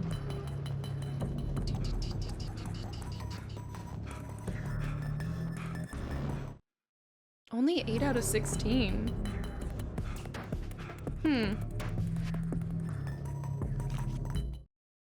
Lost him. After my disappearance, they thought I was dead. I might as well have been. I know it's been 2 years. I know Alice has moved on. No. I've tried to find a way back to her, back to my life, but escaping the dark place is almost impossible. Time does strange things here, but dreams and radio signals can pierce the veil between the worlds. I catch glimpses and echoes of the world. Sometimes I send messages out. I can only pray that they hear them. The signal. Maybe the signal that's coming through is from Barry or from Alice. I don't think Alice has moved on. When you consider this, also, apparently I got this one and I didn't listen to it. I think I picked it up and I might have gotten into a fight. I don't believe she's moved on. I think especially if somebody just goes missing like that, I don't know if you give up for a long, long time or move on for a long, long time. The atmosphere in the projection booth at the drive-in was charged. Oh, I never... Almost unreal. Despite that, the air felt cool and refreshing this late at night. It'd been a hot day. The summer was nearing its end, but it wasn't over yet. Is this the other half of the signal? Because we never got to see this one, so this must have been what we picked up from the facts. This might be the first half of the signal. Yeah. The atmosphere in the projection booth at the drive-in was charged, almost unreal. This is how we're going to break out of this. Despite that, the air felt cool and refreshing this late at night. It had been a hot day. The summer was nearing its end. That's how we knew what to do at the drive-in, and I didn't even realize it. Yeah. New reality fragment 1. There will be a second one. Yes. Yes, there will be a second one. Yeah, I never read it. Okay. This is good. We'll get our second part. And that's why we were sent back into the darkness, because we didn't have the full picture of what we needed to do in order to break it.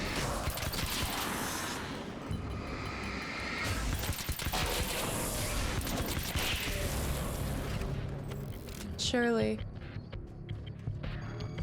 There's another page right there too. Let me just go around here. This is the 41. Oh, there's another page here too. There's so many manuscript pages. The Taken may well be the tool the darkness favors over any other. At some point, they used to be human, but whatever humanity they once had is long gone. Now they're just shells covered and filled by darkness. The Taken Mr. throws at me are more grotesque and varied than the ones I first encountered in Bright Falls. But I know how to deal with them. I'd be lying if I said they don't frighten me. But I've survived worse. I can't let them stop me. I love the design of the Taken, the hiss, like a lot of the... It's kind of leaning into the case of the body snatchers or something like that. It's like, it looks like something you know, it like has the body parts and everything like something you know, but it's not. Like it's distorted in some way, whether in voice or something else. Yeah, we found 11 out of it. Stories come naturally to us. We can't help it. There are many different worlds, many competing realities within our heads, fueled by books, television, even barely remembered childhood tales.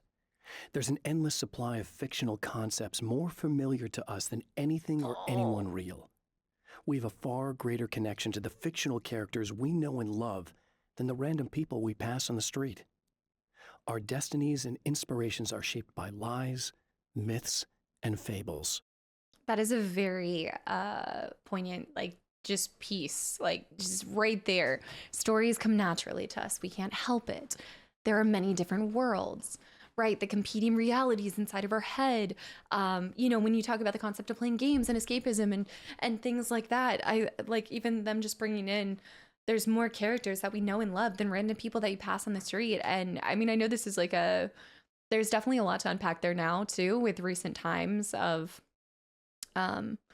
you know, spending a lot of time online too, and making connections and friendships online, and then also just the online space and everything. I think a lot of times we seek more comfort in being able to make connections through the comfort of our own home, but there is something about just being in person with someone that feels different. Like it will always be different when you are tangibly in front of them.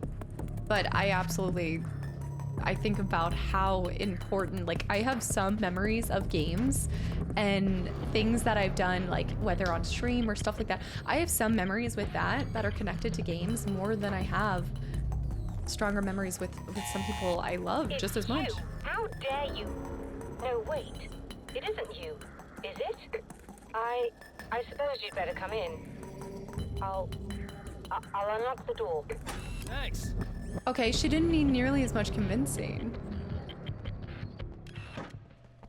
The blurred lines between fiction and reality. Oh no. I know what you're thinking. Evil twin, supernatural powers. But most of the time, I just like to keep things basic. I want you to understand that.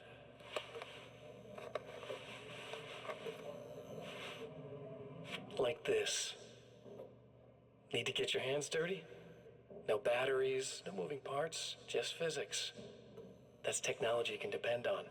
It's a classic. Speaking of classics, you need to be careful with this one, though. If the victim suddenly twists, you might end up cutting yourself. It's not really a workhorse, but I'm a sucker for this style. Now this is more like it. You've got slip-resistant grip. Believe me, you really want that traction once you're wrist deep in somebody. The blade's stiff enough so it won't open by accident in your pocket, but it's still really easy to open with just one hand. Now that's a big thing for me. I know what you're thinking. It's too big, too heavy. But sometimes you just need the extra oomph. If you're talking intimidation, this is gonna do the job. Also great for dismemberings and whatnot. You know, the messy jobs. I can't tell you how many things I've MacGyvered with this stuff.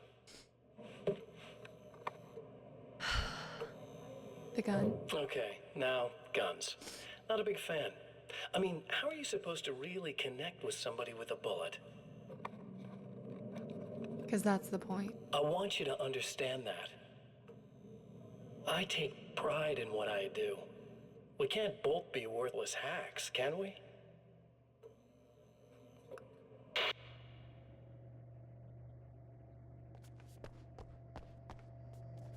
Again, I have nothing but admiration and applause for the actor behind Alan. You'll have to forgive me, but this feels very strange. It seems like this has all happened before. It I have the replacement part for your telescope, Doctor. All right. Let's get it installed. We'll probably have to do another fight against all of them, but yeah, looks like there's no parts. Let's get this thing repaired, get up to her, and be on our way to the drive-in in no time. But if we have the second, no, because if we have the second part to the signal, unless there's 3 parts to the signal, 3 details that need to be in place for us to I think we can give this a go, although I have this strange feeling that something will Don't go start wrong. it up yet. There's a problem with the coolant system. Yes, that's right. Yes. I remember. All right, let me think. If they're sabotaging it, they'll be at the primary coolant pipe outside. If you can secure it, we should be ready to pick up the signal. That is why you're here, isn't it? Yep. Yes, it is. I'll take care of it. Before you go, if you have the time, I'd appreciate if you came up here and explained a few things. Yeah. All of this is very strange to me. It is a weird sense of deja vu. Wait, did somebody mention that they were getting deja vu before too? Was it her? Somebody mentioned getting deja vu. But was that because they interacted with Mr. Scratch, or because this, like, we came in on one of the loops? What if we came in on one of the loops, but this loop has been happening for 2 years? What if we, as the player, are popping in to Alan going through the same lived experience 2 years later, and we're finally gonna get to see him break it, but it's taken years to get here, maybe. Going on. I don't But know. I seem to remember having had this encounter before. Yeah. It's not deja vu, Doctor. This has happened before. Oops. We're caught I in think a she did time- mention that. That's utterly insane. How could that be? I can't really explain it. I suppose I could call it magic. I don't believe in magic. Neither do I. But I can't argue with what I've experienced. Listen, what matters now is the signal. The last time we only caught a part of it. I need the rest of it. Whether you believe me or not, you want to look into this as much as I do, right? Yes. All right. I realize that you have trouble believing this. That's an understatement. I can't deny that what you say resonates with me on some level I don't pretend to understand. But for all I know, I'm simply delusional. But it's not just you. I've experienced the same thing as you. Doesn't that prove something, at least? Maybe. On the other hand, given your appearance, and the fact that you're trying to convince me that I'm not insane, perhaps you're merely a hallucination that accompanies my delusions. Oh. You're not having a psychotic episode, Doctor. For what it's worth, I'm a skeptic by nature. I completely understand your reluctance to believe me. There are people caught so deep in their psychosis that they retroactively manufacture memories and beliefs that conform to the situation at hand. Sure, but you have to stop second-guessing yourself at some point, if you want to get something done. Her just turning around, just like, I'm done talking to you. Okay, let's go get those primary pumps. Or pipes, the coolant pipes. Get back up here, find out what that second part of the message is. We need to read it. I need to remember to flip back through and read it because I didn't understand where we were getting that with the projection in the first place, but now I get it. I like these 3 locations, and now it makes more sense than ever seeing the 3 different ones. We also need to figure out how we're gonna watch Alice's film of us. Secure the primary pumps. Let's go this side. I think we found almost all of our... should be all of our manuscripts. There! Wait a minute, how am I gonna get up there? I see it. How do we get up there? Ladder from down there. Gotcha. Clever.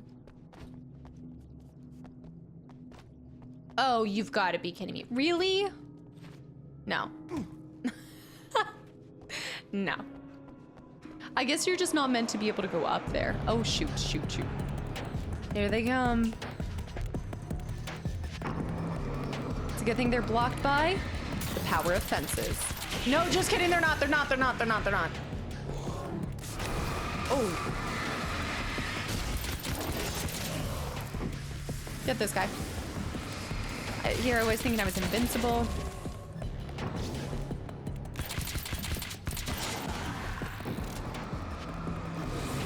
He's running. Yeah, sometimes you gotta stop that run.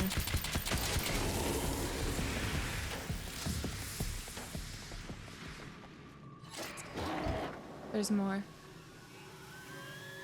Grenades! Oh! It took me too soon, but wait, where are they being thrown from? Oh, well, this is awkward.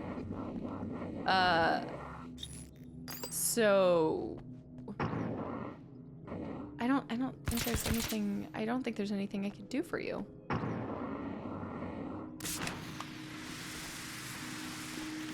I don't know. I say we just go up. We're looking for a ladder. I hope that's not gonna mess me up, the fact that he's still alive, though. Oh, he's still dropping. I will say he's still dropping grenades.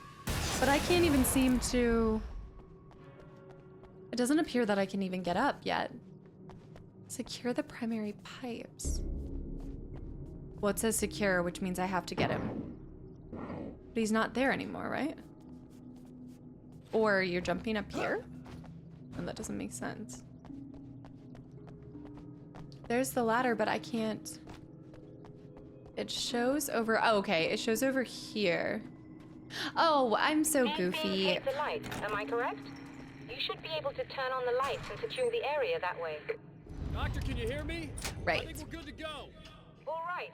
I'll start looking for the signal. Please, head back. Here come more. I was thinking we had to get up there and turn the valves. We might still have to, though. What? They're trying to break it from so... Oh, no. Oh, poltergeist! Oh, no! The coolant pipe, though, right? I guess they didn't like that. Oh, no, not at all. Great. More poltergeists. We're gonna have to do this fast. Oh! Oh! Wait, go this way, go this way, go this way! Poltergeist. Ah! Break it all, break it all, break it all, break it all. Come on, come on, come on, come on, come on, come on. Okay, run. Oh. Oh! Oh! This way. No kidding. What? No, I need the heals. Don't do this to me. Don't do this to me.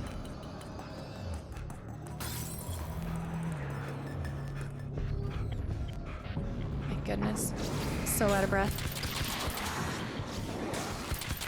You'd think in 2 years of doing this, I would have somehow built up a cardio. Increased my... Drop this. You. I do like how it gets a little bit more challenging the second look around. Like, the darkness is getting more desperate. This is totally a sign that Mr. Scratch knows we're getting close to getting out. He's getting way more desperate. This is good. This is good. Oh, yeah. More. Let's get the grenade guy. I think those are bird boys, do I hear? Oh, another grenade guy. Whoa, a lot of grenade guys. The way that the grenades sound with the hiss. The fact that I'm killing them with nail guns from that distance. Amazing. All right, I'm back. This is why you always look for the manuscripts before stuff starts popping off. Okay, send it down for me. Why is it so dark in here? It's working. Okay. Please, come up here. All right. No onslaught before?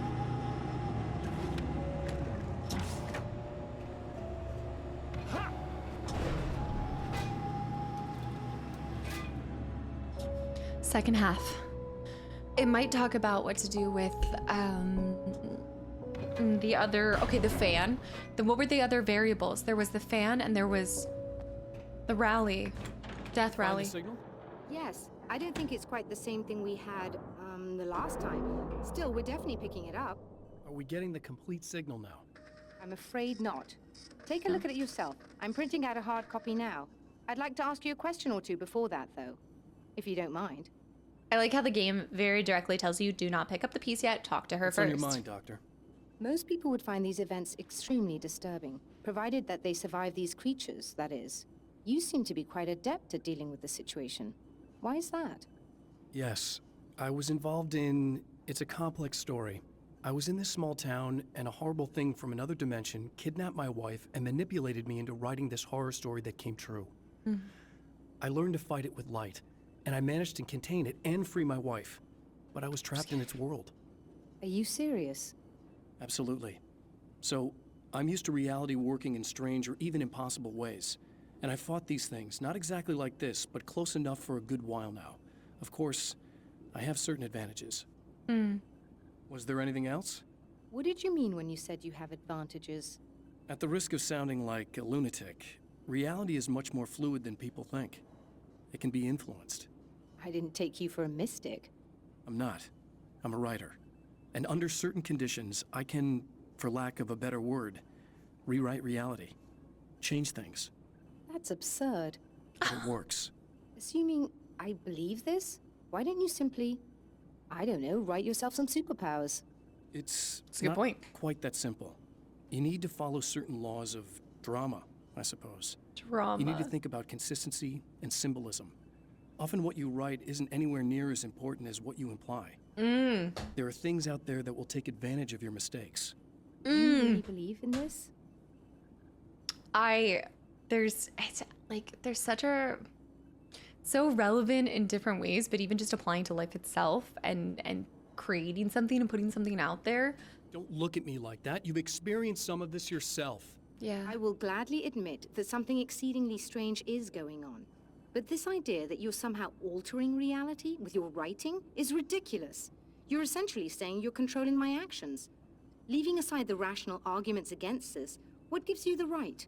Well, it's more like having a destiny. A path you're on. You're not aware of it, but there it is. If somebody changes it, what difference does it make?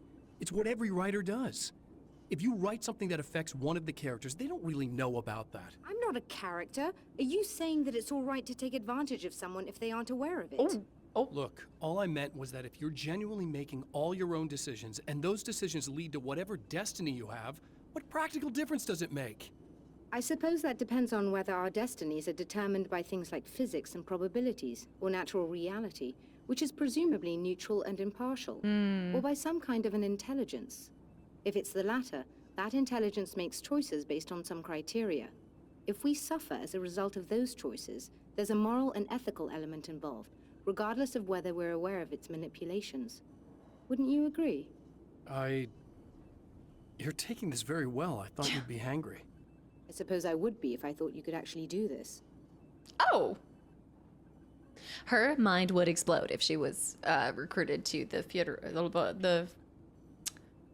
Bureau of Control. The Federal Bureau of Control. There we go. I was like, what am I trying to say here? Okay. I think that's it. Another printout. Another signal fragment.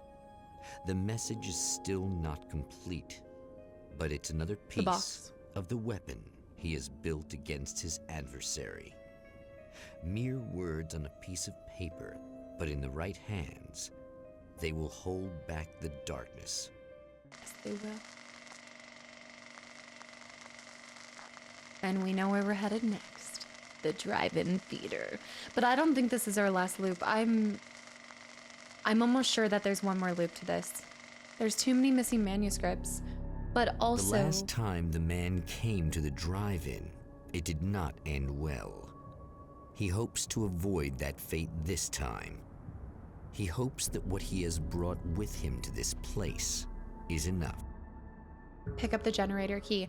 Not only is it because of the specifically the manuscript pages, but I think it's more to do with the fact that we still haven't gotten the whole signal. I think if she had said this was the whole signal, we've received 2 parts of the signal. I think there's the third piece. The third piece to put it all together. But each time, the loop will be faster than it ever was before. Observatory. The new reality fragment too. Here it is. The film noir poster reminded me of Alex Casey. The detective's cool exterior never cracking even with the gun pointed in his face. In the back room, all the lights had been turned off, except for the lone spotlight which illuminated the bright red fire extinguisher on the wall.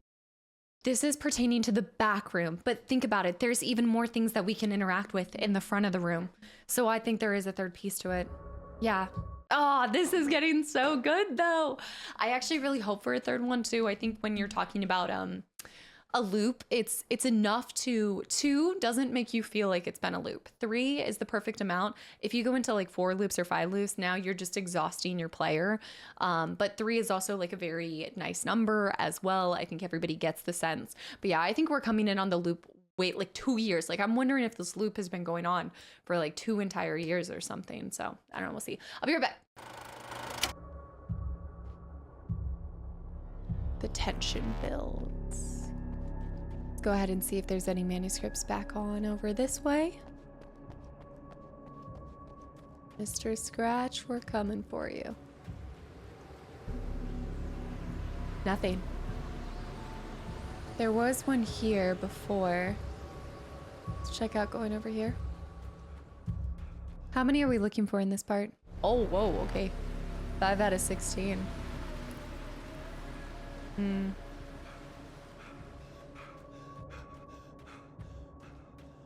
maybe check the left side. Pick up the generator building key.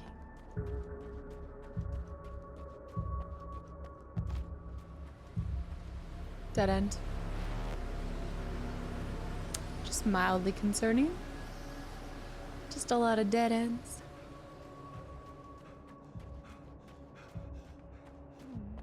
Okay. Ugh. Serena's probably out of her mind again. Yeah. But I'm gonna need that key so I can get the power back on. Serena. Okay, nothing in here. Let's go loot around first. I say we loot around before we progress story-wise. To change the world, you must craft a blueprint for the new reality. Any work of art will do, as long as it's a genuine act of creation. That's what the energies of the dark place respond to. The results may be subtle and perplexing, or far-ranging and momentous. My area of expertise? the written word, gives much more precise results than music or interpretive dance would, for instance. But words can be extremely dangerous. What you define may become reality, but so can that which you imply, even if you don't realize you're doing so. Yeah, the implication can be extremely powerful. Absolutely. Climb up here. I feel like the souvenir shop might have something this time around. I won't go all the way, but I will just chase over here.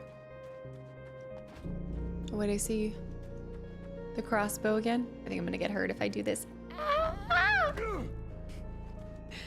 Fine. Safe.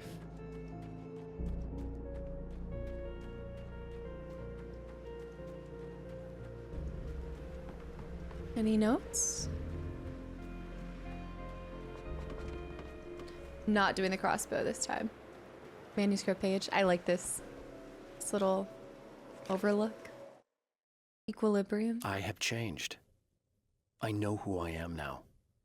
I know that I can write my own fate. Bright Falls taught me that. I know that indulging my weaknesses, giving in to fear and complacency will only drag me down. The Dark Place taught me that.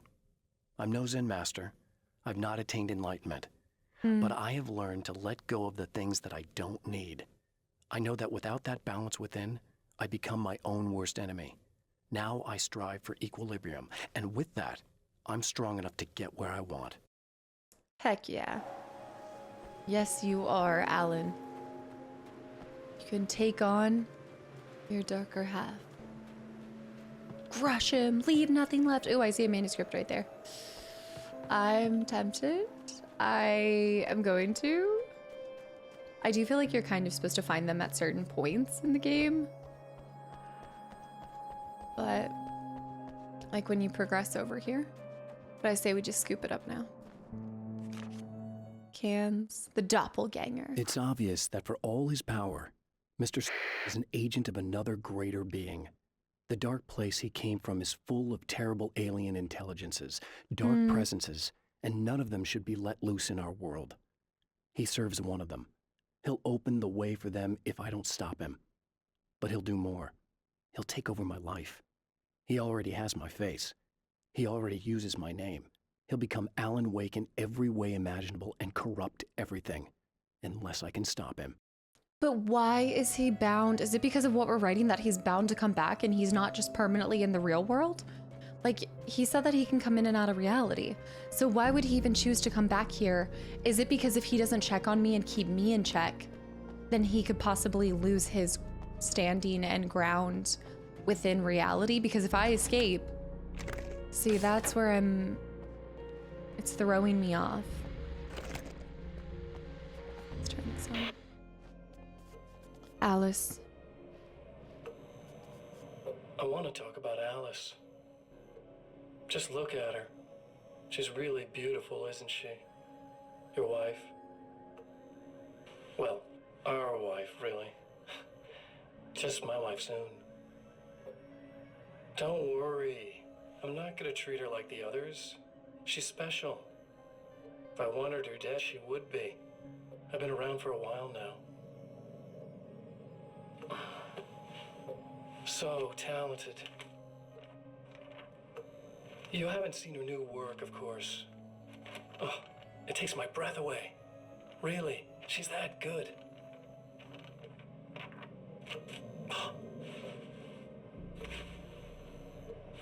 Did you know that I've got a wedding ring, too? We're that similar. She's seen me a couple times, you know. I've let her catch glimpses. She thinks she's imagining things, of course. She thinks you're dead. It might as well be. I mean, even if you manage to keep surviving, you'll be in my trap forever. So I'll go to her. It'll be an amazing moment. Oh my God, you're alive. I'll be the good, loving husband for as long as I can stand it. She'll love it. She'll see through it. And then, one day, somehow, it'll happen. Maybe I'll slip up, she spots something, or maybe she just starts running her mouth. And then I'll do it.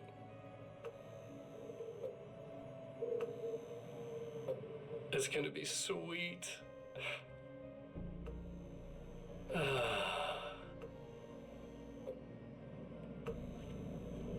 My darling wife.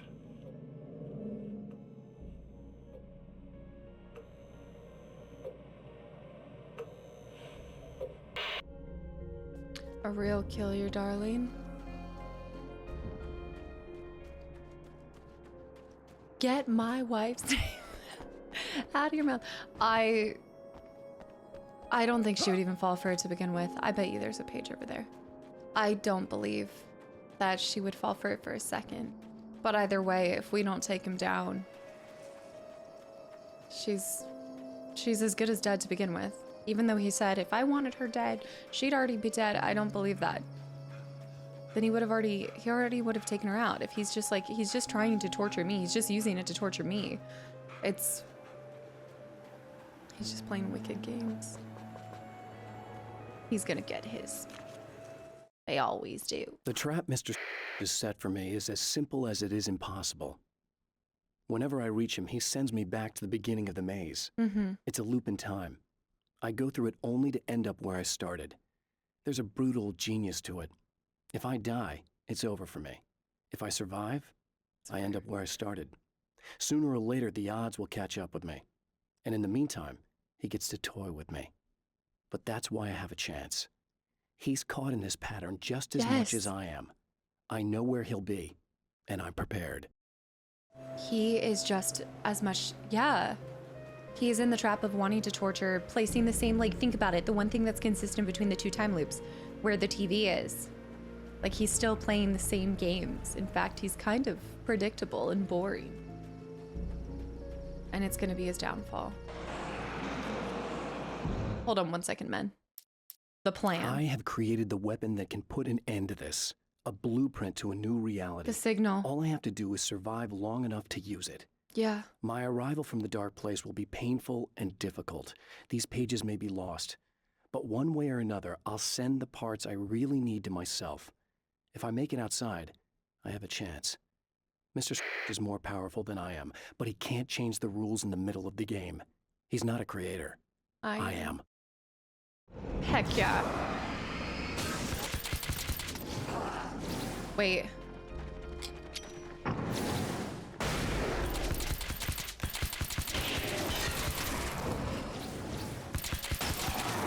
There are starting to be more, though. So if we die in the darkness, you're dead for good. Is that kind of what we were taking from that? We have 6 pages left. He's gonna be caught in his own web. I think the spiders are kind of apt. Let's see. We'll have to change that. We'll get back up to her. But this is good, y'all. We can see the way out of this. This is our world. I mean, it always made sense. Now it makes more sense, though. Like, the fact that this is so similar to what he wrote for Night Springs. I mean, the whole thing has always felt a little bit like a Night Springs episode. Every time we saw Night Springs, it just felt exactly like that. Trying to catch glimpses from all the sides, making sure we're not missing anything. Okay. It's time. Let's kick this thing off. You again? I'm really just here to get the keys so I can get the power back on. Gotta go. Do you want to hold me down? It's okay. I know you like that. Yeah, I'll just grab the keys. I could be like your wife, little wifey, waiting at home for hubby. Or you could be the mailman or the neighbor. I'm gonna go. I'm already married to someone who isn't crazy, thanks. I'm just gonna go and get the power back. Okay, that was kind of savage. Look, I may or may not be back. I have the access code to the booth already, so once the power is on...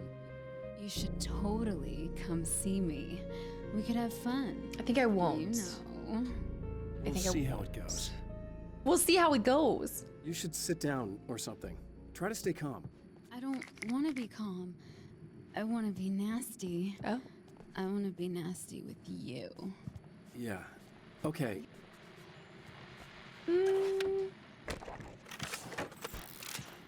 Not today. Not today. I'm gonna listen to that, but let me... Oh, there's nothing else to say. This time around, he's a little bit less, I was about to do the weather, but I see we have a caller. tender's not the right word. You're on the air with Eddie. Understanding. Hey, Eddie, it's Ricky. You talked about fate before. You think about that a lot? Not a lot, to be honest, but I take it you do. Oh, yeah. Oh, yeah. Any conclusions you'd care to share, Ricky? Well, we've got free will, right? That's in the Bible and everything. Yeah, right, sure. So free will, right? Am I right? I mean, if we can do what we want, how can there be fate? I mean, you don't know what's going to happen next. So there's no fate. There's just people doing stuff. Well, I don't know, Ricky. I don't suppose you have considered the possibility that we're all here in the service of a greater purpose, Incomprehensible to us, and that what we take to be freedom is nothing more than the move of a pawn on some cosmic chessboard, limited in scope, subject to the whims of unseen players, existing only for their entertainment. Or perhaps we're just a twisted reflection of actual events that can happen elsewhere. Could it be that such is life in Night Springs? Dude, what? Food for thought, Ricky. Food for thought. Food for thought. Food for thought. Right. Okay. So, let me just see if there's anything over here. I don't think so, but the Night Springs guy took hold of, Eddie there for a second? Huh. Eddie. Oh, great. Getting it yet, Are you kidding me? genius? Am I getting it yet?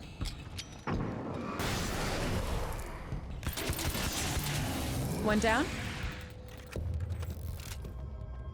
Okay, we make it over there. That's the one that I threw out. That's the used one. I don't need to heal up, but let's pop over here. Oh. Nail gun ammo. I have 30 manuscripts. Hey. Okay, I'm gonna switch to the sawed-off shotgun. Oh, wait, no, not if it's a replacing my... No. No. Also, not only for the amount of nails that you get to keep in this sucker, it just is better. It's such a unique choice of weapon. Although now maybe I'm no better than Mr. Scratch using the nail. What? The dark forces again. Oh, snap. Flying cars! I'm in the wrong spot. Oh, I'm about to get domed. Oh. I don't even think I was supposed to be there. Let's drop this. There's the crowmen. Crowmen! Get that guy. Drop this. There was somebody behind me, I think. I can't tell. Break this. Drop another flare. There's so many flares, it's okay. Where is he? 2 crow boys. One down. Okay, keep rotating. Beautiful. Let's grab ammo in here. There might be some more flares. No, I think I used all the flares. Shoot. Okay, we need to restore the power. I still am gonna go back and check on her, not because I'm tempted by her wily ways, but because I'm a gentleman and I'm gonna turn the lights on because I don't even think that she has the power within her to turn the lights on. Not because of that. See that? More. You're like a little hamster in a wheel. Go ahead and keep running for all the good it'll do you. Yeah. creating a little bit of a funnel here.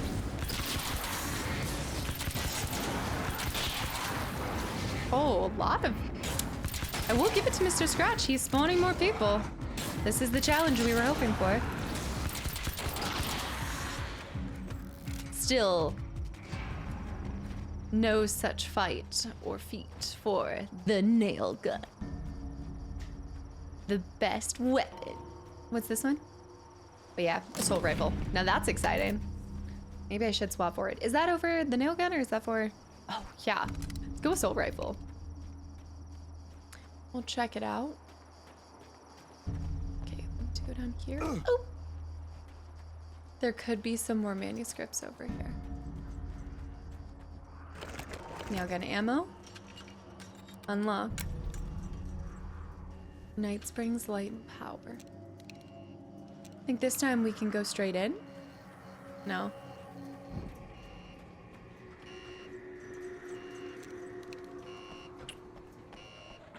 We got some ammo refill.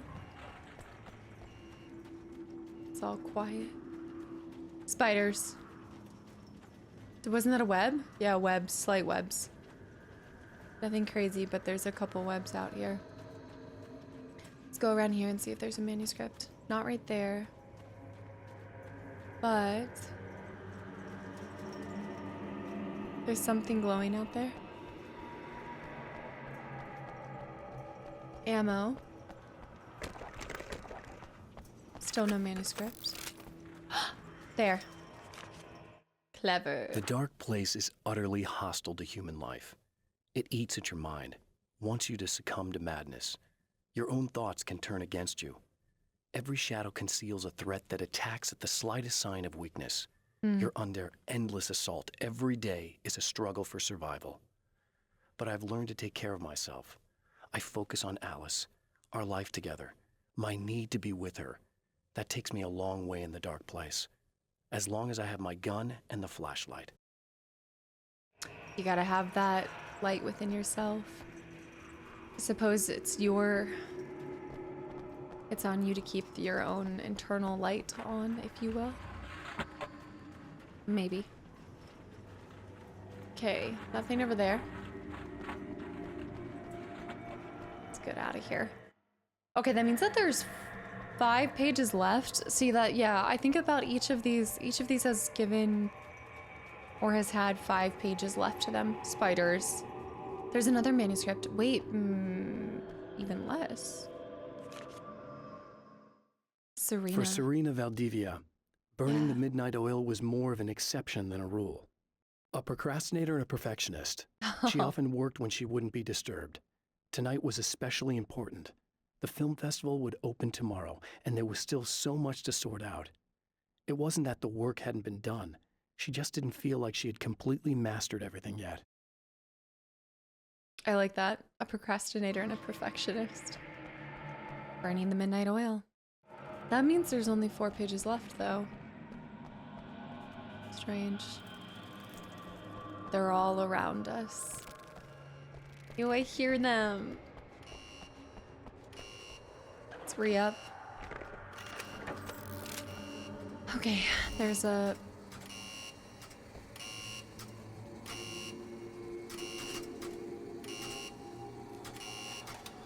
I think it's just this. Yep. Just the middle. Here we go. The spider's rolling. Is he particularly afraid of spiders or something? Did I miss that part? Must have forgot about that. Stay right here. The light is obnoxious. Whoa. Ah! Leaping lizards giving face huggers. Ah! Why? Ooh! Go. Go, Alan, go. Oh no. What? Oh no. Spiders.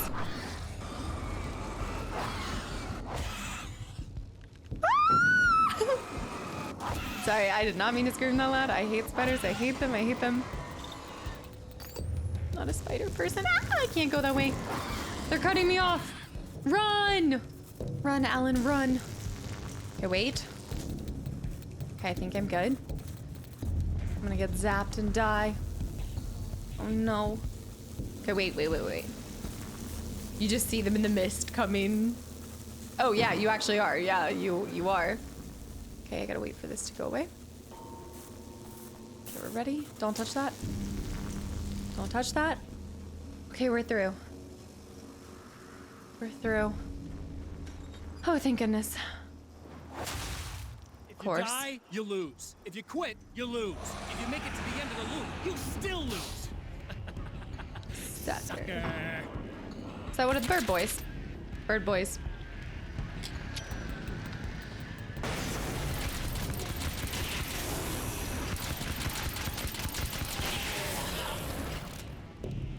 Well, I can tell you I'm not dying. And even if I make it to another loop, I will find a way. We're going all the way back up here. Projector building, but I think we should go back and check on her. You know, like she's not deserving of having this targeted at her. That guy again. How come every single time it's the darkness is swarming around it? We've got a bunch of ammo in front of the building too, but I'm going back to check on her.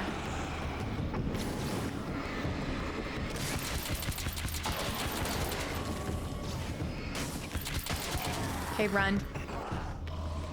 Run. Keep an eye on the forces. They might even become disinterested if I get close enough. We've got light. We can keep it up. Keep it up. Oh, they went into the high beams. Suckers. Huh. I'm getting back to her first. I'm a good guy. Yeah, look, the lights aren't on. If we don't go in there, it won't... Unless she's dead or something.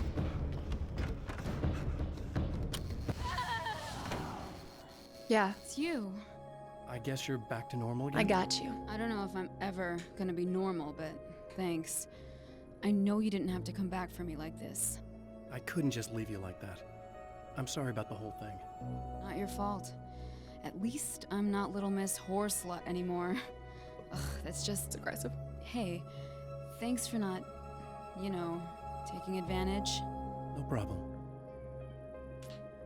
You don't seem too weirded out even though this is happening again. Honestly, that pales in comparison with having that thing inside my head. I mean, it's crazy, but... Oh no! I understand. I can really mess you up. Plus, this is weird.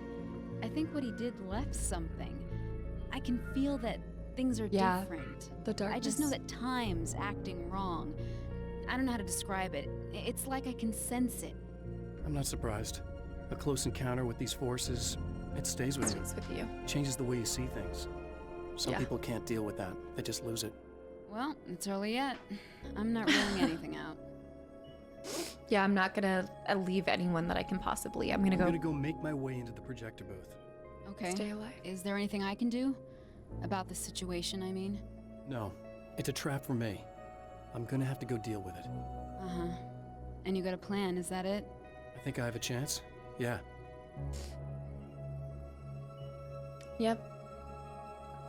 She was a friend of Alice. She knew Alice. Alice, I wouldn't be the guy that Alice fell in love with if I left her. I don't believe so. Okay, with the lights out though, it does make it easier for us to see any manuscripts, but I do think I think I did encounter and find most of the manuscripts. So now we just need to get rid of that darkness. So what is it this time around? How do we break the darkness? Destroy the dark fountains. Same fountains, same areas. One on each side and the center point. Let's do this.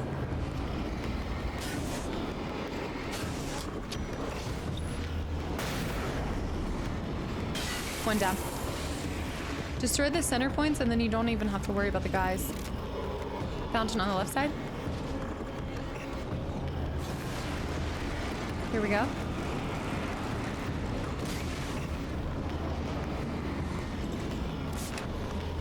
There we go. Got 9 light bulbs. Good. Bye.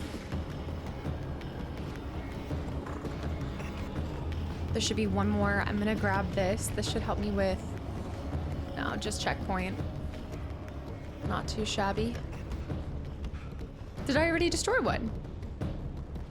There's a fountain that hasn't been discovered yet. Is it that fountain?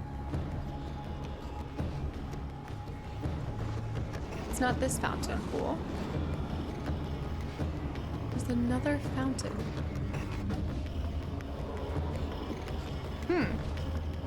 Oh, I see it, I see it, I see it, I see it. That's right. I just have to follow the stars. That is really nice that they added that. Not getting close to it. It's on the back side of the house. This is how they get you to get those manuscripts that are back here if you don't just find them on your own. You go towards this thing. Here it goes. Oh no, I don't have any more. Oh shoot, shoot. I don't have any more flares. We gotta destroy this fast before any more spawn. There's more spawning. Come on!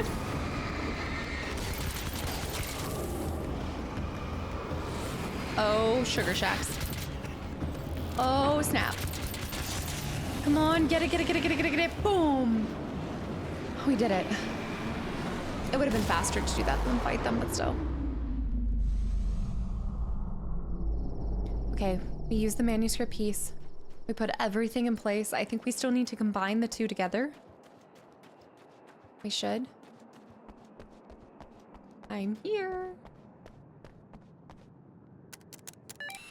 The champion of light knows that the time itself is about to end. At least for him. He can feel the dead end rushing towards him. But there is time to act. Incomplete or not, he has the weapon. He has. I have the whole thing. But maybe it's enough. No, I don't. It was late at night. I don't have the full thing. That's okay. No, it's not going to be enough. I think we're going to have to do it one more time. The summer was almost over. August. There was a film noir poster visible. Are there any manuscript pages or anything in here? A film noir poster.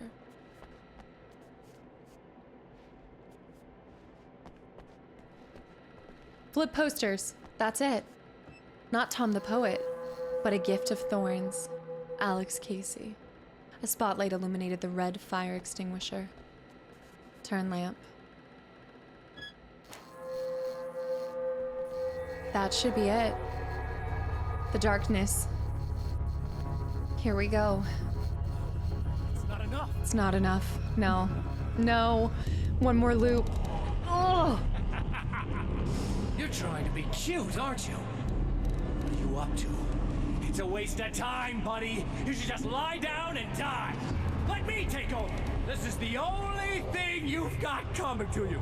From here to eternity. No matter how many times you come back.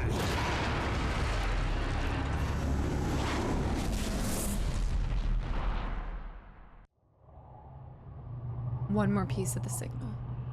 One more piece.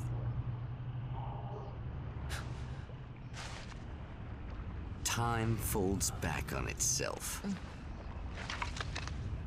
Again, his senses scream as the very impossibility of what is happening assaults them.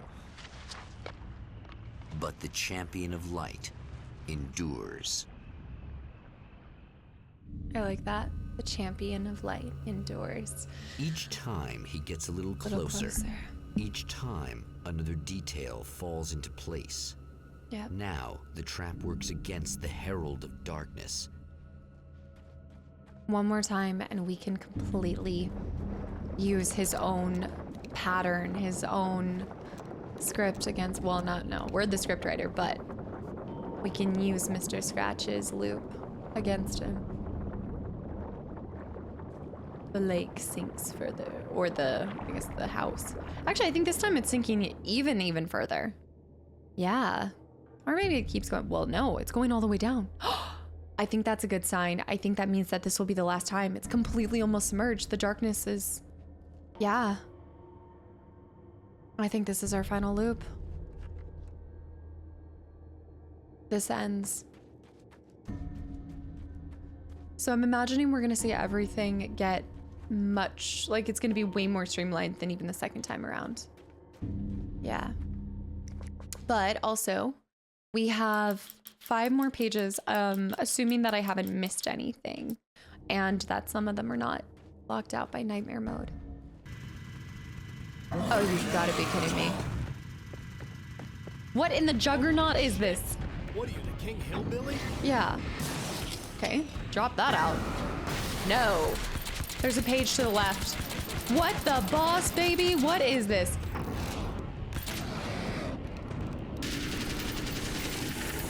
I think it's time for the assault rifle. Yeah. I think some things call for an assault rifle, and that's just one of them.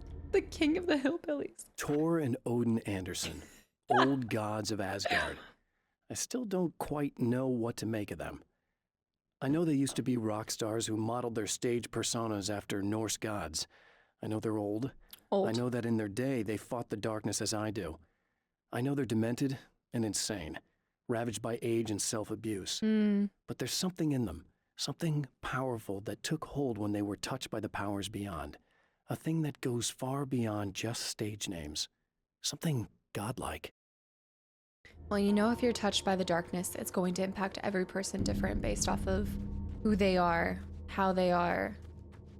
If they already had this, these personas that implied a godlike nature or even like revered that, looked up to it. Right on cue, bubbling to the surface from untold Everything's in depths, place, look. the horrors come. Look, it's all in The emerging place. monsters do not expect the warm reception that has already been prepared for them. Right. But before we do that, we want to make sure there's no scripts. Grab that. Everything is prepared. But I'm not ready to lose my ability to access the potential discovery. So let's do a quick glance down all of these sides. I'm gonna hold off on all of that. I'm gonna spend this time searching for all of the manuscripts, and then we'll come back up here. And then we'll do it. They're all gonna be in different places. We never had one right there. But we also only have 5 more. 4 more. We only have 4 more. So they're gonna be in somewhat unconventional spots, different spots, or just near old spots. Manuscript pages.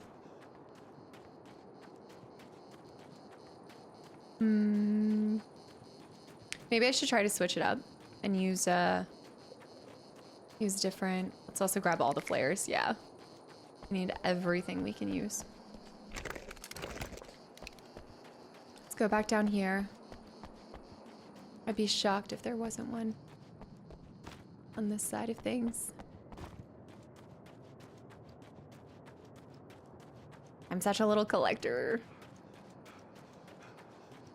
I'm a completionist at heart, which means I hope I didn't miss one in the earlier ones. I'm gonna go all the way to the side here, then we're gonna go over to the other side.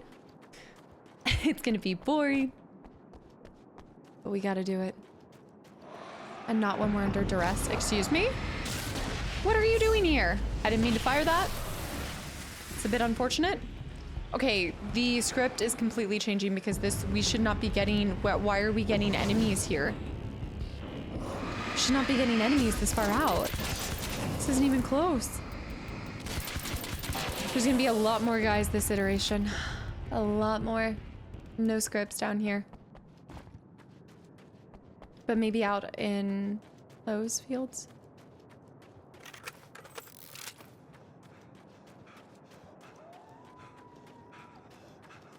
That's that building. We're not gonna have to access that building again. Nothing. I still feel like the sun's rising more. Like, even though it's the same again and again, it still feels different. Nothing.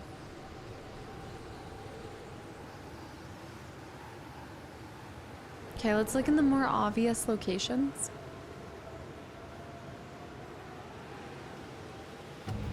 Let's do the time warp again. That one. It's just a jump to the left. Look for anything glowing out there. Anything glowing? Let's go down here. I think that there could be something here this time around. Since it was unlocked due to the one thing that we had to snag, I wouldn't be surprised. And we might see some enemies out these parts too. No, it's blocked off again. This is how it was the first time around. No access. Clever game. Nothing down there. That's a real nuisance. So you obviously don't know what you've missed. I did not realize that was gonna hit me. You just have to hope that you're gonna find all of them here, but it's a great chance that I missed them in a previous chapter. Or loop. Unless, no, they would be, no. Because we only ever found a certain amount of them. So it's tied, they're tethered, the manuscripts are tethered to the loop. There's no way that, yeah, there's no way that they would like keep them into the next one. Hey, here's one, 3 left. And then Mr. Scratch. Emma wasn't sure exactly when the man arrived at the motel. Let's check on our first two. But from what she could tell, the party started almost immediately. It was infectious, spreading from one room to another. He was mercurial, almost as if he was flickering through the scene, telling a joke here, throwing an insult there, oozing sex and violence and excitement. She had never seen someone like this before. He looked at her and smiled, and she felt her heart flutter a little. She knew he was the kind of man mothers warn their daughters about, but she told herself it didn't matter. This is the classic. Why are we attracted to toxicity? What is it? The need to fix somebody or be the exception? I've been thinking about Barry. I don't know what to do about him yet. Don't you dare. I'm not going to keep him around, that's for sure. Al? Ugh, little parasite. Sounded just like him. Your best friend. Really? That's the best you can do. He's a good guy. I actually kind of like the guy. He's a plucky little butterball. He plays the clown. That's a hard road to take. But I don't need him sticking his fat face in my business. Dang. Did you know he's been hanging out with the sheriff from that shitty little town? Oh, They keep in touch. Sarah Breaker? Barry's about the only guy who insists that you're not dead. Harry. How about that? Of course he doesn't believe it. He knows. He saw the darkness. I might keep him alive for a while. Just to see him go to pieces when I fire his ass. Yeah.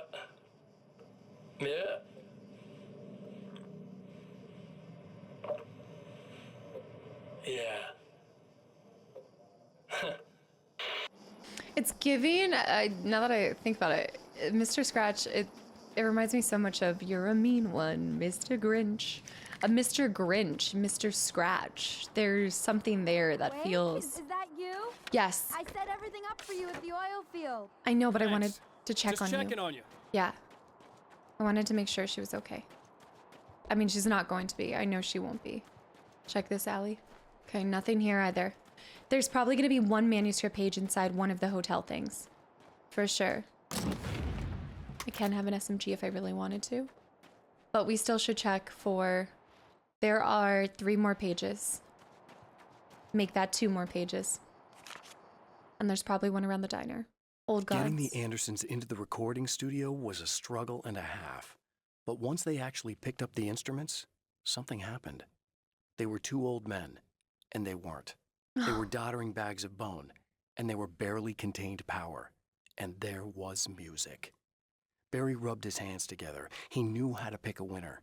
Now all they needed was some direction on how to make things a little more modern. Barry had never produced a thing in his life, but he knew what he liked. He knew Balance Slays the Demon was going to be a hit. Kind of like the Valley of the Shadow was their last one, right? Something along those lines. Barry's got this. Barry knows how to pick a winner is a really sweet way of him also knowing that that's what he had with his friendship with Al and believing in Al. Can't do it quite the same way. Ow. I can do Alan. I think there should be one more page somewhere around these parts. The Giant and Barry and the Old Gods. You're a mean one, Mr. Scratch. Might be just because the holidays are coming up, so I've just got it on my mind. Wait, this isn't normally open. Is it? No. It's not normally open. Is that a page? No, flares. Oh man. Although these flares are consistently here. But I can't carry anymore. There's 2 more pages. There's nothing else in there. 2 more pages. Wait, there's one. That's one. That means there's 1 more page. And I think it might be inside one of the hotel rooms. I'm hoping. I hope it's not something that I've missed. There. The Barry. Anderson brothers should probably have been in a facility somewhere, despite their tendency to escape from such places. It could be argued that they had no business being on tour, considering their condition. Their lives mostly revolved around the laundry list of ailments and their endless quest for liquor. But Barry Wheeler managed them now. And whatever else they might say about Barry, he knew how to make things happen. And honestly, it wasn't like the Andersons were the most difficult clients he ever had. I bet I was a proper pain in his butt. Okay, guys, we're gonna do this. We're gonna go ahead and fire this off. And then we'll get a read on if the last script is in one of those hotel rooms, because we'll still have that part.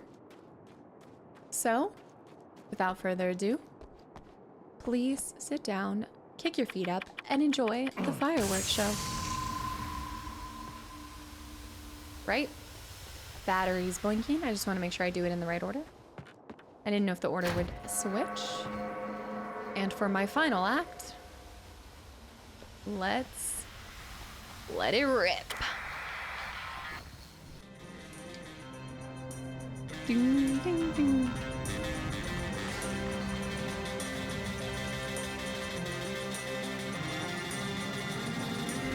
I think the frames are just a little bit faster each time.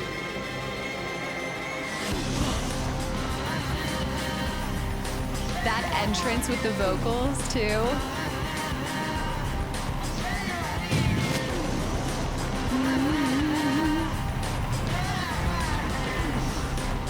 Such a perfect song. It reminds me of like how the songs in Tales of the Borderlands were so perfect too, in that same kind of way. That just was electric. It fit every single scene. If you're gonna use, I feel like the inclusion of lyrical, like songs with lyrics in them, you have to be picking the perfect one. Like it can make or break the scene and the situation. Next up, Saving Emma. Yeah, but I don't think we're gonna be able to accomplish that. Also, no lights on. Oh, you've gotta be kidding me. Listen here. No. No. Enjoy the light show. Grenades. I think I'm liking I might actually like the assault rifle more than I expected to. There's gonna be more. Is it bad that this time I just went, oh, he's gonna be right along to save my ass? More guys. As long as I show up, I guess. Yeah, no kidding. Hold on, I saw that guy. Oh. Okay, keep my back to a wall. Side. Bird boy behind us. You. Oh, I'm running out of ammo. Where's the bird boy? Come here. Land, damn it. Fly, my pretty. Okay, reload then if you're gonna take your sweet time.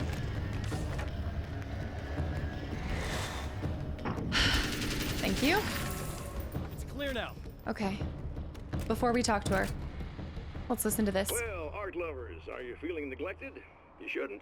You know Eddie Rodman's got love for you, which is why I actually hauled myself out of bed before noon, just so I could record an interview for your pleasure. Oh. Enjoy. There. As I'm sure you all know, The last page. the annual Night Springs Visual Art Show is coming around again, and that's a big deal for all of us that are in the culture business. If you can call it a business. That's a little controversial, I know. Oh, that's okay. Money makes the world go around, no doubt about it. And that's one of my guests here at the Wait, studio, Serena. Valdivia. She's a curator Yeah. at the Night Springs Gallery of Visual Arts, and she's in charge of the NSVA Film Festival, held this year at the old Night Springs Drive-In Theater.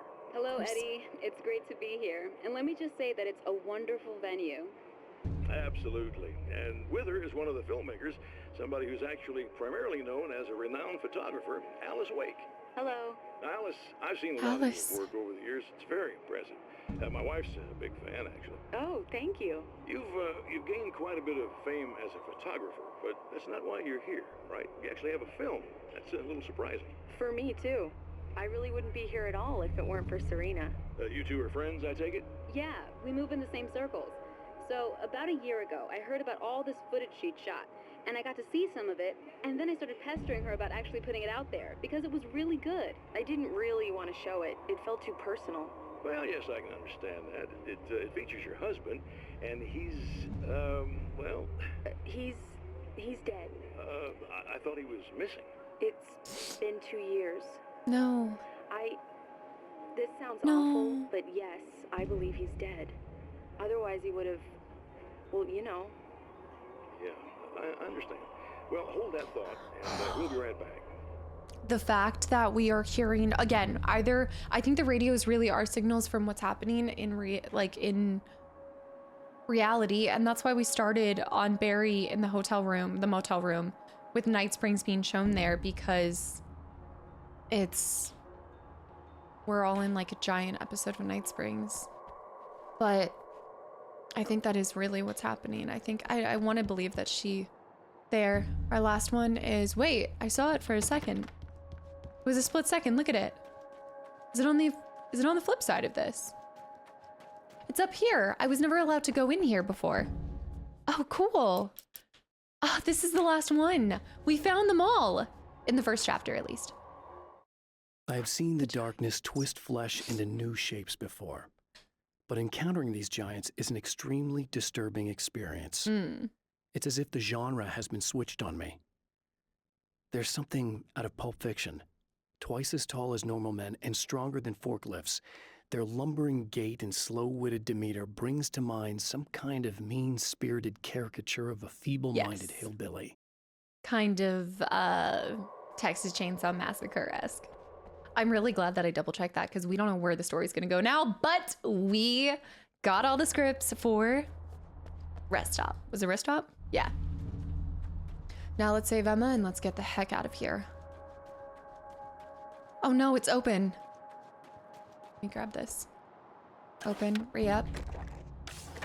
Emma. Yeah. Oh, thanks for saving me again. I'd hate to die before I'm scheduled to be murdered. I guess I have you to thank for setting everything up at the oil derrick. Yeah, well, I figured that if we were going to go over this again, we might as well try to be smart about it, huh? I appreciate it. You took a big chance doing that. Are you okay? What do you think? I've died twice. I remember everything pretty clearly now. You said I was gonna be okay. I don't know what happened. It's not your fault. I think one of those, what did you call them? The takers? Taken. I think they did something to the power and they got me that way. Yeah. I'm sorry. I got the keys from the dead guy in that room. And I'm not handing them over until you do something about this. I'm sick of getting killed. Fair enough. That's fair. Yep, that's fair. Save her by securing the fuse box. You seem calmer now. I tried freaking out. It didn't do much good for me. I guess you get used to the craziest stuff. Good for you. Plus, I figured I'd take the edge off, you know? Mm-hmm. Those herbal supplements are pretty good, huh? Oh, yeah. Nice little tea here. I wanted to try to explain things to you now since you're calmer, but maybe this isn't the best time after all. Oh, shit, yeah.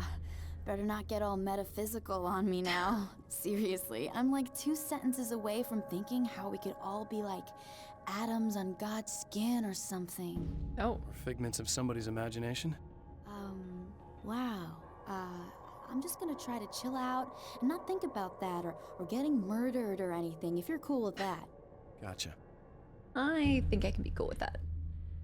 All right, we picked up the nail gun. We have that. We secure the fuse box, and we'll save her. We can do this. Let's go back to the nail gun. Okay, so we are coming back around to this part. I remember seeing this. Oh, here we go. Flares out. Hit that in the corner. Nice explosion there. It's running behind the building. You. The caricature of a hillbilly is what's stuck in my head. Okay, secure the box. Switch on. But how do I, like, that doesn't feel like securing it. That feels like I've actually opened up the box for them. I don't know if I like that. But I guess I don't have another choice. Okay. Okay. I really don't think they can get to the power now. Thank you. That's a relief. Here's the keys that you needed. Thank you. Hey, I have to tell you, at the diner, I went there with him. The guy who looks like you, okay? I know I said that I didn't. Yeah, I figured. Okay. Want to talk about what happened at the diner? There was this guy from the observatory, and he just attacked the poor dude, smashed his face into the tabletop a bunch of times. It was horrible. I didn't know that he was gonna do that. I swear.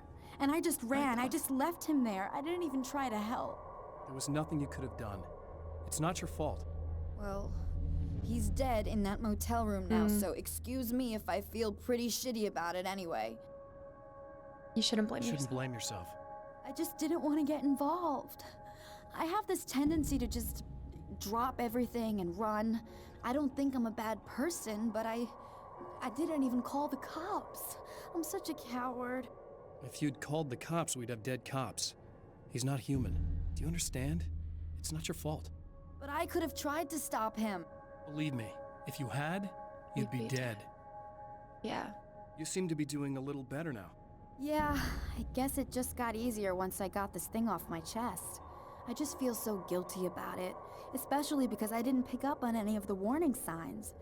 I just really liked hanging out with him, you know? I feel like there were warning signs. And charming and funny and hot. The way you could be, I guess. I guess.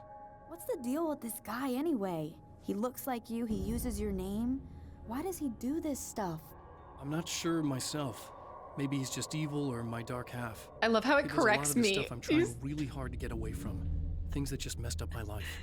I guess all those murders don't help either. Yeah, I could do without the murders and the end of the world. Yeah. I need to get going. Listen, I need to get going. Yeah, go. I think I'm good now. I hope. Good luck. If it all goes well, maybe this is the last time we meet like this. God, wouldn't that be great? Just keep those lights on, okay? He's like, stop making my neck hurt. Okay, so we need to check out every room except for the one that Mr. Scratch killed the guy in. So we'll start by doing this one. Yeah, it's the same. I guess it is the same 3 ones. I guess it is. I don't know why I thought they were different. Okay, flare here. We know that there's no manuscript. Kind of like this motel courtyard. I think you could put up some chairs here, have a little patio. I mean, look, it's kind of cute with that. Get some live music in here, have some dancing. I'm gonna heal up. This motel room. Oh, flashbang. They're gearing us up for war. I remember that couch being there. And I like the sheets. Here we go, guys.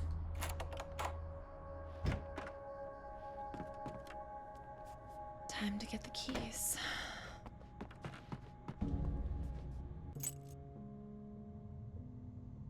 I guess she's safe. She didn't end up... The fate of countless individuals hangs in the balance, threatened by the machinations of the Herald of Darkness. And yet, for a moment, the champion of light breathes a little easier. He has saved one life. For this moment, it is enough. And soon, perhaps, he can put an end to this. The storytelling is perfect. I love this use of a time loop. It's relevant to the story, to the dynamic and of Night Springs between Mr. Scratch and Alan, and like it's just so well done. Returning to the observatory for what he hopes is the final time, the man feels anticipation and dread in equal measure. Soon, I see a sheet. He knows he will have what he needs. Yeah. Let's finish this. Let's get our last signal too. I'm so excited to see what that final signal is. Hello. Oh. I was expecting you. I've already taken care of the imaging array, but Nice. you should still look into securing the primary coolant flow. With some luck, you may be able to light the area before these things even show up. Perfect. And again, like the fact that you are getting, how many do we have?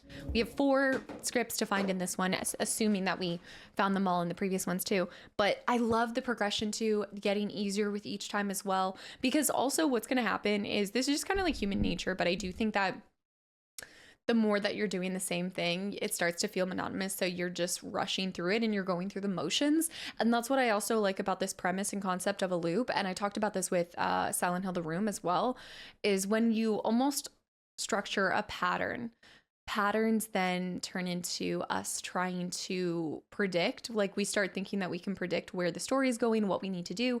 Therefore, we start to cut corners so it doesn't take us long to do it. And I think that's what Mr. Scratch is banking on. He's hoping that we get fed up. He's hoping to wear down our defenses, our sanity, like everything. It's brilliant. I love it so much, but I'll be right back. Let's crush this. I'm gonna start by seeing if there's any over here. We only have 4, which means they could be anywhere. I'm getting a weird sense of deja vu. That's kind of a freaky concept to think about too, though, because it kind of tells you that whenever you get the sense of deja vu, it's like, is it deja vu? Or, shoot. Or, is it because you're in a time loop? Ooh. I keep hoping that there's... Thanks for tuning in for the second part of our interview with Serena Valdivia and Alice award-winning Wake. photographer Alice Wake. Now, Alice, we were talking about your husband, Alan Wake. Is that a... Oh, I also wanted to say, though, I love the kind of double entendre of wake being like waking up, like, but also awake. Like you hold awake for someone, and yeah, the fact that he's presumed dead. Subject for you. Well, a little bit. Of course it is. The way I see it, we had our good times and our bad times, and on the whole, we had a lot of good times. He really made me happy. I don't mind being reminded of him. So you're over him? What? I don't know if I'll ever be that. Yeah, what kind of question is that? I still think about him every day. Literally. I still find myself hoping for... Well, sometimes I think I see him just standing somewhere, watching me. I think most people who lose someone they love experience things like that. But on the whole, I'm doing all right. 2 years is a long time to adjust, and I'm not really the type to wallow in the negative. Well, I know there are a lot of stories about Alan. He seemed to have something of a wild streak. That's not really what our show is about, though. Look, all that stuff really gets blown out of proportion. He had his problems, but it's really frustrating for me because people like to talk. They love to tell these crazy stories, and they never really knew him at all. Well, the character he created, Alex Casey, is a household name. The books still continue to sell. There's been talk of a TV series, a movie, a video game. Must be nice to know that his work is still being appreciated by so many readers. Yes, of course, but I don't really deal with the business side. I leave that to Alan's agent. That would be Barry Wheeler. Actually, I just interviewed him. He's currently in the music business. Oh? And he's also Alan's best friend. Do you two keep in touch? Or? We talk regularly. Like I said, he handles the business side. I think we should talk about her film. Yes. Yeah. I'm Eddie Rodman, talking to Alice Wake and Serena Valdivia, and we'll be right back. Yeah. Who asked that? So you're over him? Like, what? That feels insensitive for anyone, no matter how many years it's been. Who even asked that? Especially as a widow. Well, presumed widow, but still. It's a little bit on the strange side. That's how there's some moments with that makes it feel, again, like it's intentional and personalized to me to elicit a reaction from us as Alan. Oh, you know, like that doesn't measure up with it. All right, there's nothing back here. Nothing. Alan. Her voice sounds different in this one. I wonder if it's the same voice actress. Okay, we do have this way now. Secure the primary pipes, but let's go ahead and look for our stuff.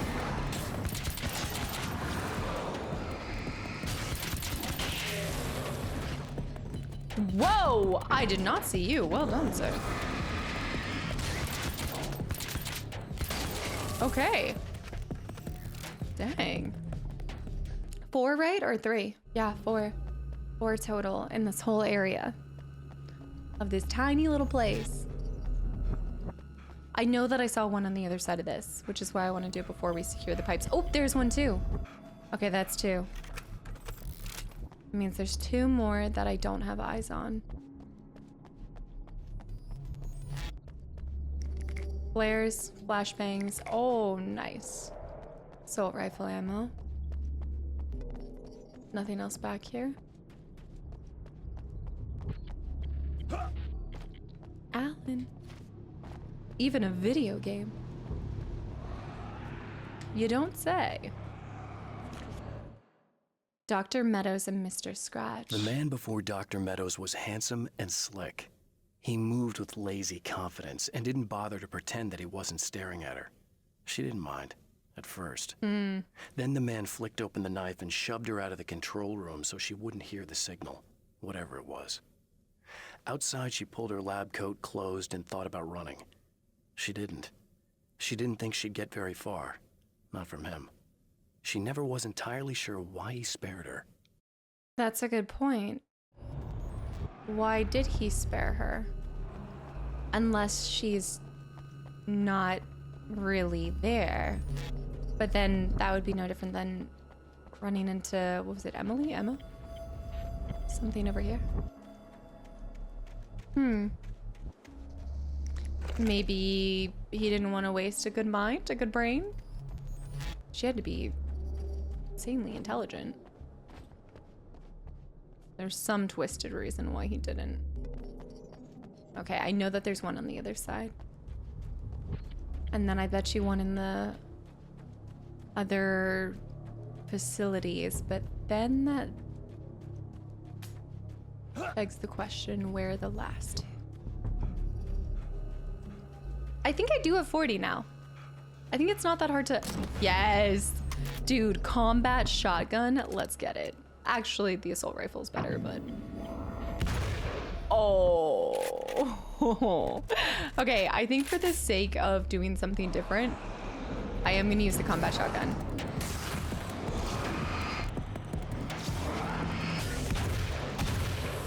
Excuse me? Yeah, you don't want to mess with this thing. Oh! That's amazing. I also like how the ammo instantly changes to whatever you need it to be. Also, this thing would be so heavy to lug around like that. Man. There's another piece. No, wait. Yes, down there. Wait, maybe. Yes. Down there. But that still leaves 3 more. Well, 2 more. 2 more. I feel like if there's any location that I missed a couple, it was here. I think the first cycle, I think I missed something. This act of creation is exhilarating and frightening. Subtext and symbols loom eager to take effect. Causality and consequence become domino chains that stretch into infinity. The more fundamental the change, the more unpredictable the variables become. Reality is too complex to control completely. Ordinary questions become meaningless. Who created who? What is really real? Everything is as real as everything else. You learn to let go of the things you can't control and go with the flow, or go insane. I think there's like a truth to that, even with life. I mean, there's only so much that you can control to a certain extent. And sometimes the route of it'll buff out is really helpful. Trust me, it'll buff out. Let's go around to the backside of this. I don't believe we missed one, but I think we did. The spiders, I think we missed that one. Guys, I think the spiders was the missing page because we're gonna get the new reality, which is the one that's gonna print out from the signals. So yeah, I think that we missed one. No, unless it goes back that far. Yeah? You think so?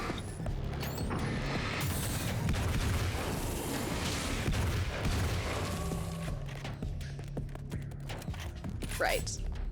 I mean, maybe, but the spiders would have been from the first chapter.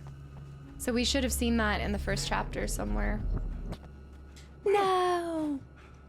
What do you want from me? I think we did check that. We're going around there. We went up there.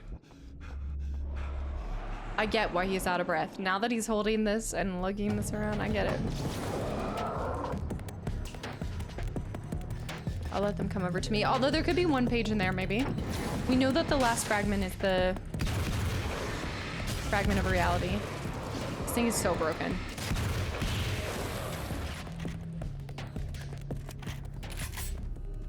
Do. I don't think there's gonna be anything over here. They're in very specific locations. Specifically random. Come on, one more.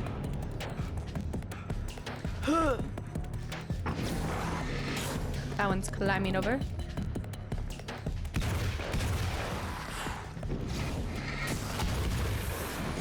Excuse me, excuse me, excuse me.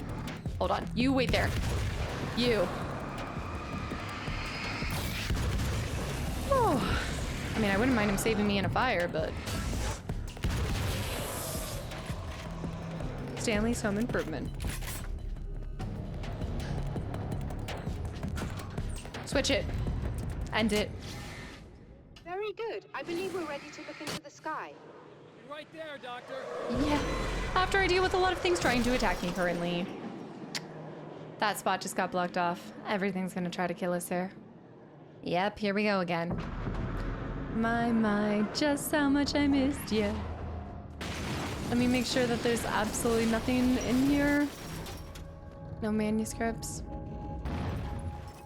Almost. I almost got them all. Also, I just realized the fact that I've received all of the manuscripts from the first one tells me there's nothing that's locked out by nightmare mode, which is really nice.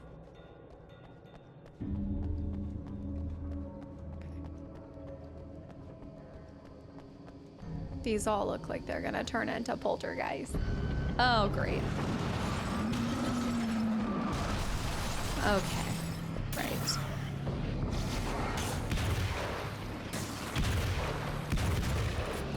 Oh!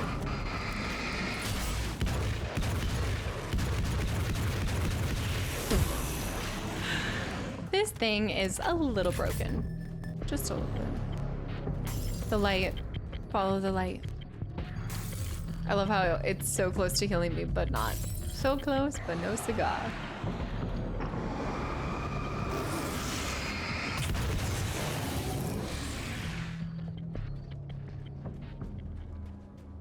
I'm coming.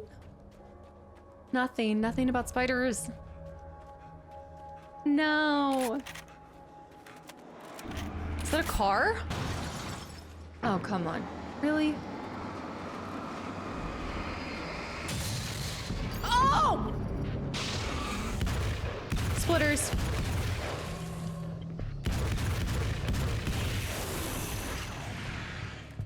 Oh, my heart. Man, Who needs a defib when you have... That's my last page. Guys, we did it. We did it. 15 out of 16, and the third one is the one that I get from the signal. The spiders aren't really the work of the animal. They're a side effect.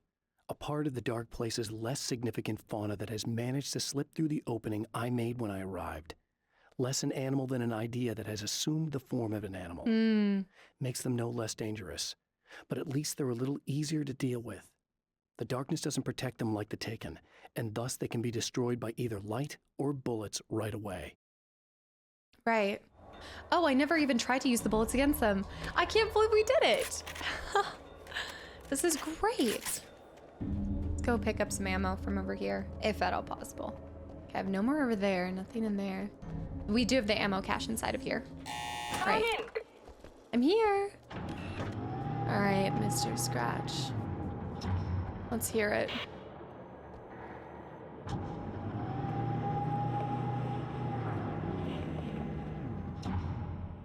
This is what you look like. Does that bother you? I bet it does. I'm not just wearing your face, you know. It goes a lot deeper than that. There's a lot of you and me. All the best parts. At first, I was just an idea. But they kept telling all those stories about you. You already had that rep. And then you disappeared mysteriously. And then the stories about bad, crazy Alan Wake came true. And here I am. That's the best part, isn't it? When that happens, you can always count on Cauldron Lake. Always. I'm just as real as you are. And I'm the improved version. No fears, no doubt, no weaknesses, no self-deception here. I don't let anything drag me down. Because he thinks he controls everything. I know you like I know myself. I know it bothers you that I'm like this, that I use your name, crawl my way into your life. But I only do it because I'm better at being you than you ever were.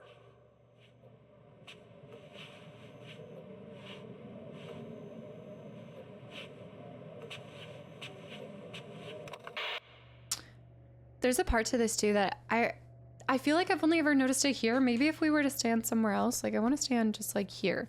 Does he start to like, is that just his nature, is to turn around and look at you and look around? Because I feel like I sense that all the time with that one particular. But look, like when he's standing here, he's not, wait, he might be. Okay, now he turns around. He's like, hey, is anybody controlling me? I don't know why, but I can't shake the feeling that that's what he's doing. He's kind of being like, hey, oh, my food's here. I'll be right back. Hold on 1 second. All right, let's find out our last signal. I guess she already placed it, right? Yeah, it's already in position. We can't complete the signal. Shoot. What?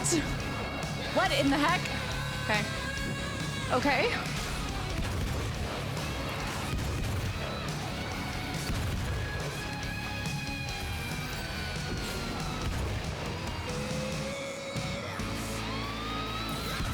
I love it. You. Yes, you. Enjoy. Exit light. Whoa, grenade. Let's go back up here. Open. Out of ammo? What do you mean out of ammo? Whoa. I guess we're going for this. Protect the elevator or defend the area.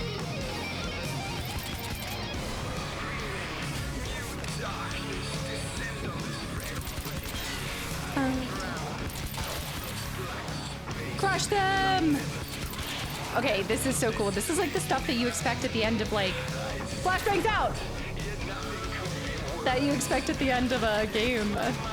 Woo! Okay, a cut-off flannel, are you kidding me? Flannel vest? That's just disgusting.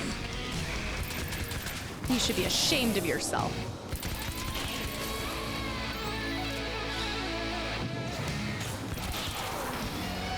Woo! That's how you defend an area. Woo! Heck yeah. Dude, this game is sick.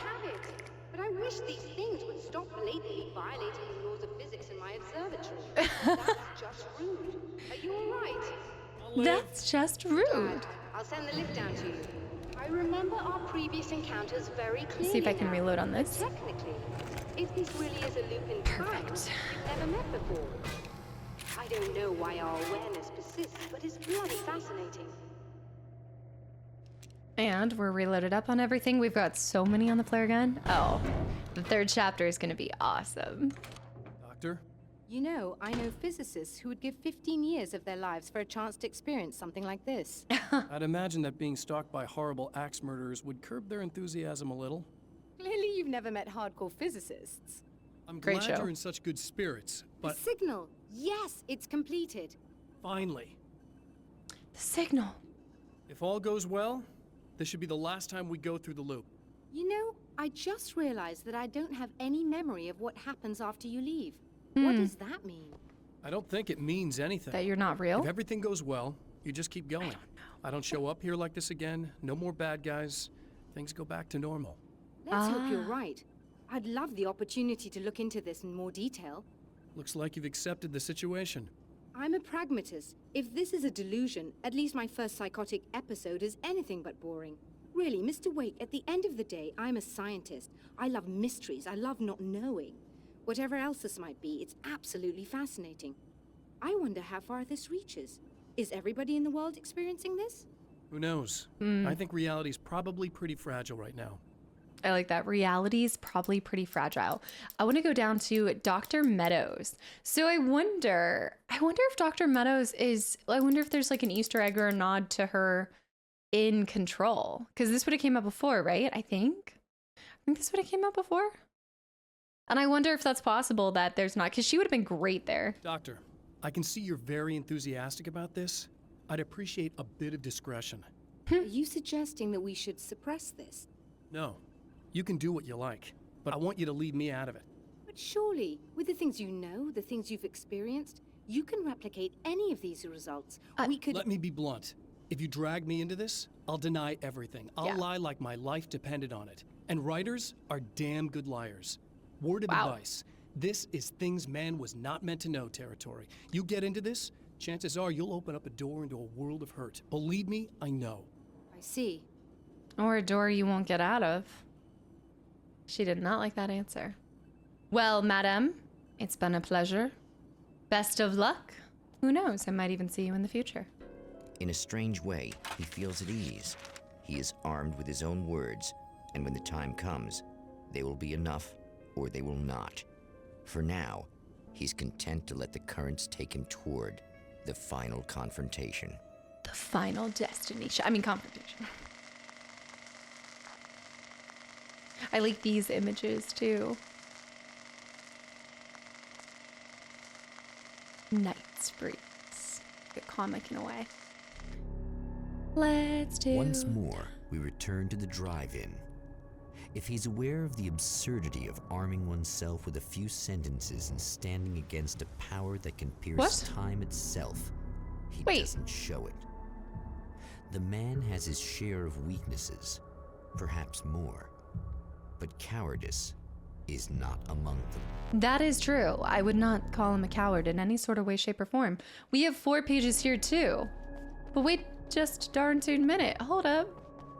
I think this is so that you are ahead of schedule. But then I wouldn't check on her at all. And I need to check on her.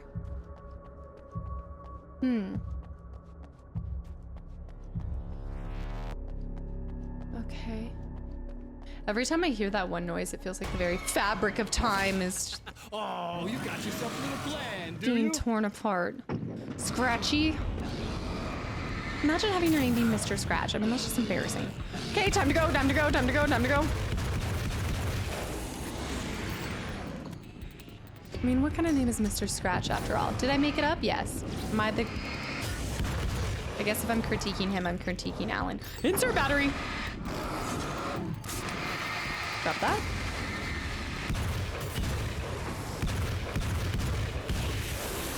There we go. Sticking with this weapon. Okay, we're looking for 4 manuscripts. Also, let's go ahead and read the one from the observatory. What's the I found her fragment film 3? from the pile of containers in the back. I threaded it into the projector. Yeah, her. I swallowed hard, staring at the screen, hearing her voice. The sunrise I remembered so well, only moments away. And then Mr. was there, nailed by the projector's beam, caught in his own trap. He shouted at me, first in confusion, then rage. And then the sun came up and things started to burn. Like a vampire. A creature of the night, if you will. All right, you know what I'm gonna do. Well, this map is kind of like the largest of them all. So I'm debating restoring the power first before, because we gotta go check on her anyway. I'm just trying to see. I feel like there's gonna be 1 manuscript in here.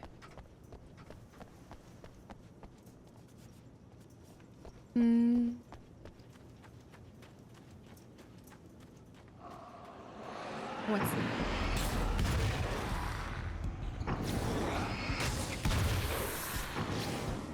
Kind of like how many there are. It's more like a full-out fight. Oh, the splitter, shoot. Right, leave him alone, don't touch them. Manuscript anywhere? Nothing. No ammo. That's ammo, right? All the way out there. Nothing, no manuscript. Let me see, I think that's just nail gun ammo. I will need to go. I will have to grab that later. But for now. Are you sure there's no manuscript in this area? And this is like an area that we have, oh, well. Right. If there was, sayonara.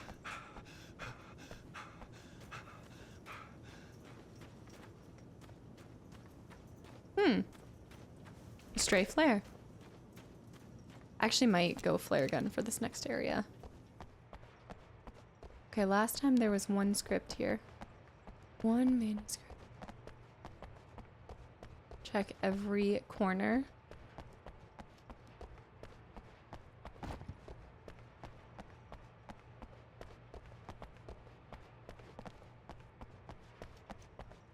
Nothing. What?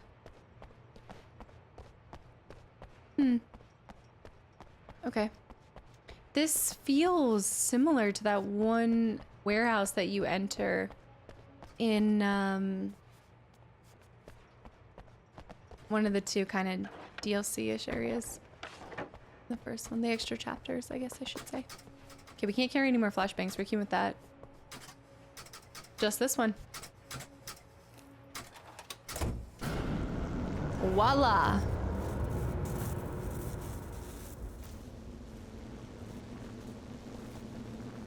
Enter the projector building. Why is nothing trying to attack me?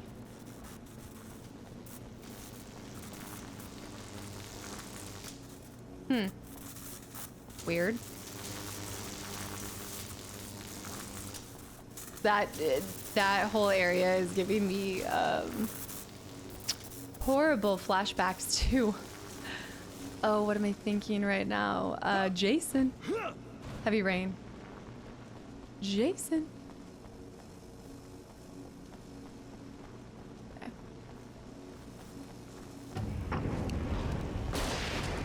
Boom. All right, let's switch back to this. Flashbang.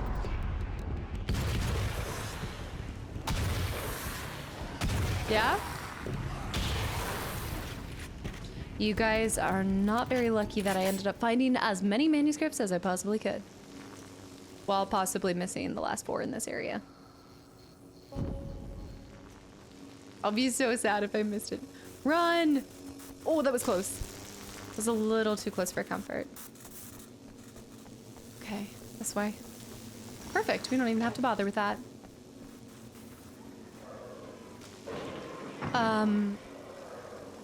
Darkness is acting erratic, like even more than usual.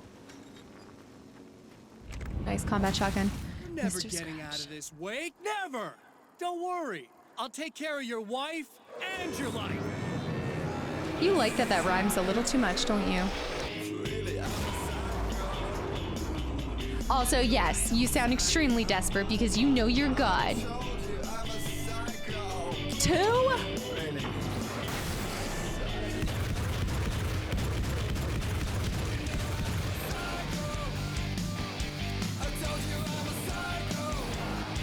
Gotta respect somebody that warns you.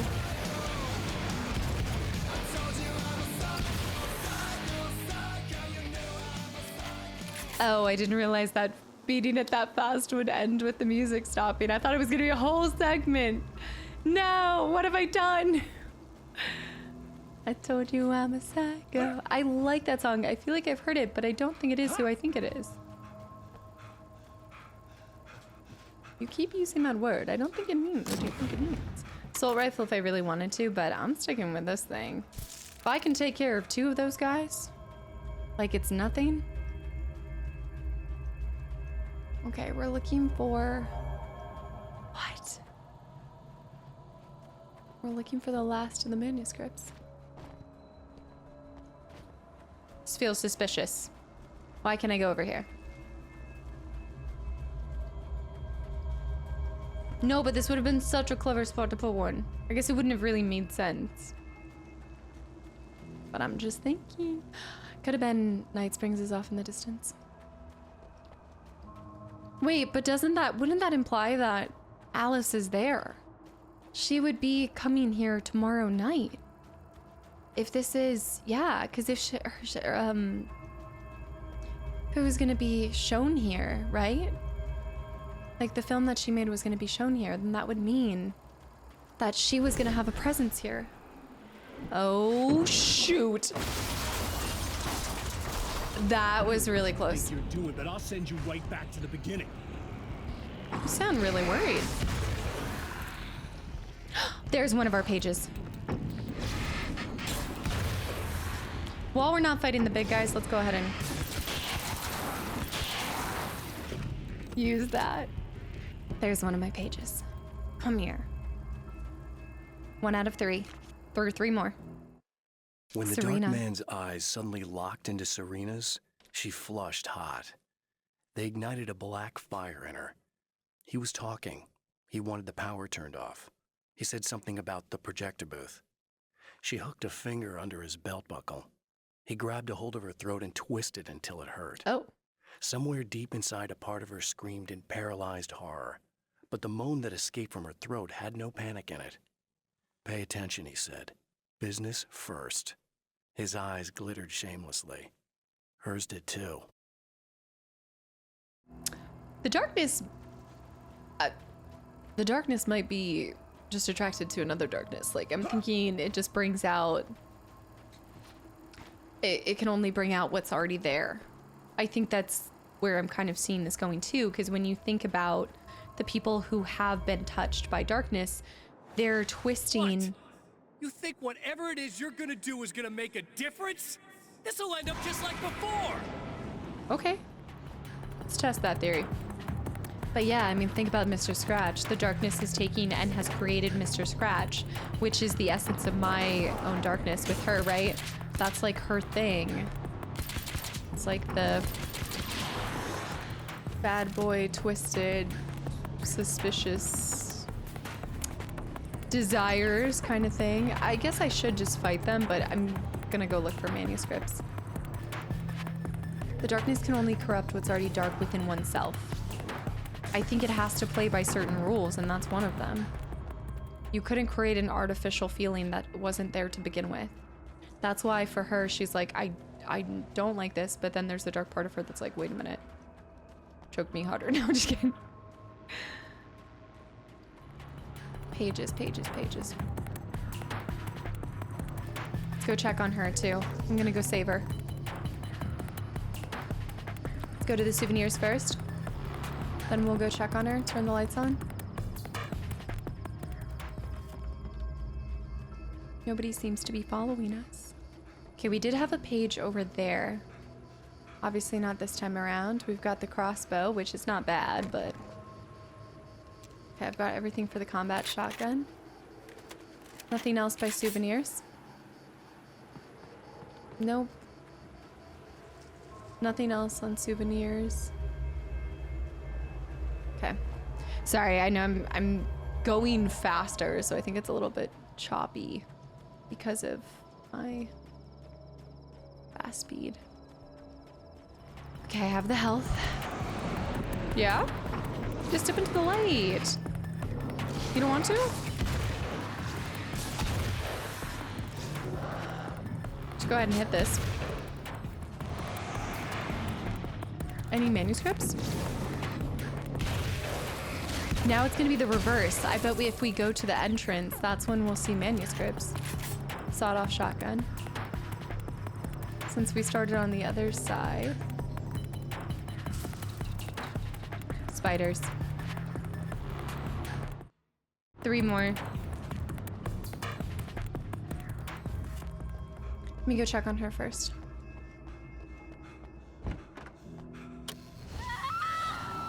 I should talk to her before. Hey. I'm hoping I can put an end to this now. You'd better. I really don't want that to happen to me again. It's like somebody vomited in my brain, like a sleazy movie that keeps looping in my head. I'll stop this, I swear. You know the part that's really screwed up? If you mess it up, it'll just keep happening forever, right? I don't think I can deal with that. Don't think about that. I don't think of anything but. But again, I just don't understand why she's being impacted by the darkness. Hey, afterwards, when all this is done, look me up. This thing, I can probably help you deal with it. I don't know. Aww. It's almost like I'm not even in the same world anymore. Everything's just weird now. Yeah, I know. A lot of that'll pass with time. But being touched by the darkness, it's rough on you. Sorry, I'm It's a looking process. And I just don't want you to get completely screwed up by this. Might be a little late for that, to be honest. Yeah, well, there's degrees. At least you're not at a point where you go around picking fights with people over not changing their light bulbs often enough. What? Never mind. Dang. All I'm saying is, you're not alone with this. And anyway, you're friends with Alice. So, Lamp lady's catching you know, strays. Any friend of hers. Thank you. All right, that's it. Poor lamp lady. Here's the last one. Hello, folks, and welcome to the third part of our pre-recorded interview with Serena Valdivia and Serena. photographer Alice Wake. That's trippy. The third one is being played with her right there. About the film. It's called Sunrise, and it really wasn't something I ever thought of as an actual film. It was just footage, things I saw and happened to shoot. It's not a medium I'm very much at home with. You shouldn't. Wait, like how she wanted to take pictures and stuff at the beginning of Alan Wake 1? Remember when she was like, Alan? Yourself down? You've got a great eye. Maybe, but experience is another thing. Because you're primarily a still photographer. Yes, exactly. So I'm really used to thinking of the world in terms of snapshots. I frame something and try to pick the right moment, and then reveal that moment to people. Moving images are a different story. I'm still learning a lot about it, to be honest. So this is a new thing for you? Or maybe I'm just a slow learner. But showing it like this is definitely a new step for me.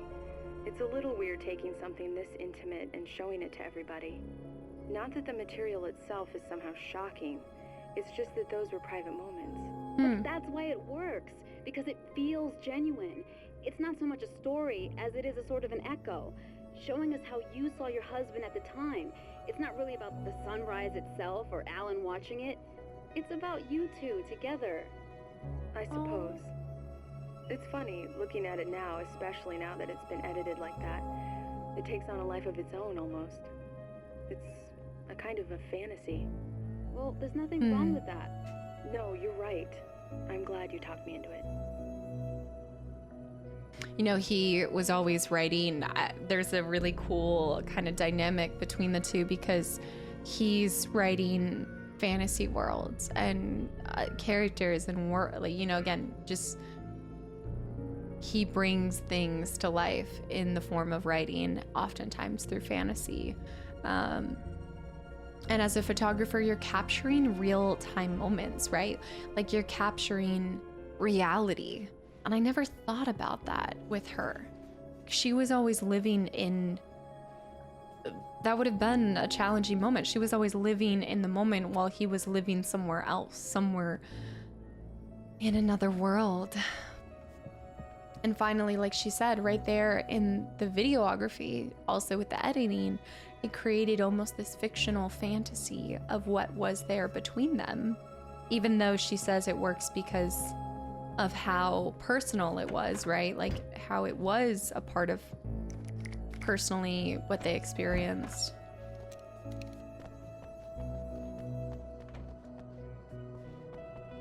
I go back and forth. I think I can see people, I think when you talk about personal, oh, there. It's personal, which makes it relatable because other people can understand it and connect with it. That doesn't mean that it shouldn't still be personal to you or private to you. I held the film canister in my hands. I saw her name written across it in big letters, followed by the title.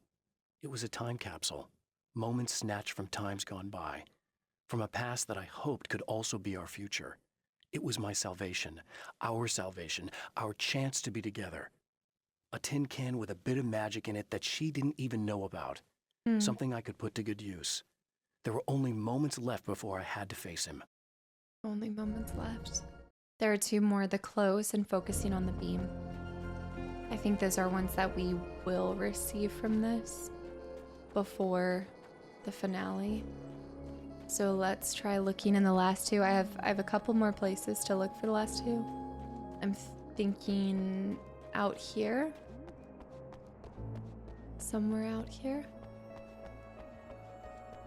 There was one right there a long time ago. In the first iteration, so I don't think we would see it here again. But I'm wondering if there's one on this side.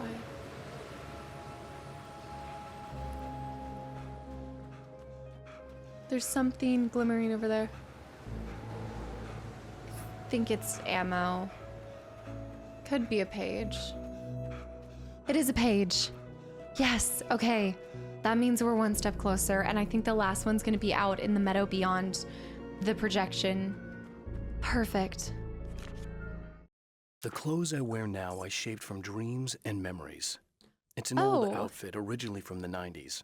The last time I wore it was when I was still writing and Alice and I took a vacation in the desert before our troubles began. There you go. The night before, we'd been at a party, and I had dressed to the nines. On that lazy day, I put on these old clothes, worn and comfortable. Alice made a joke about grunge. I felt a little embarrassed, but I stuck with them. We were very happy. I'm sheathed in good memories to remind myself of what is at stake.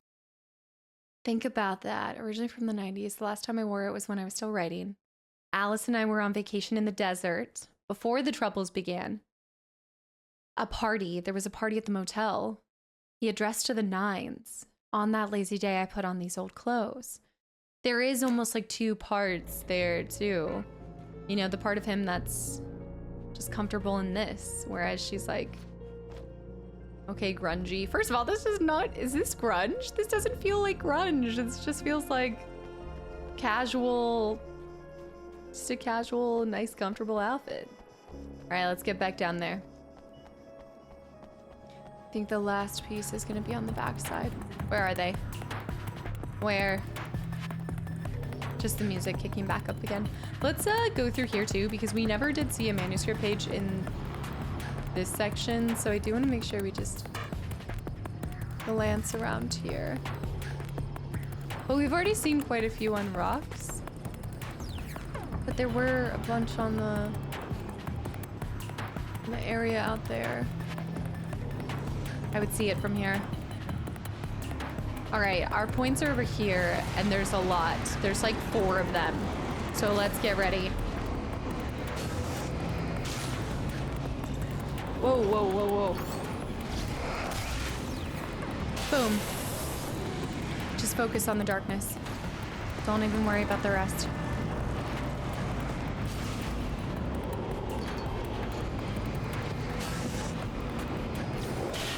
Another one done. 2 more. Mr. Scratch, you are now Mr. Screwed. That was bad, even by my standards. Protect myself. Bam. Okay, I'm going out here. I don't see any bright lights. But if there were some, I think it would be out here. Wait, there is a light, but I don't think, we already received one there. So I don't know.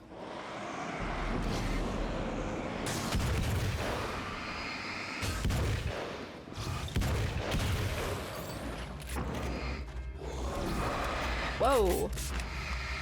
Gonna get a lot here.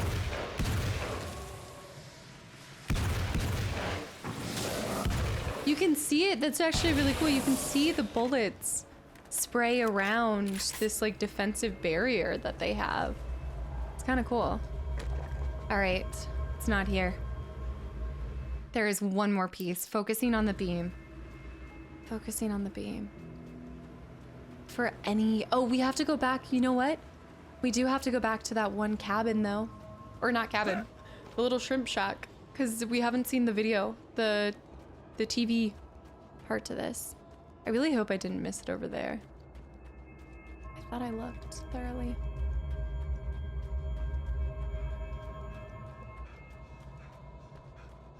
Could have sworn I saw a glimmer. Guess not. Anything from above? I would see it from up here. No, that's weapons. That's where I need to go. I think it could be right in front of the place too. But let's watch this. Let's see how he explains himself. But is that our last one? No. It is! It's our last page. We did it, guys. First playthrough and we got all of the pages. There's more to fighting the Taken than just burning away the darkness that protects them. When I'm fighting for my life, I find myself slipping into a state of intense concentration that makes the beam of my flashlight seem more powerful and focused. I used to think it was just my imagination, something brought on by the adrenaline and fear of death. But now I'm not so sure. I've been touched by powers that I can't begin to truly comprehend. And they've left a mark. I'm starting to think this might be a part of it. Yeah.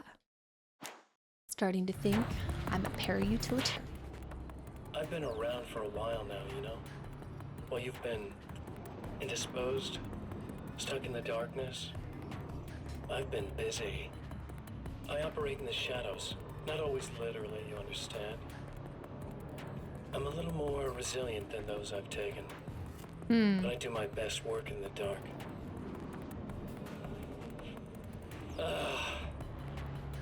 And there's so much darkness out there. Yeah. It goes deep. And the things that live in it are fast, big bastards. They don't mind getting a little bit of elbow room. All that chaos and madness, it doesn't really do that much down there. It's like pouring a glass of water into the ocean, right? But up here, yeah, you can really make an impact. All they need is someone to bring them all the way through. But first, I had to take care of you. You party pooper. You're stuck in an eternal cycle now. The sun's never coming up for you. Everything else? Do my thing. Getting a bit of quality time with Alice. That's a little something for me. And I deserve it. That's terrifying that his face goes like dark and then red and then dark and then red. And oh, talk about lighting in this game. All right, there's one more fountain, guys. We got all of the pages, all 53 pages. Let's finish this. The only thing is I don't think I'm actually getting back to Alice. I want to believe that I am, but I just don't think that's the truth. I think this is one of many battles against the darkness.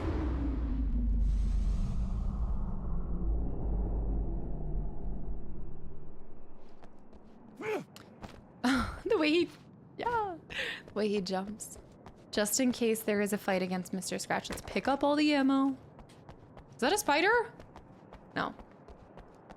Okay, pick up more. No more combat shotgun. Now we just need to follow the script. Write a new reality. Again, the champion of light enters the final trap. The new reality is almost here.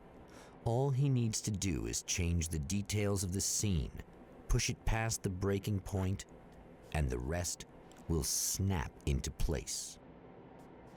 Okay, it was late at night. To be exact, 2:36 a.m. The summer was almost over. It was a cool August. There was a film noir poster visible. A gift of thorns, Alex Casey nonetheless. A spotlight illuminated the red fire extinguisher. And Alice's film was in the projector. How do I know that's the right film? Alice is real. Well, there you go. Death Rally was playing. Why are some things not relevant? Like, how come I can switch that on? Maybe I should have kept straight to the script. Ugh. This could be dangerous.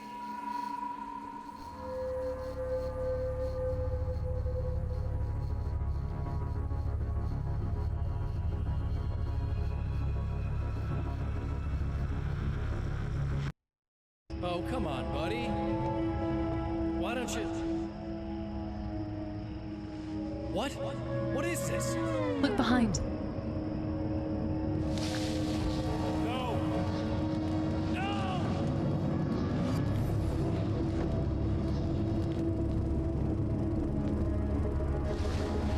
You can't do this! All I did was take the things you always wanted and never had the balls to go for. It's my turn now. It's my life. It's my life.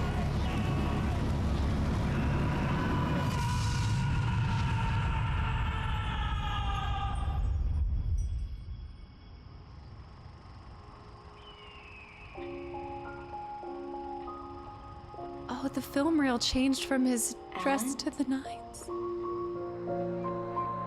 Is it really you? It's really me.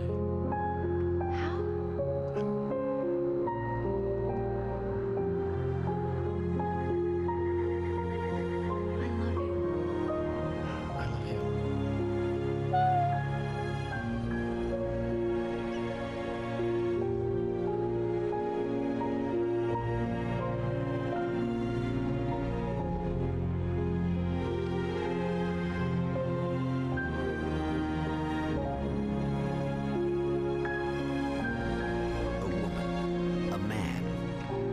Two lovers, held apart for far too long, enveloped in the light of a glorious dawn.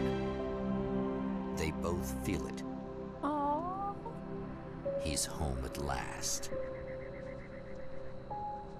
It does look exactly Are these like... actual events, or merely a dream? A memory, or a glimpse of what is to come? One thing is certain.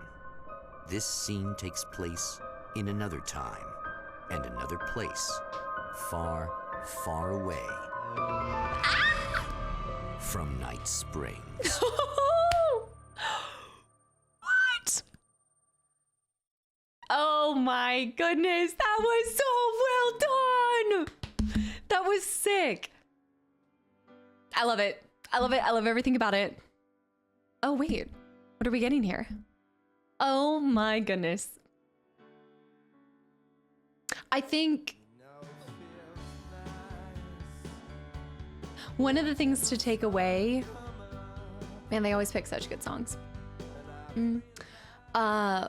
I'm gonna wait just to see if there's anything at the end too, but I think they are trying to kind of tell you as the player, wow, the Xbox 360 version too, creative director. That's so cool. Written by as well. Man, protect Sam Lake at all costs, right? I just such brilliance. And I was just thinking about this. I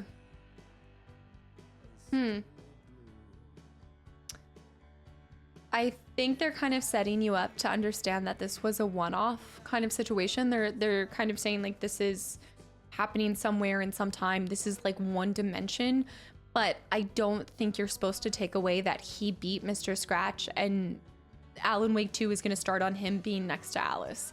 I think he still is very much fighting the darkness. Maybe that was the ambiguity that you're left with at the end of this game, trying to look at like when the first one was released and then this one.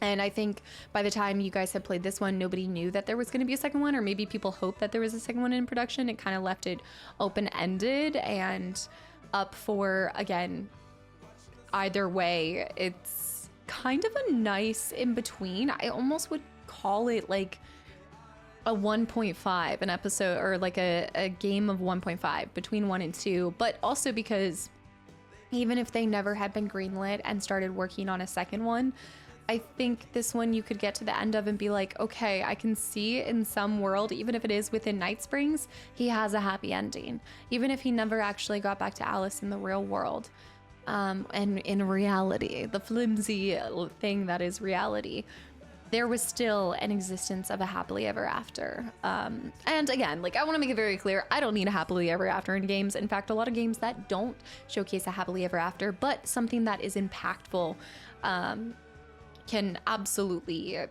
be just as Kasabian. Wait a minute, performed by Kasabian. Why have I heard... Isn't there something in Control that references Kasabian? I think so. The happy song. Poets of the Fall. Classic. Yeah, I think some games that leave you with sometimes even a stronger impact are the ones that don't leave you necessarily with happy fuzzy feelings, but more cause you to think about things. And that is something like through and through, even with the Max Paynes, with Quantum Break and Control especially, and now like Alan Wake, there is a lot that I'm just kind of looking at these names. Yeah, Alan Wake, it's incredible. The live action, that's Alan Wake and Mr. Scratch. Alice too. So Alice's voice actress is different than what her face model was of. Same thing that, yeah. Victim 1 and 2 and 3, that's right. That's, okay, so those are victims then? Victims to Mr. Scratch. Yeah, there's a little bit more to dissect there, but yeah, I mean, I think great games cause you to sometimes reflect internally, but leave you kicking things around. A great game to me is one that a week later, a month later, years later, I'm like, man, I just had this one thing that made me think of this game, that made me actually think, what if they were trying to go for this? You know, like something that keeps on giving. It's like a game that's a gift that keeps on giving in terms of realization and excitement and understanding. Night Springs episode Return, written by Alan Wake. Alan Wake's journey through the night will continue. So by the time this was released, they did know that they were greenlit for the second one. That's really exciting. Oh.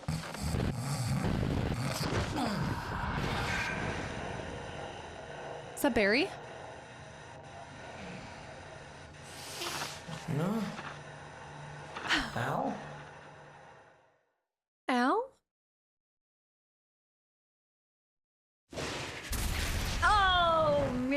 on. So they knew, unless actually maybe that got, it could have been, I realize now it could have been updated later on. Because I think, yes, because I want to say that there's something different. When I was playing through Max Payne 1, the Max Payne 1 that I had was, I think, the Platinum Hits version. Wait, was the Platinum Hits version? So I was able to see, I think they had shifted some of the wording because at that point they had a TV show in the works and they knew a movie or things like that additionally. So they could have added that in later, but I really like Barry. I like seeing, I want to believe that even though this is all kind of taking place in a chapter of its own and in the whole world of Night Springs, I'm trying to kind of connect it to what we know about Night Springs in relation to Control as well, like trying to intertwine the different plots and the different dimensions and reality. But I think the best case with this game is walking out understanding that the reality is flimsy. You know, like the worlds and the fabric between worlds and dimensions is specifically thin in certain locations and places. And there are people that are hypersensitive to the discovery of that and also to the attack from that. You know, maybe it's as simple as that.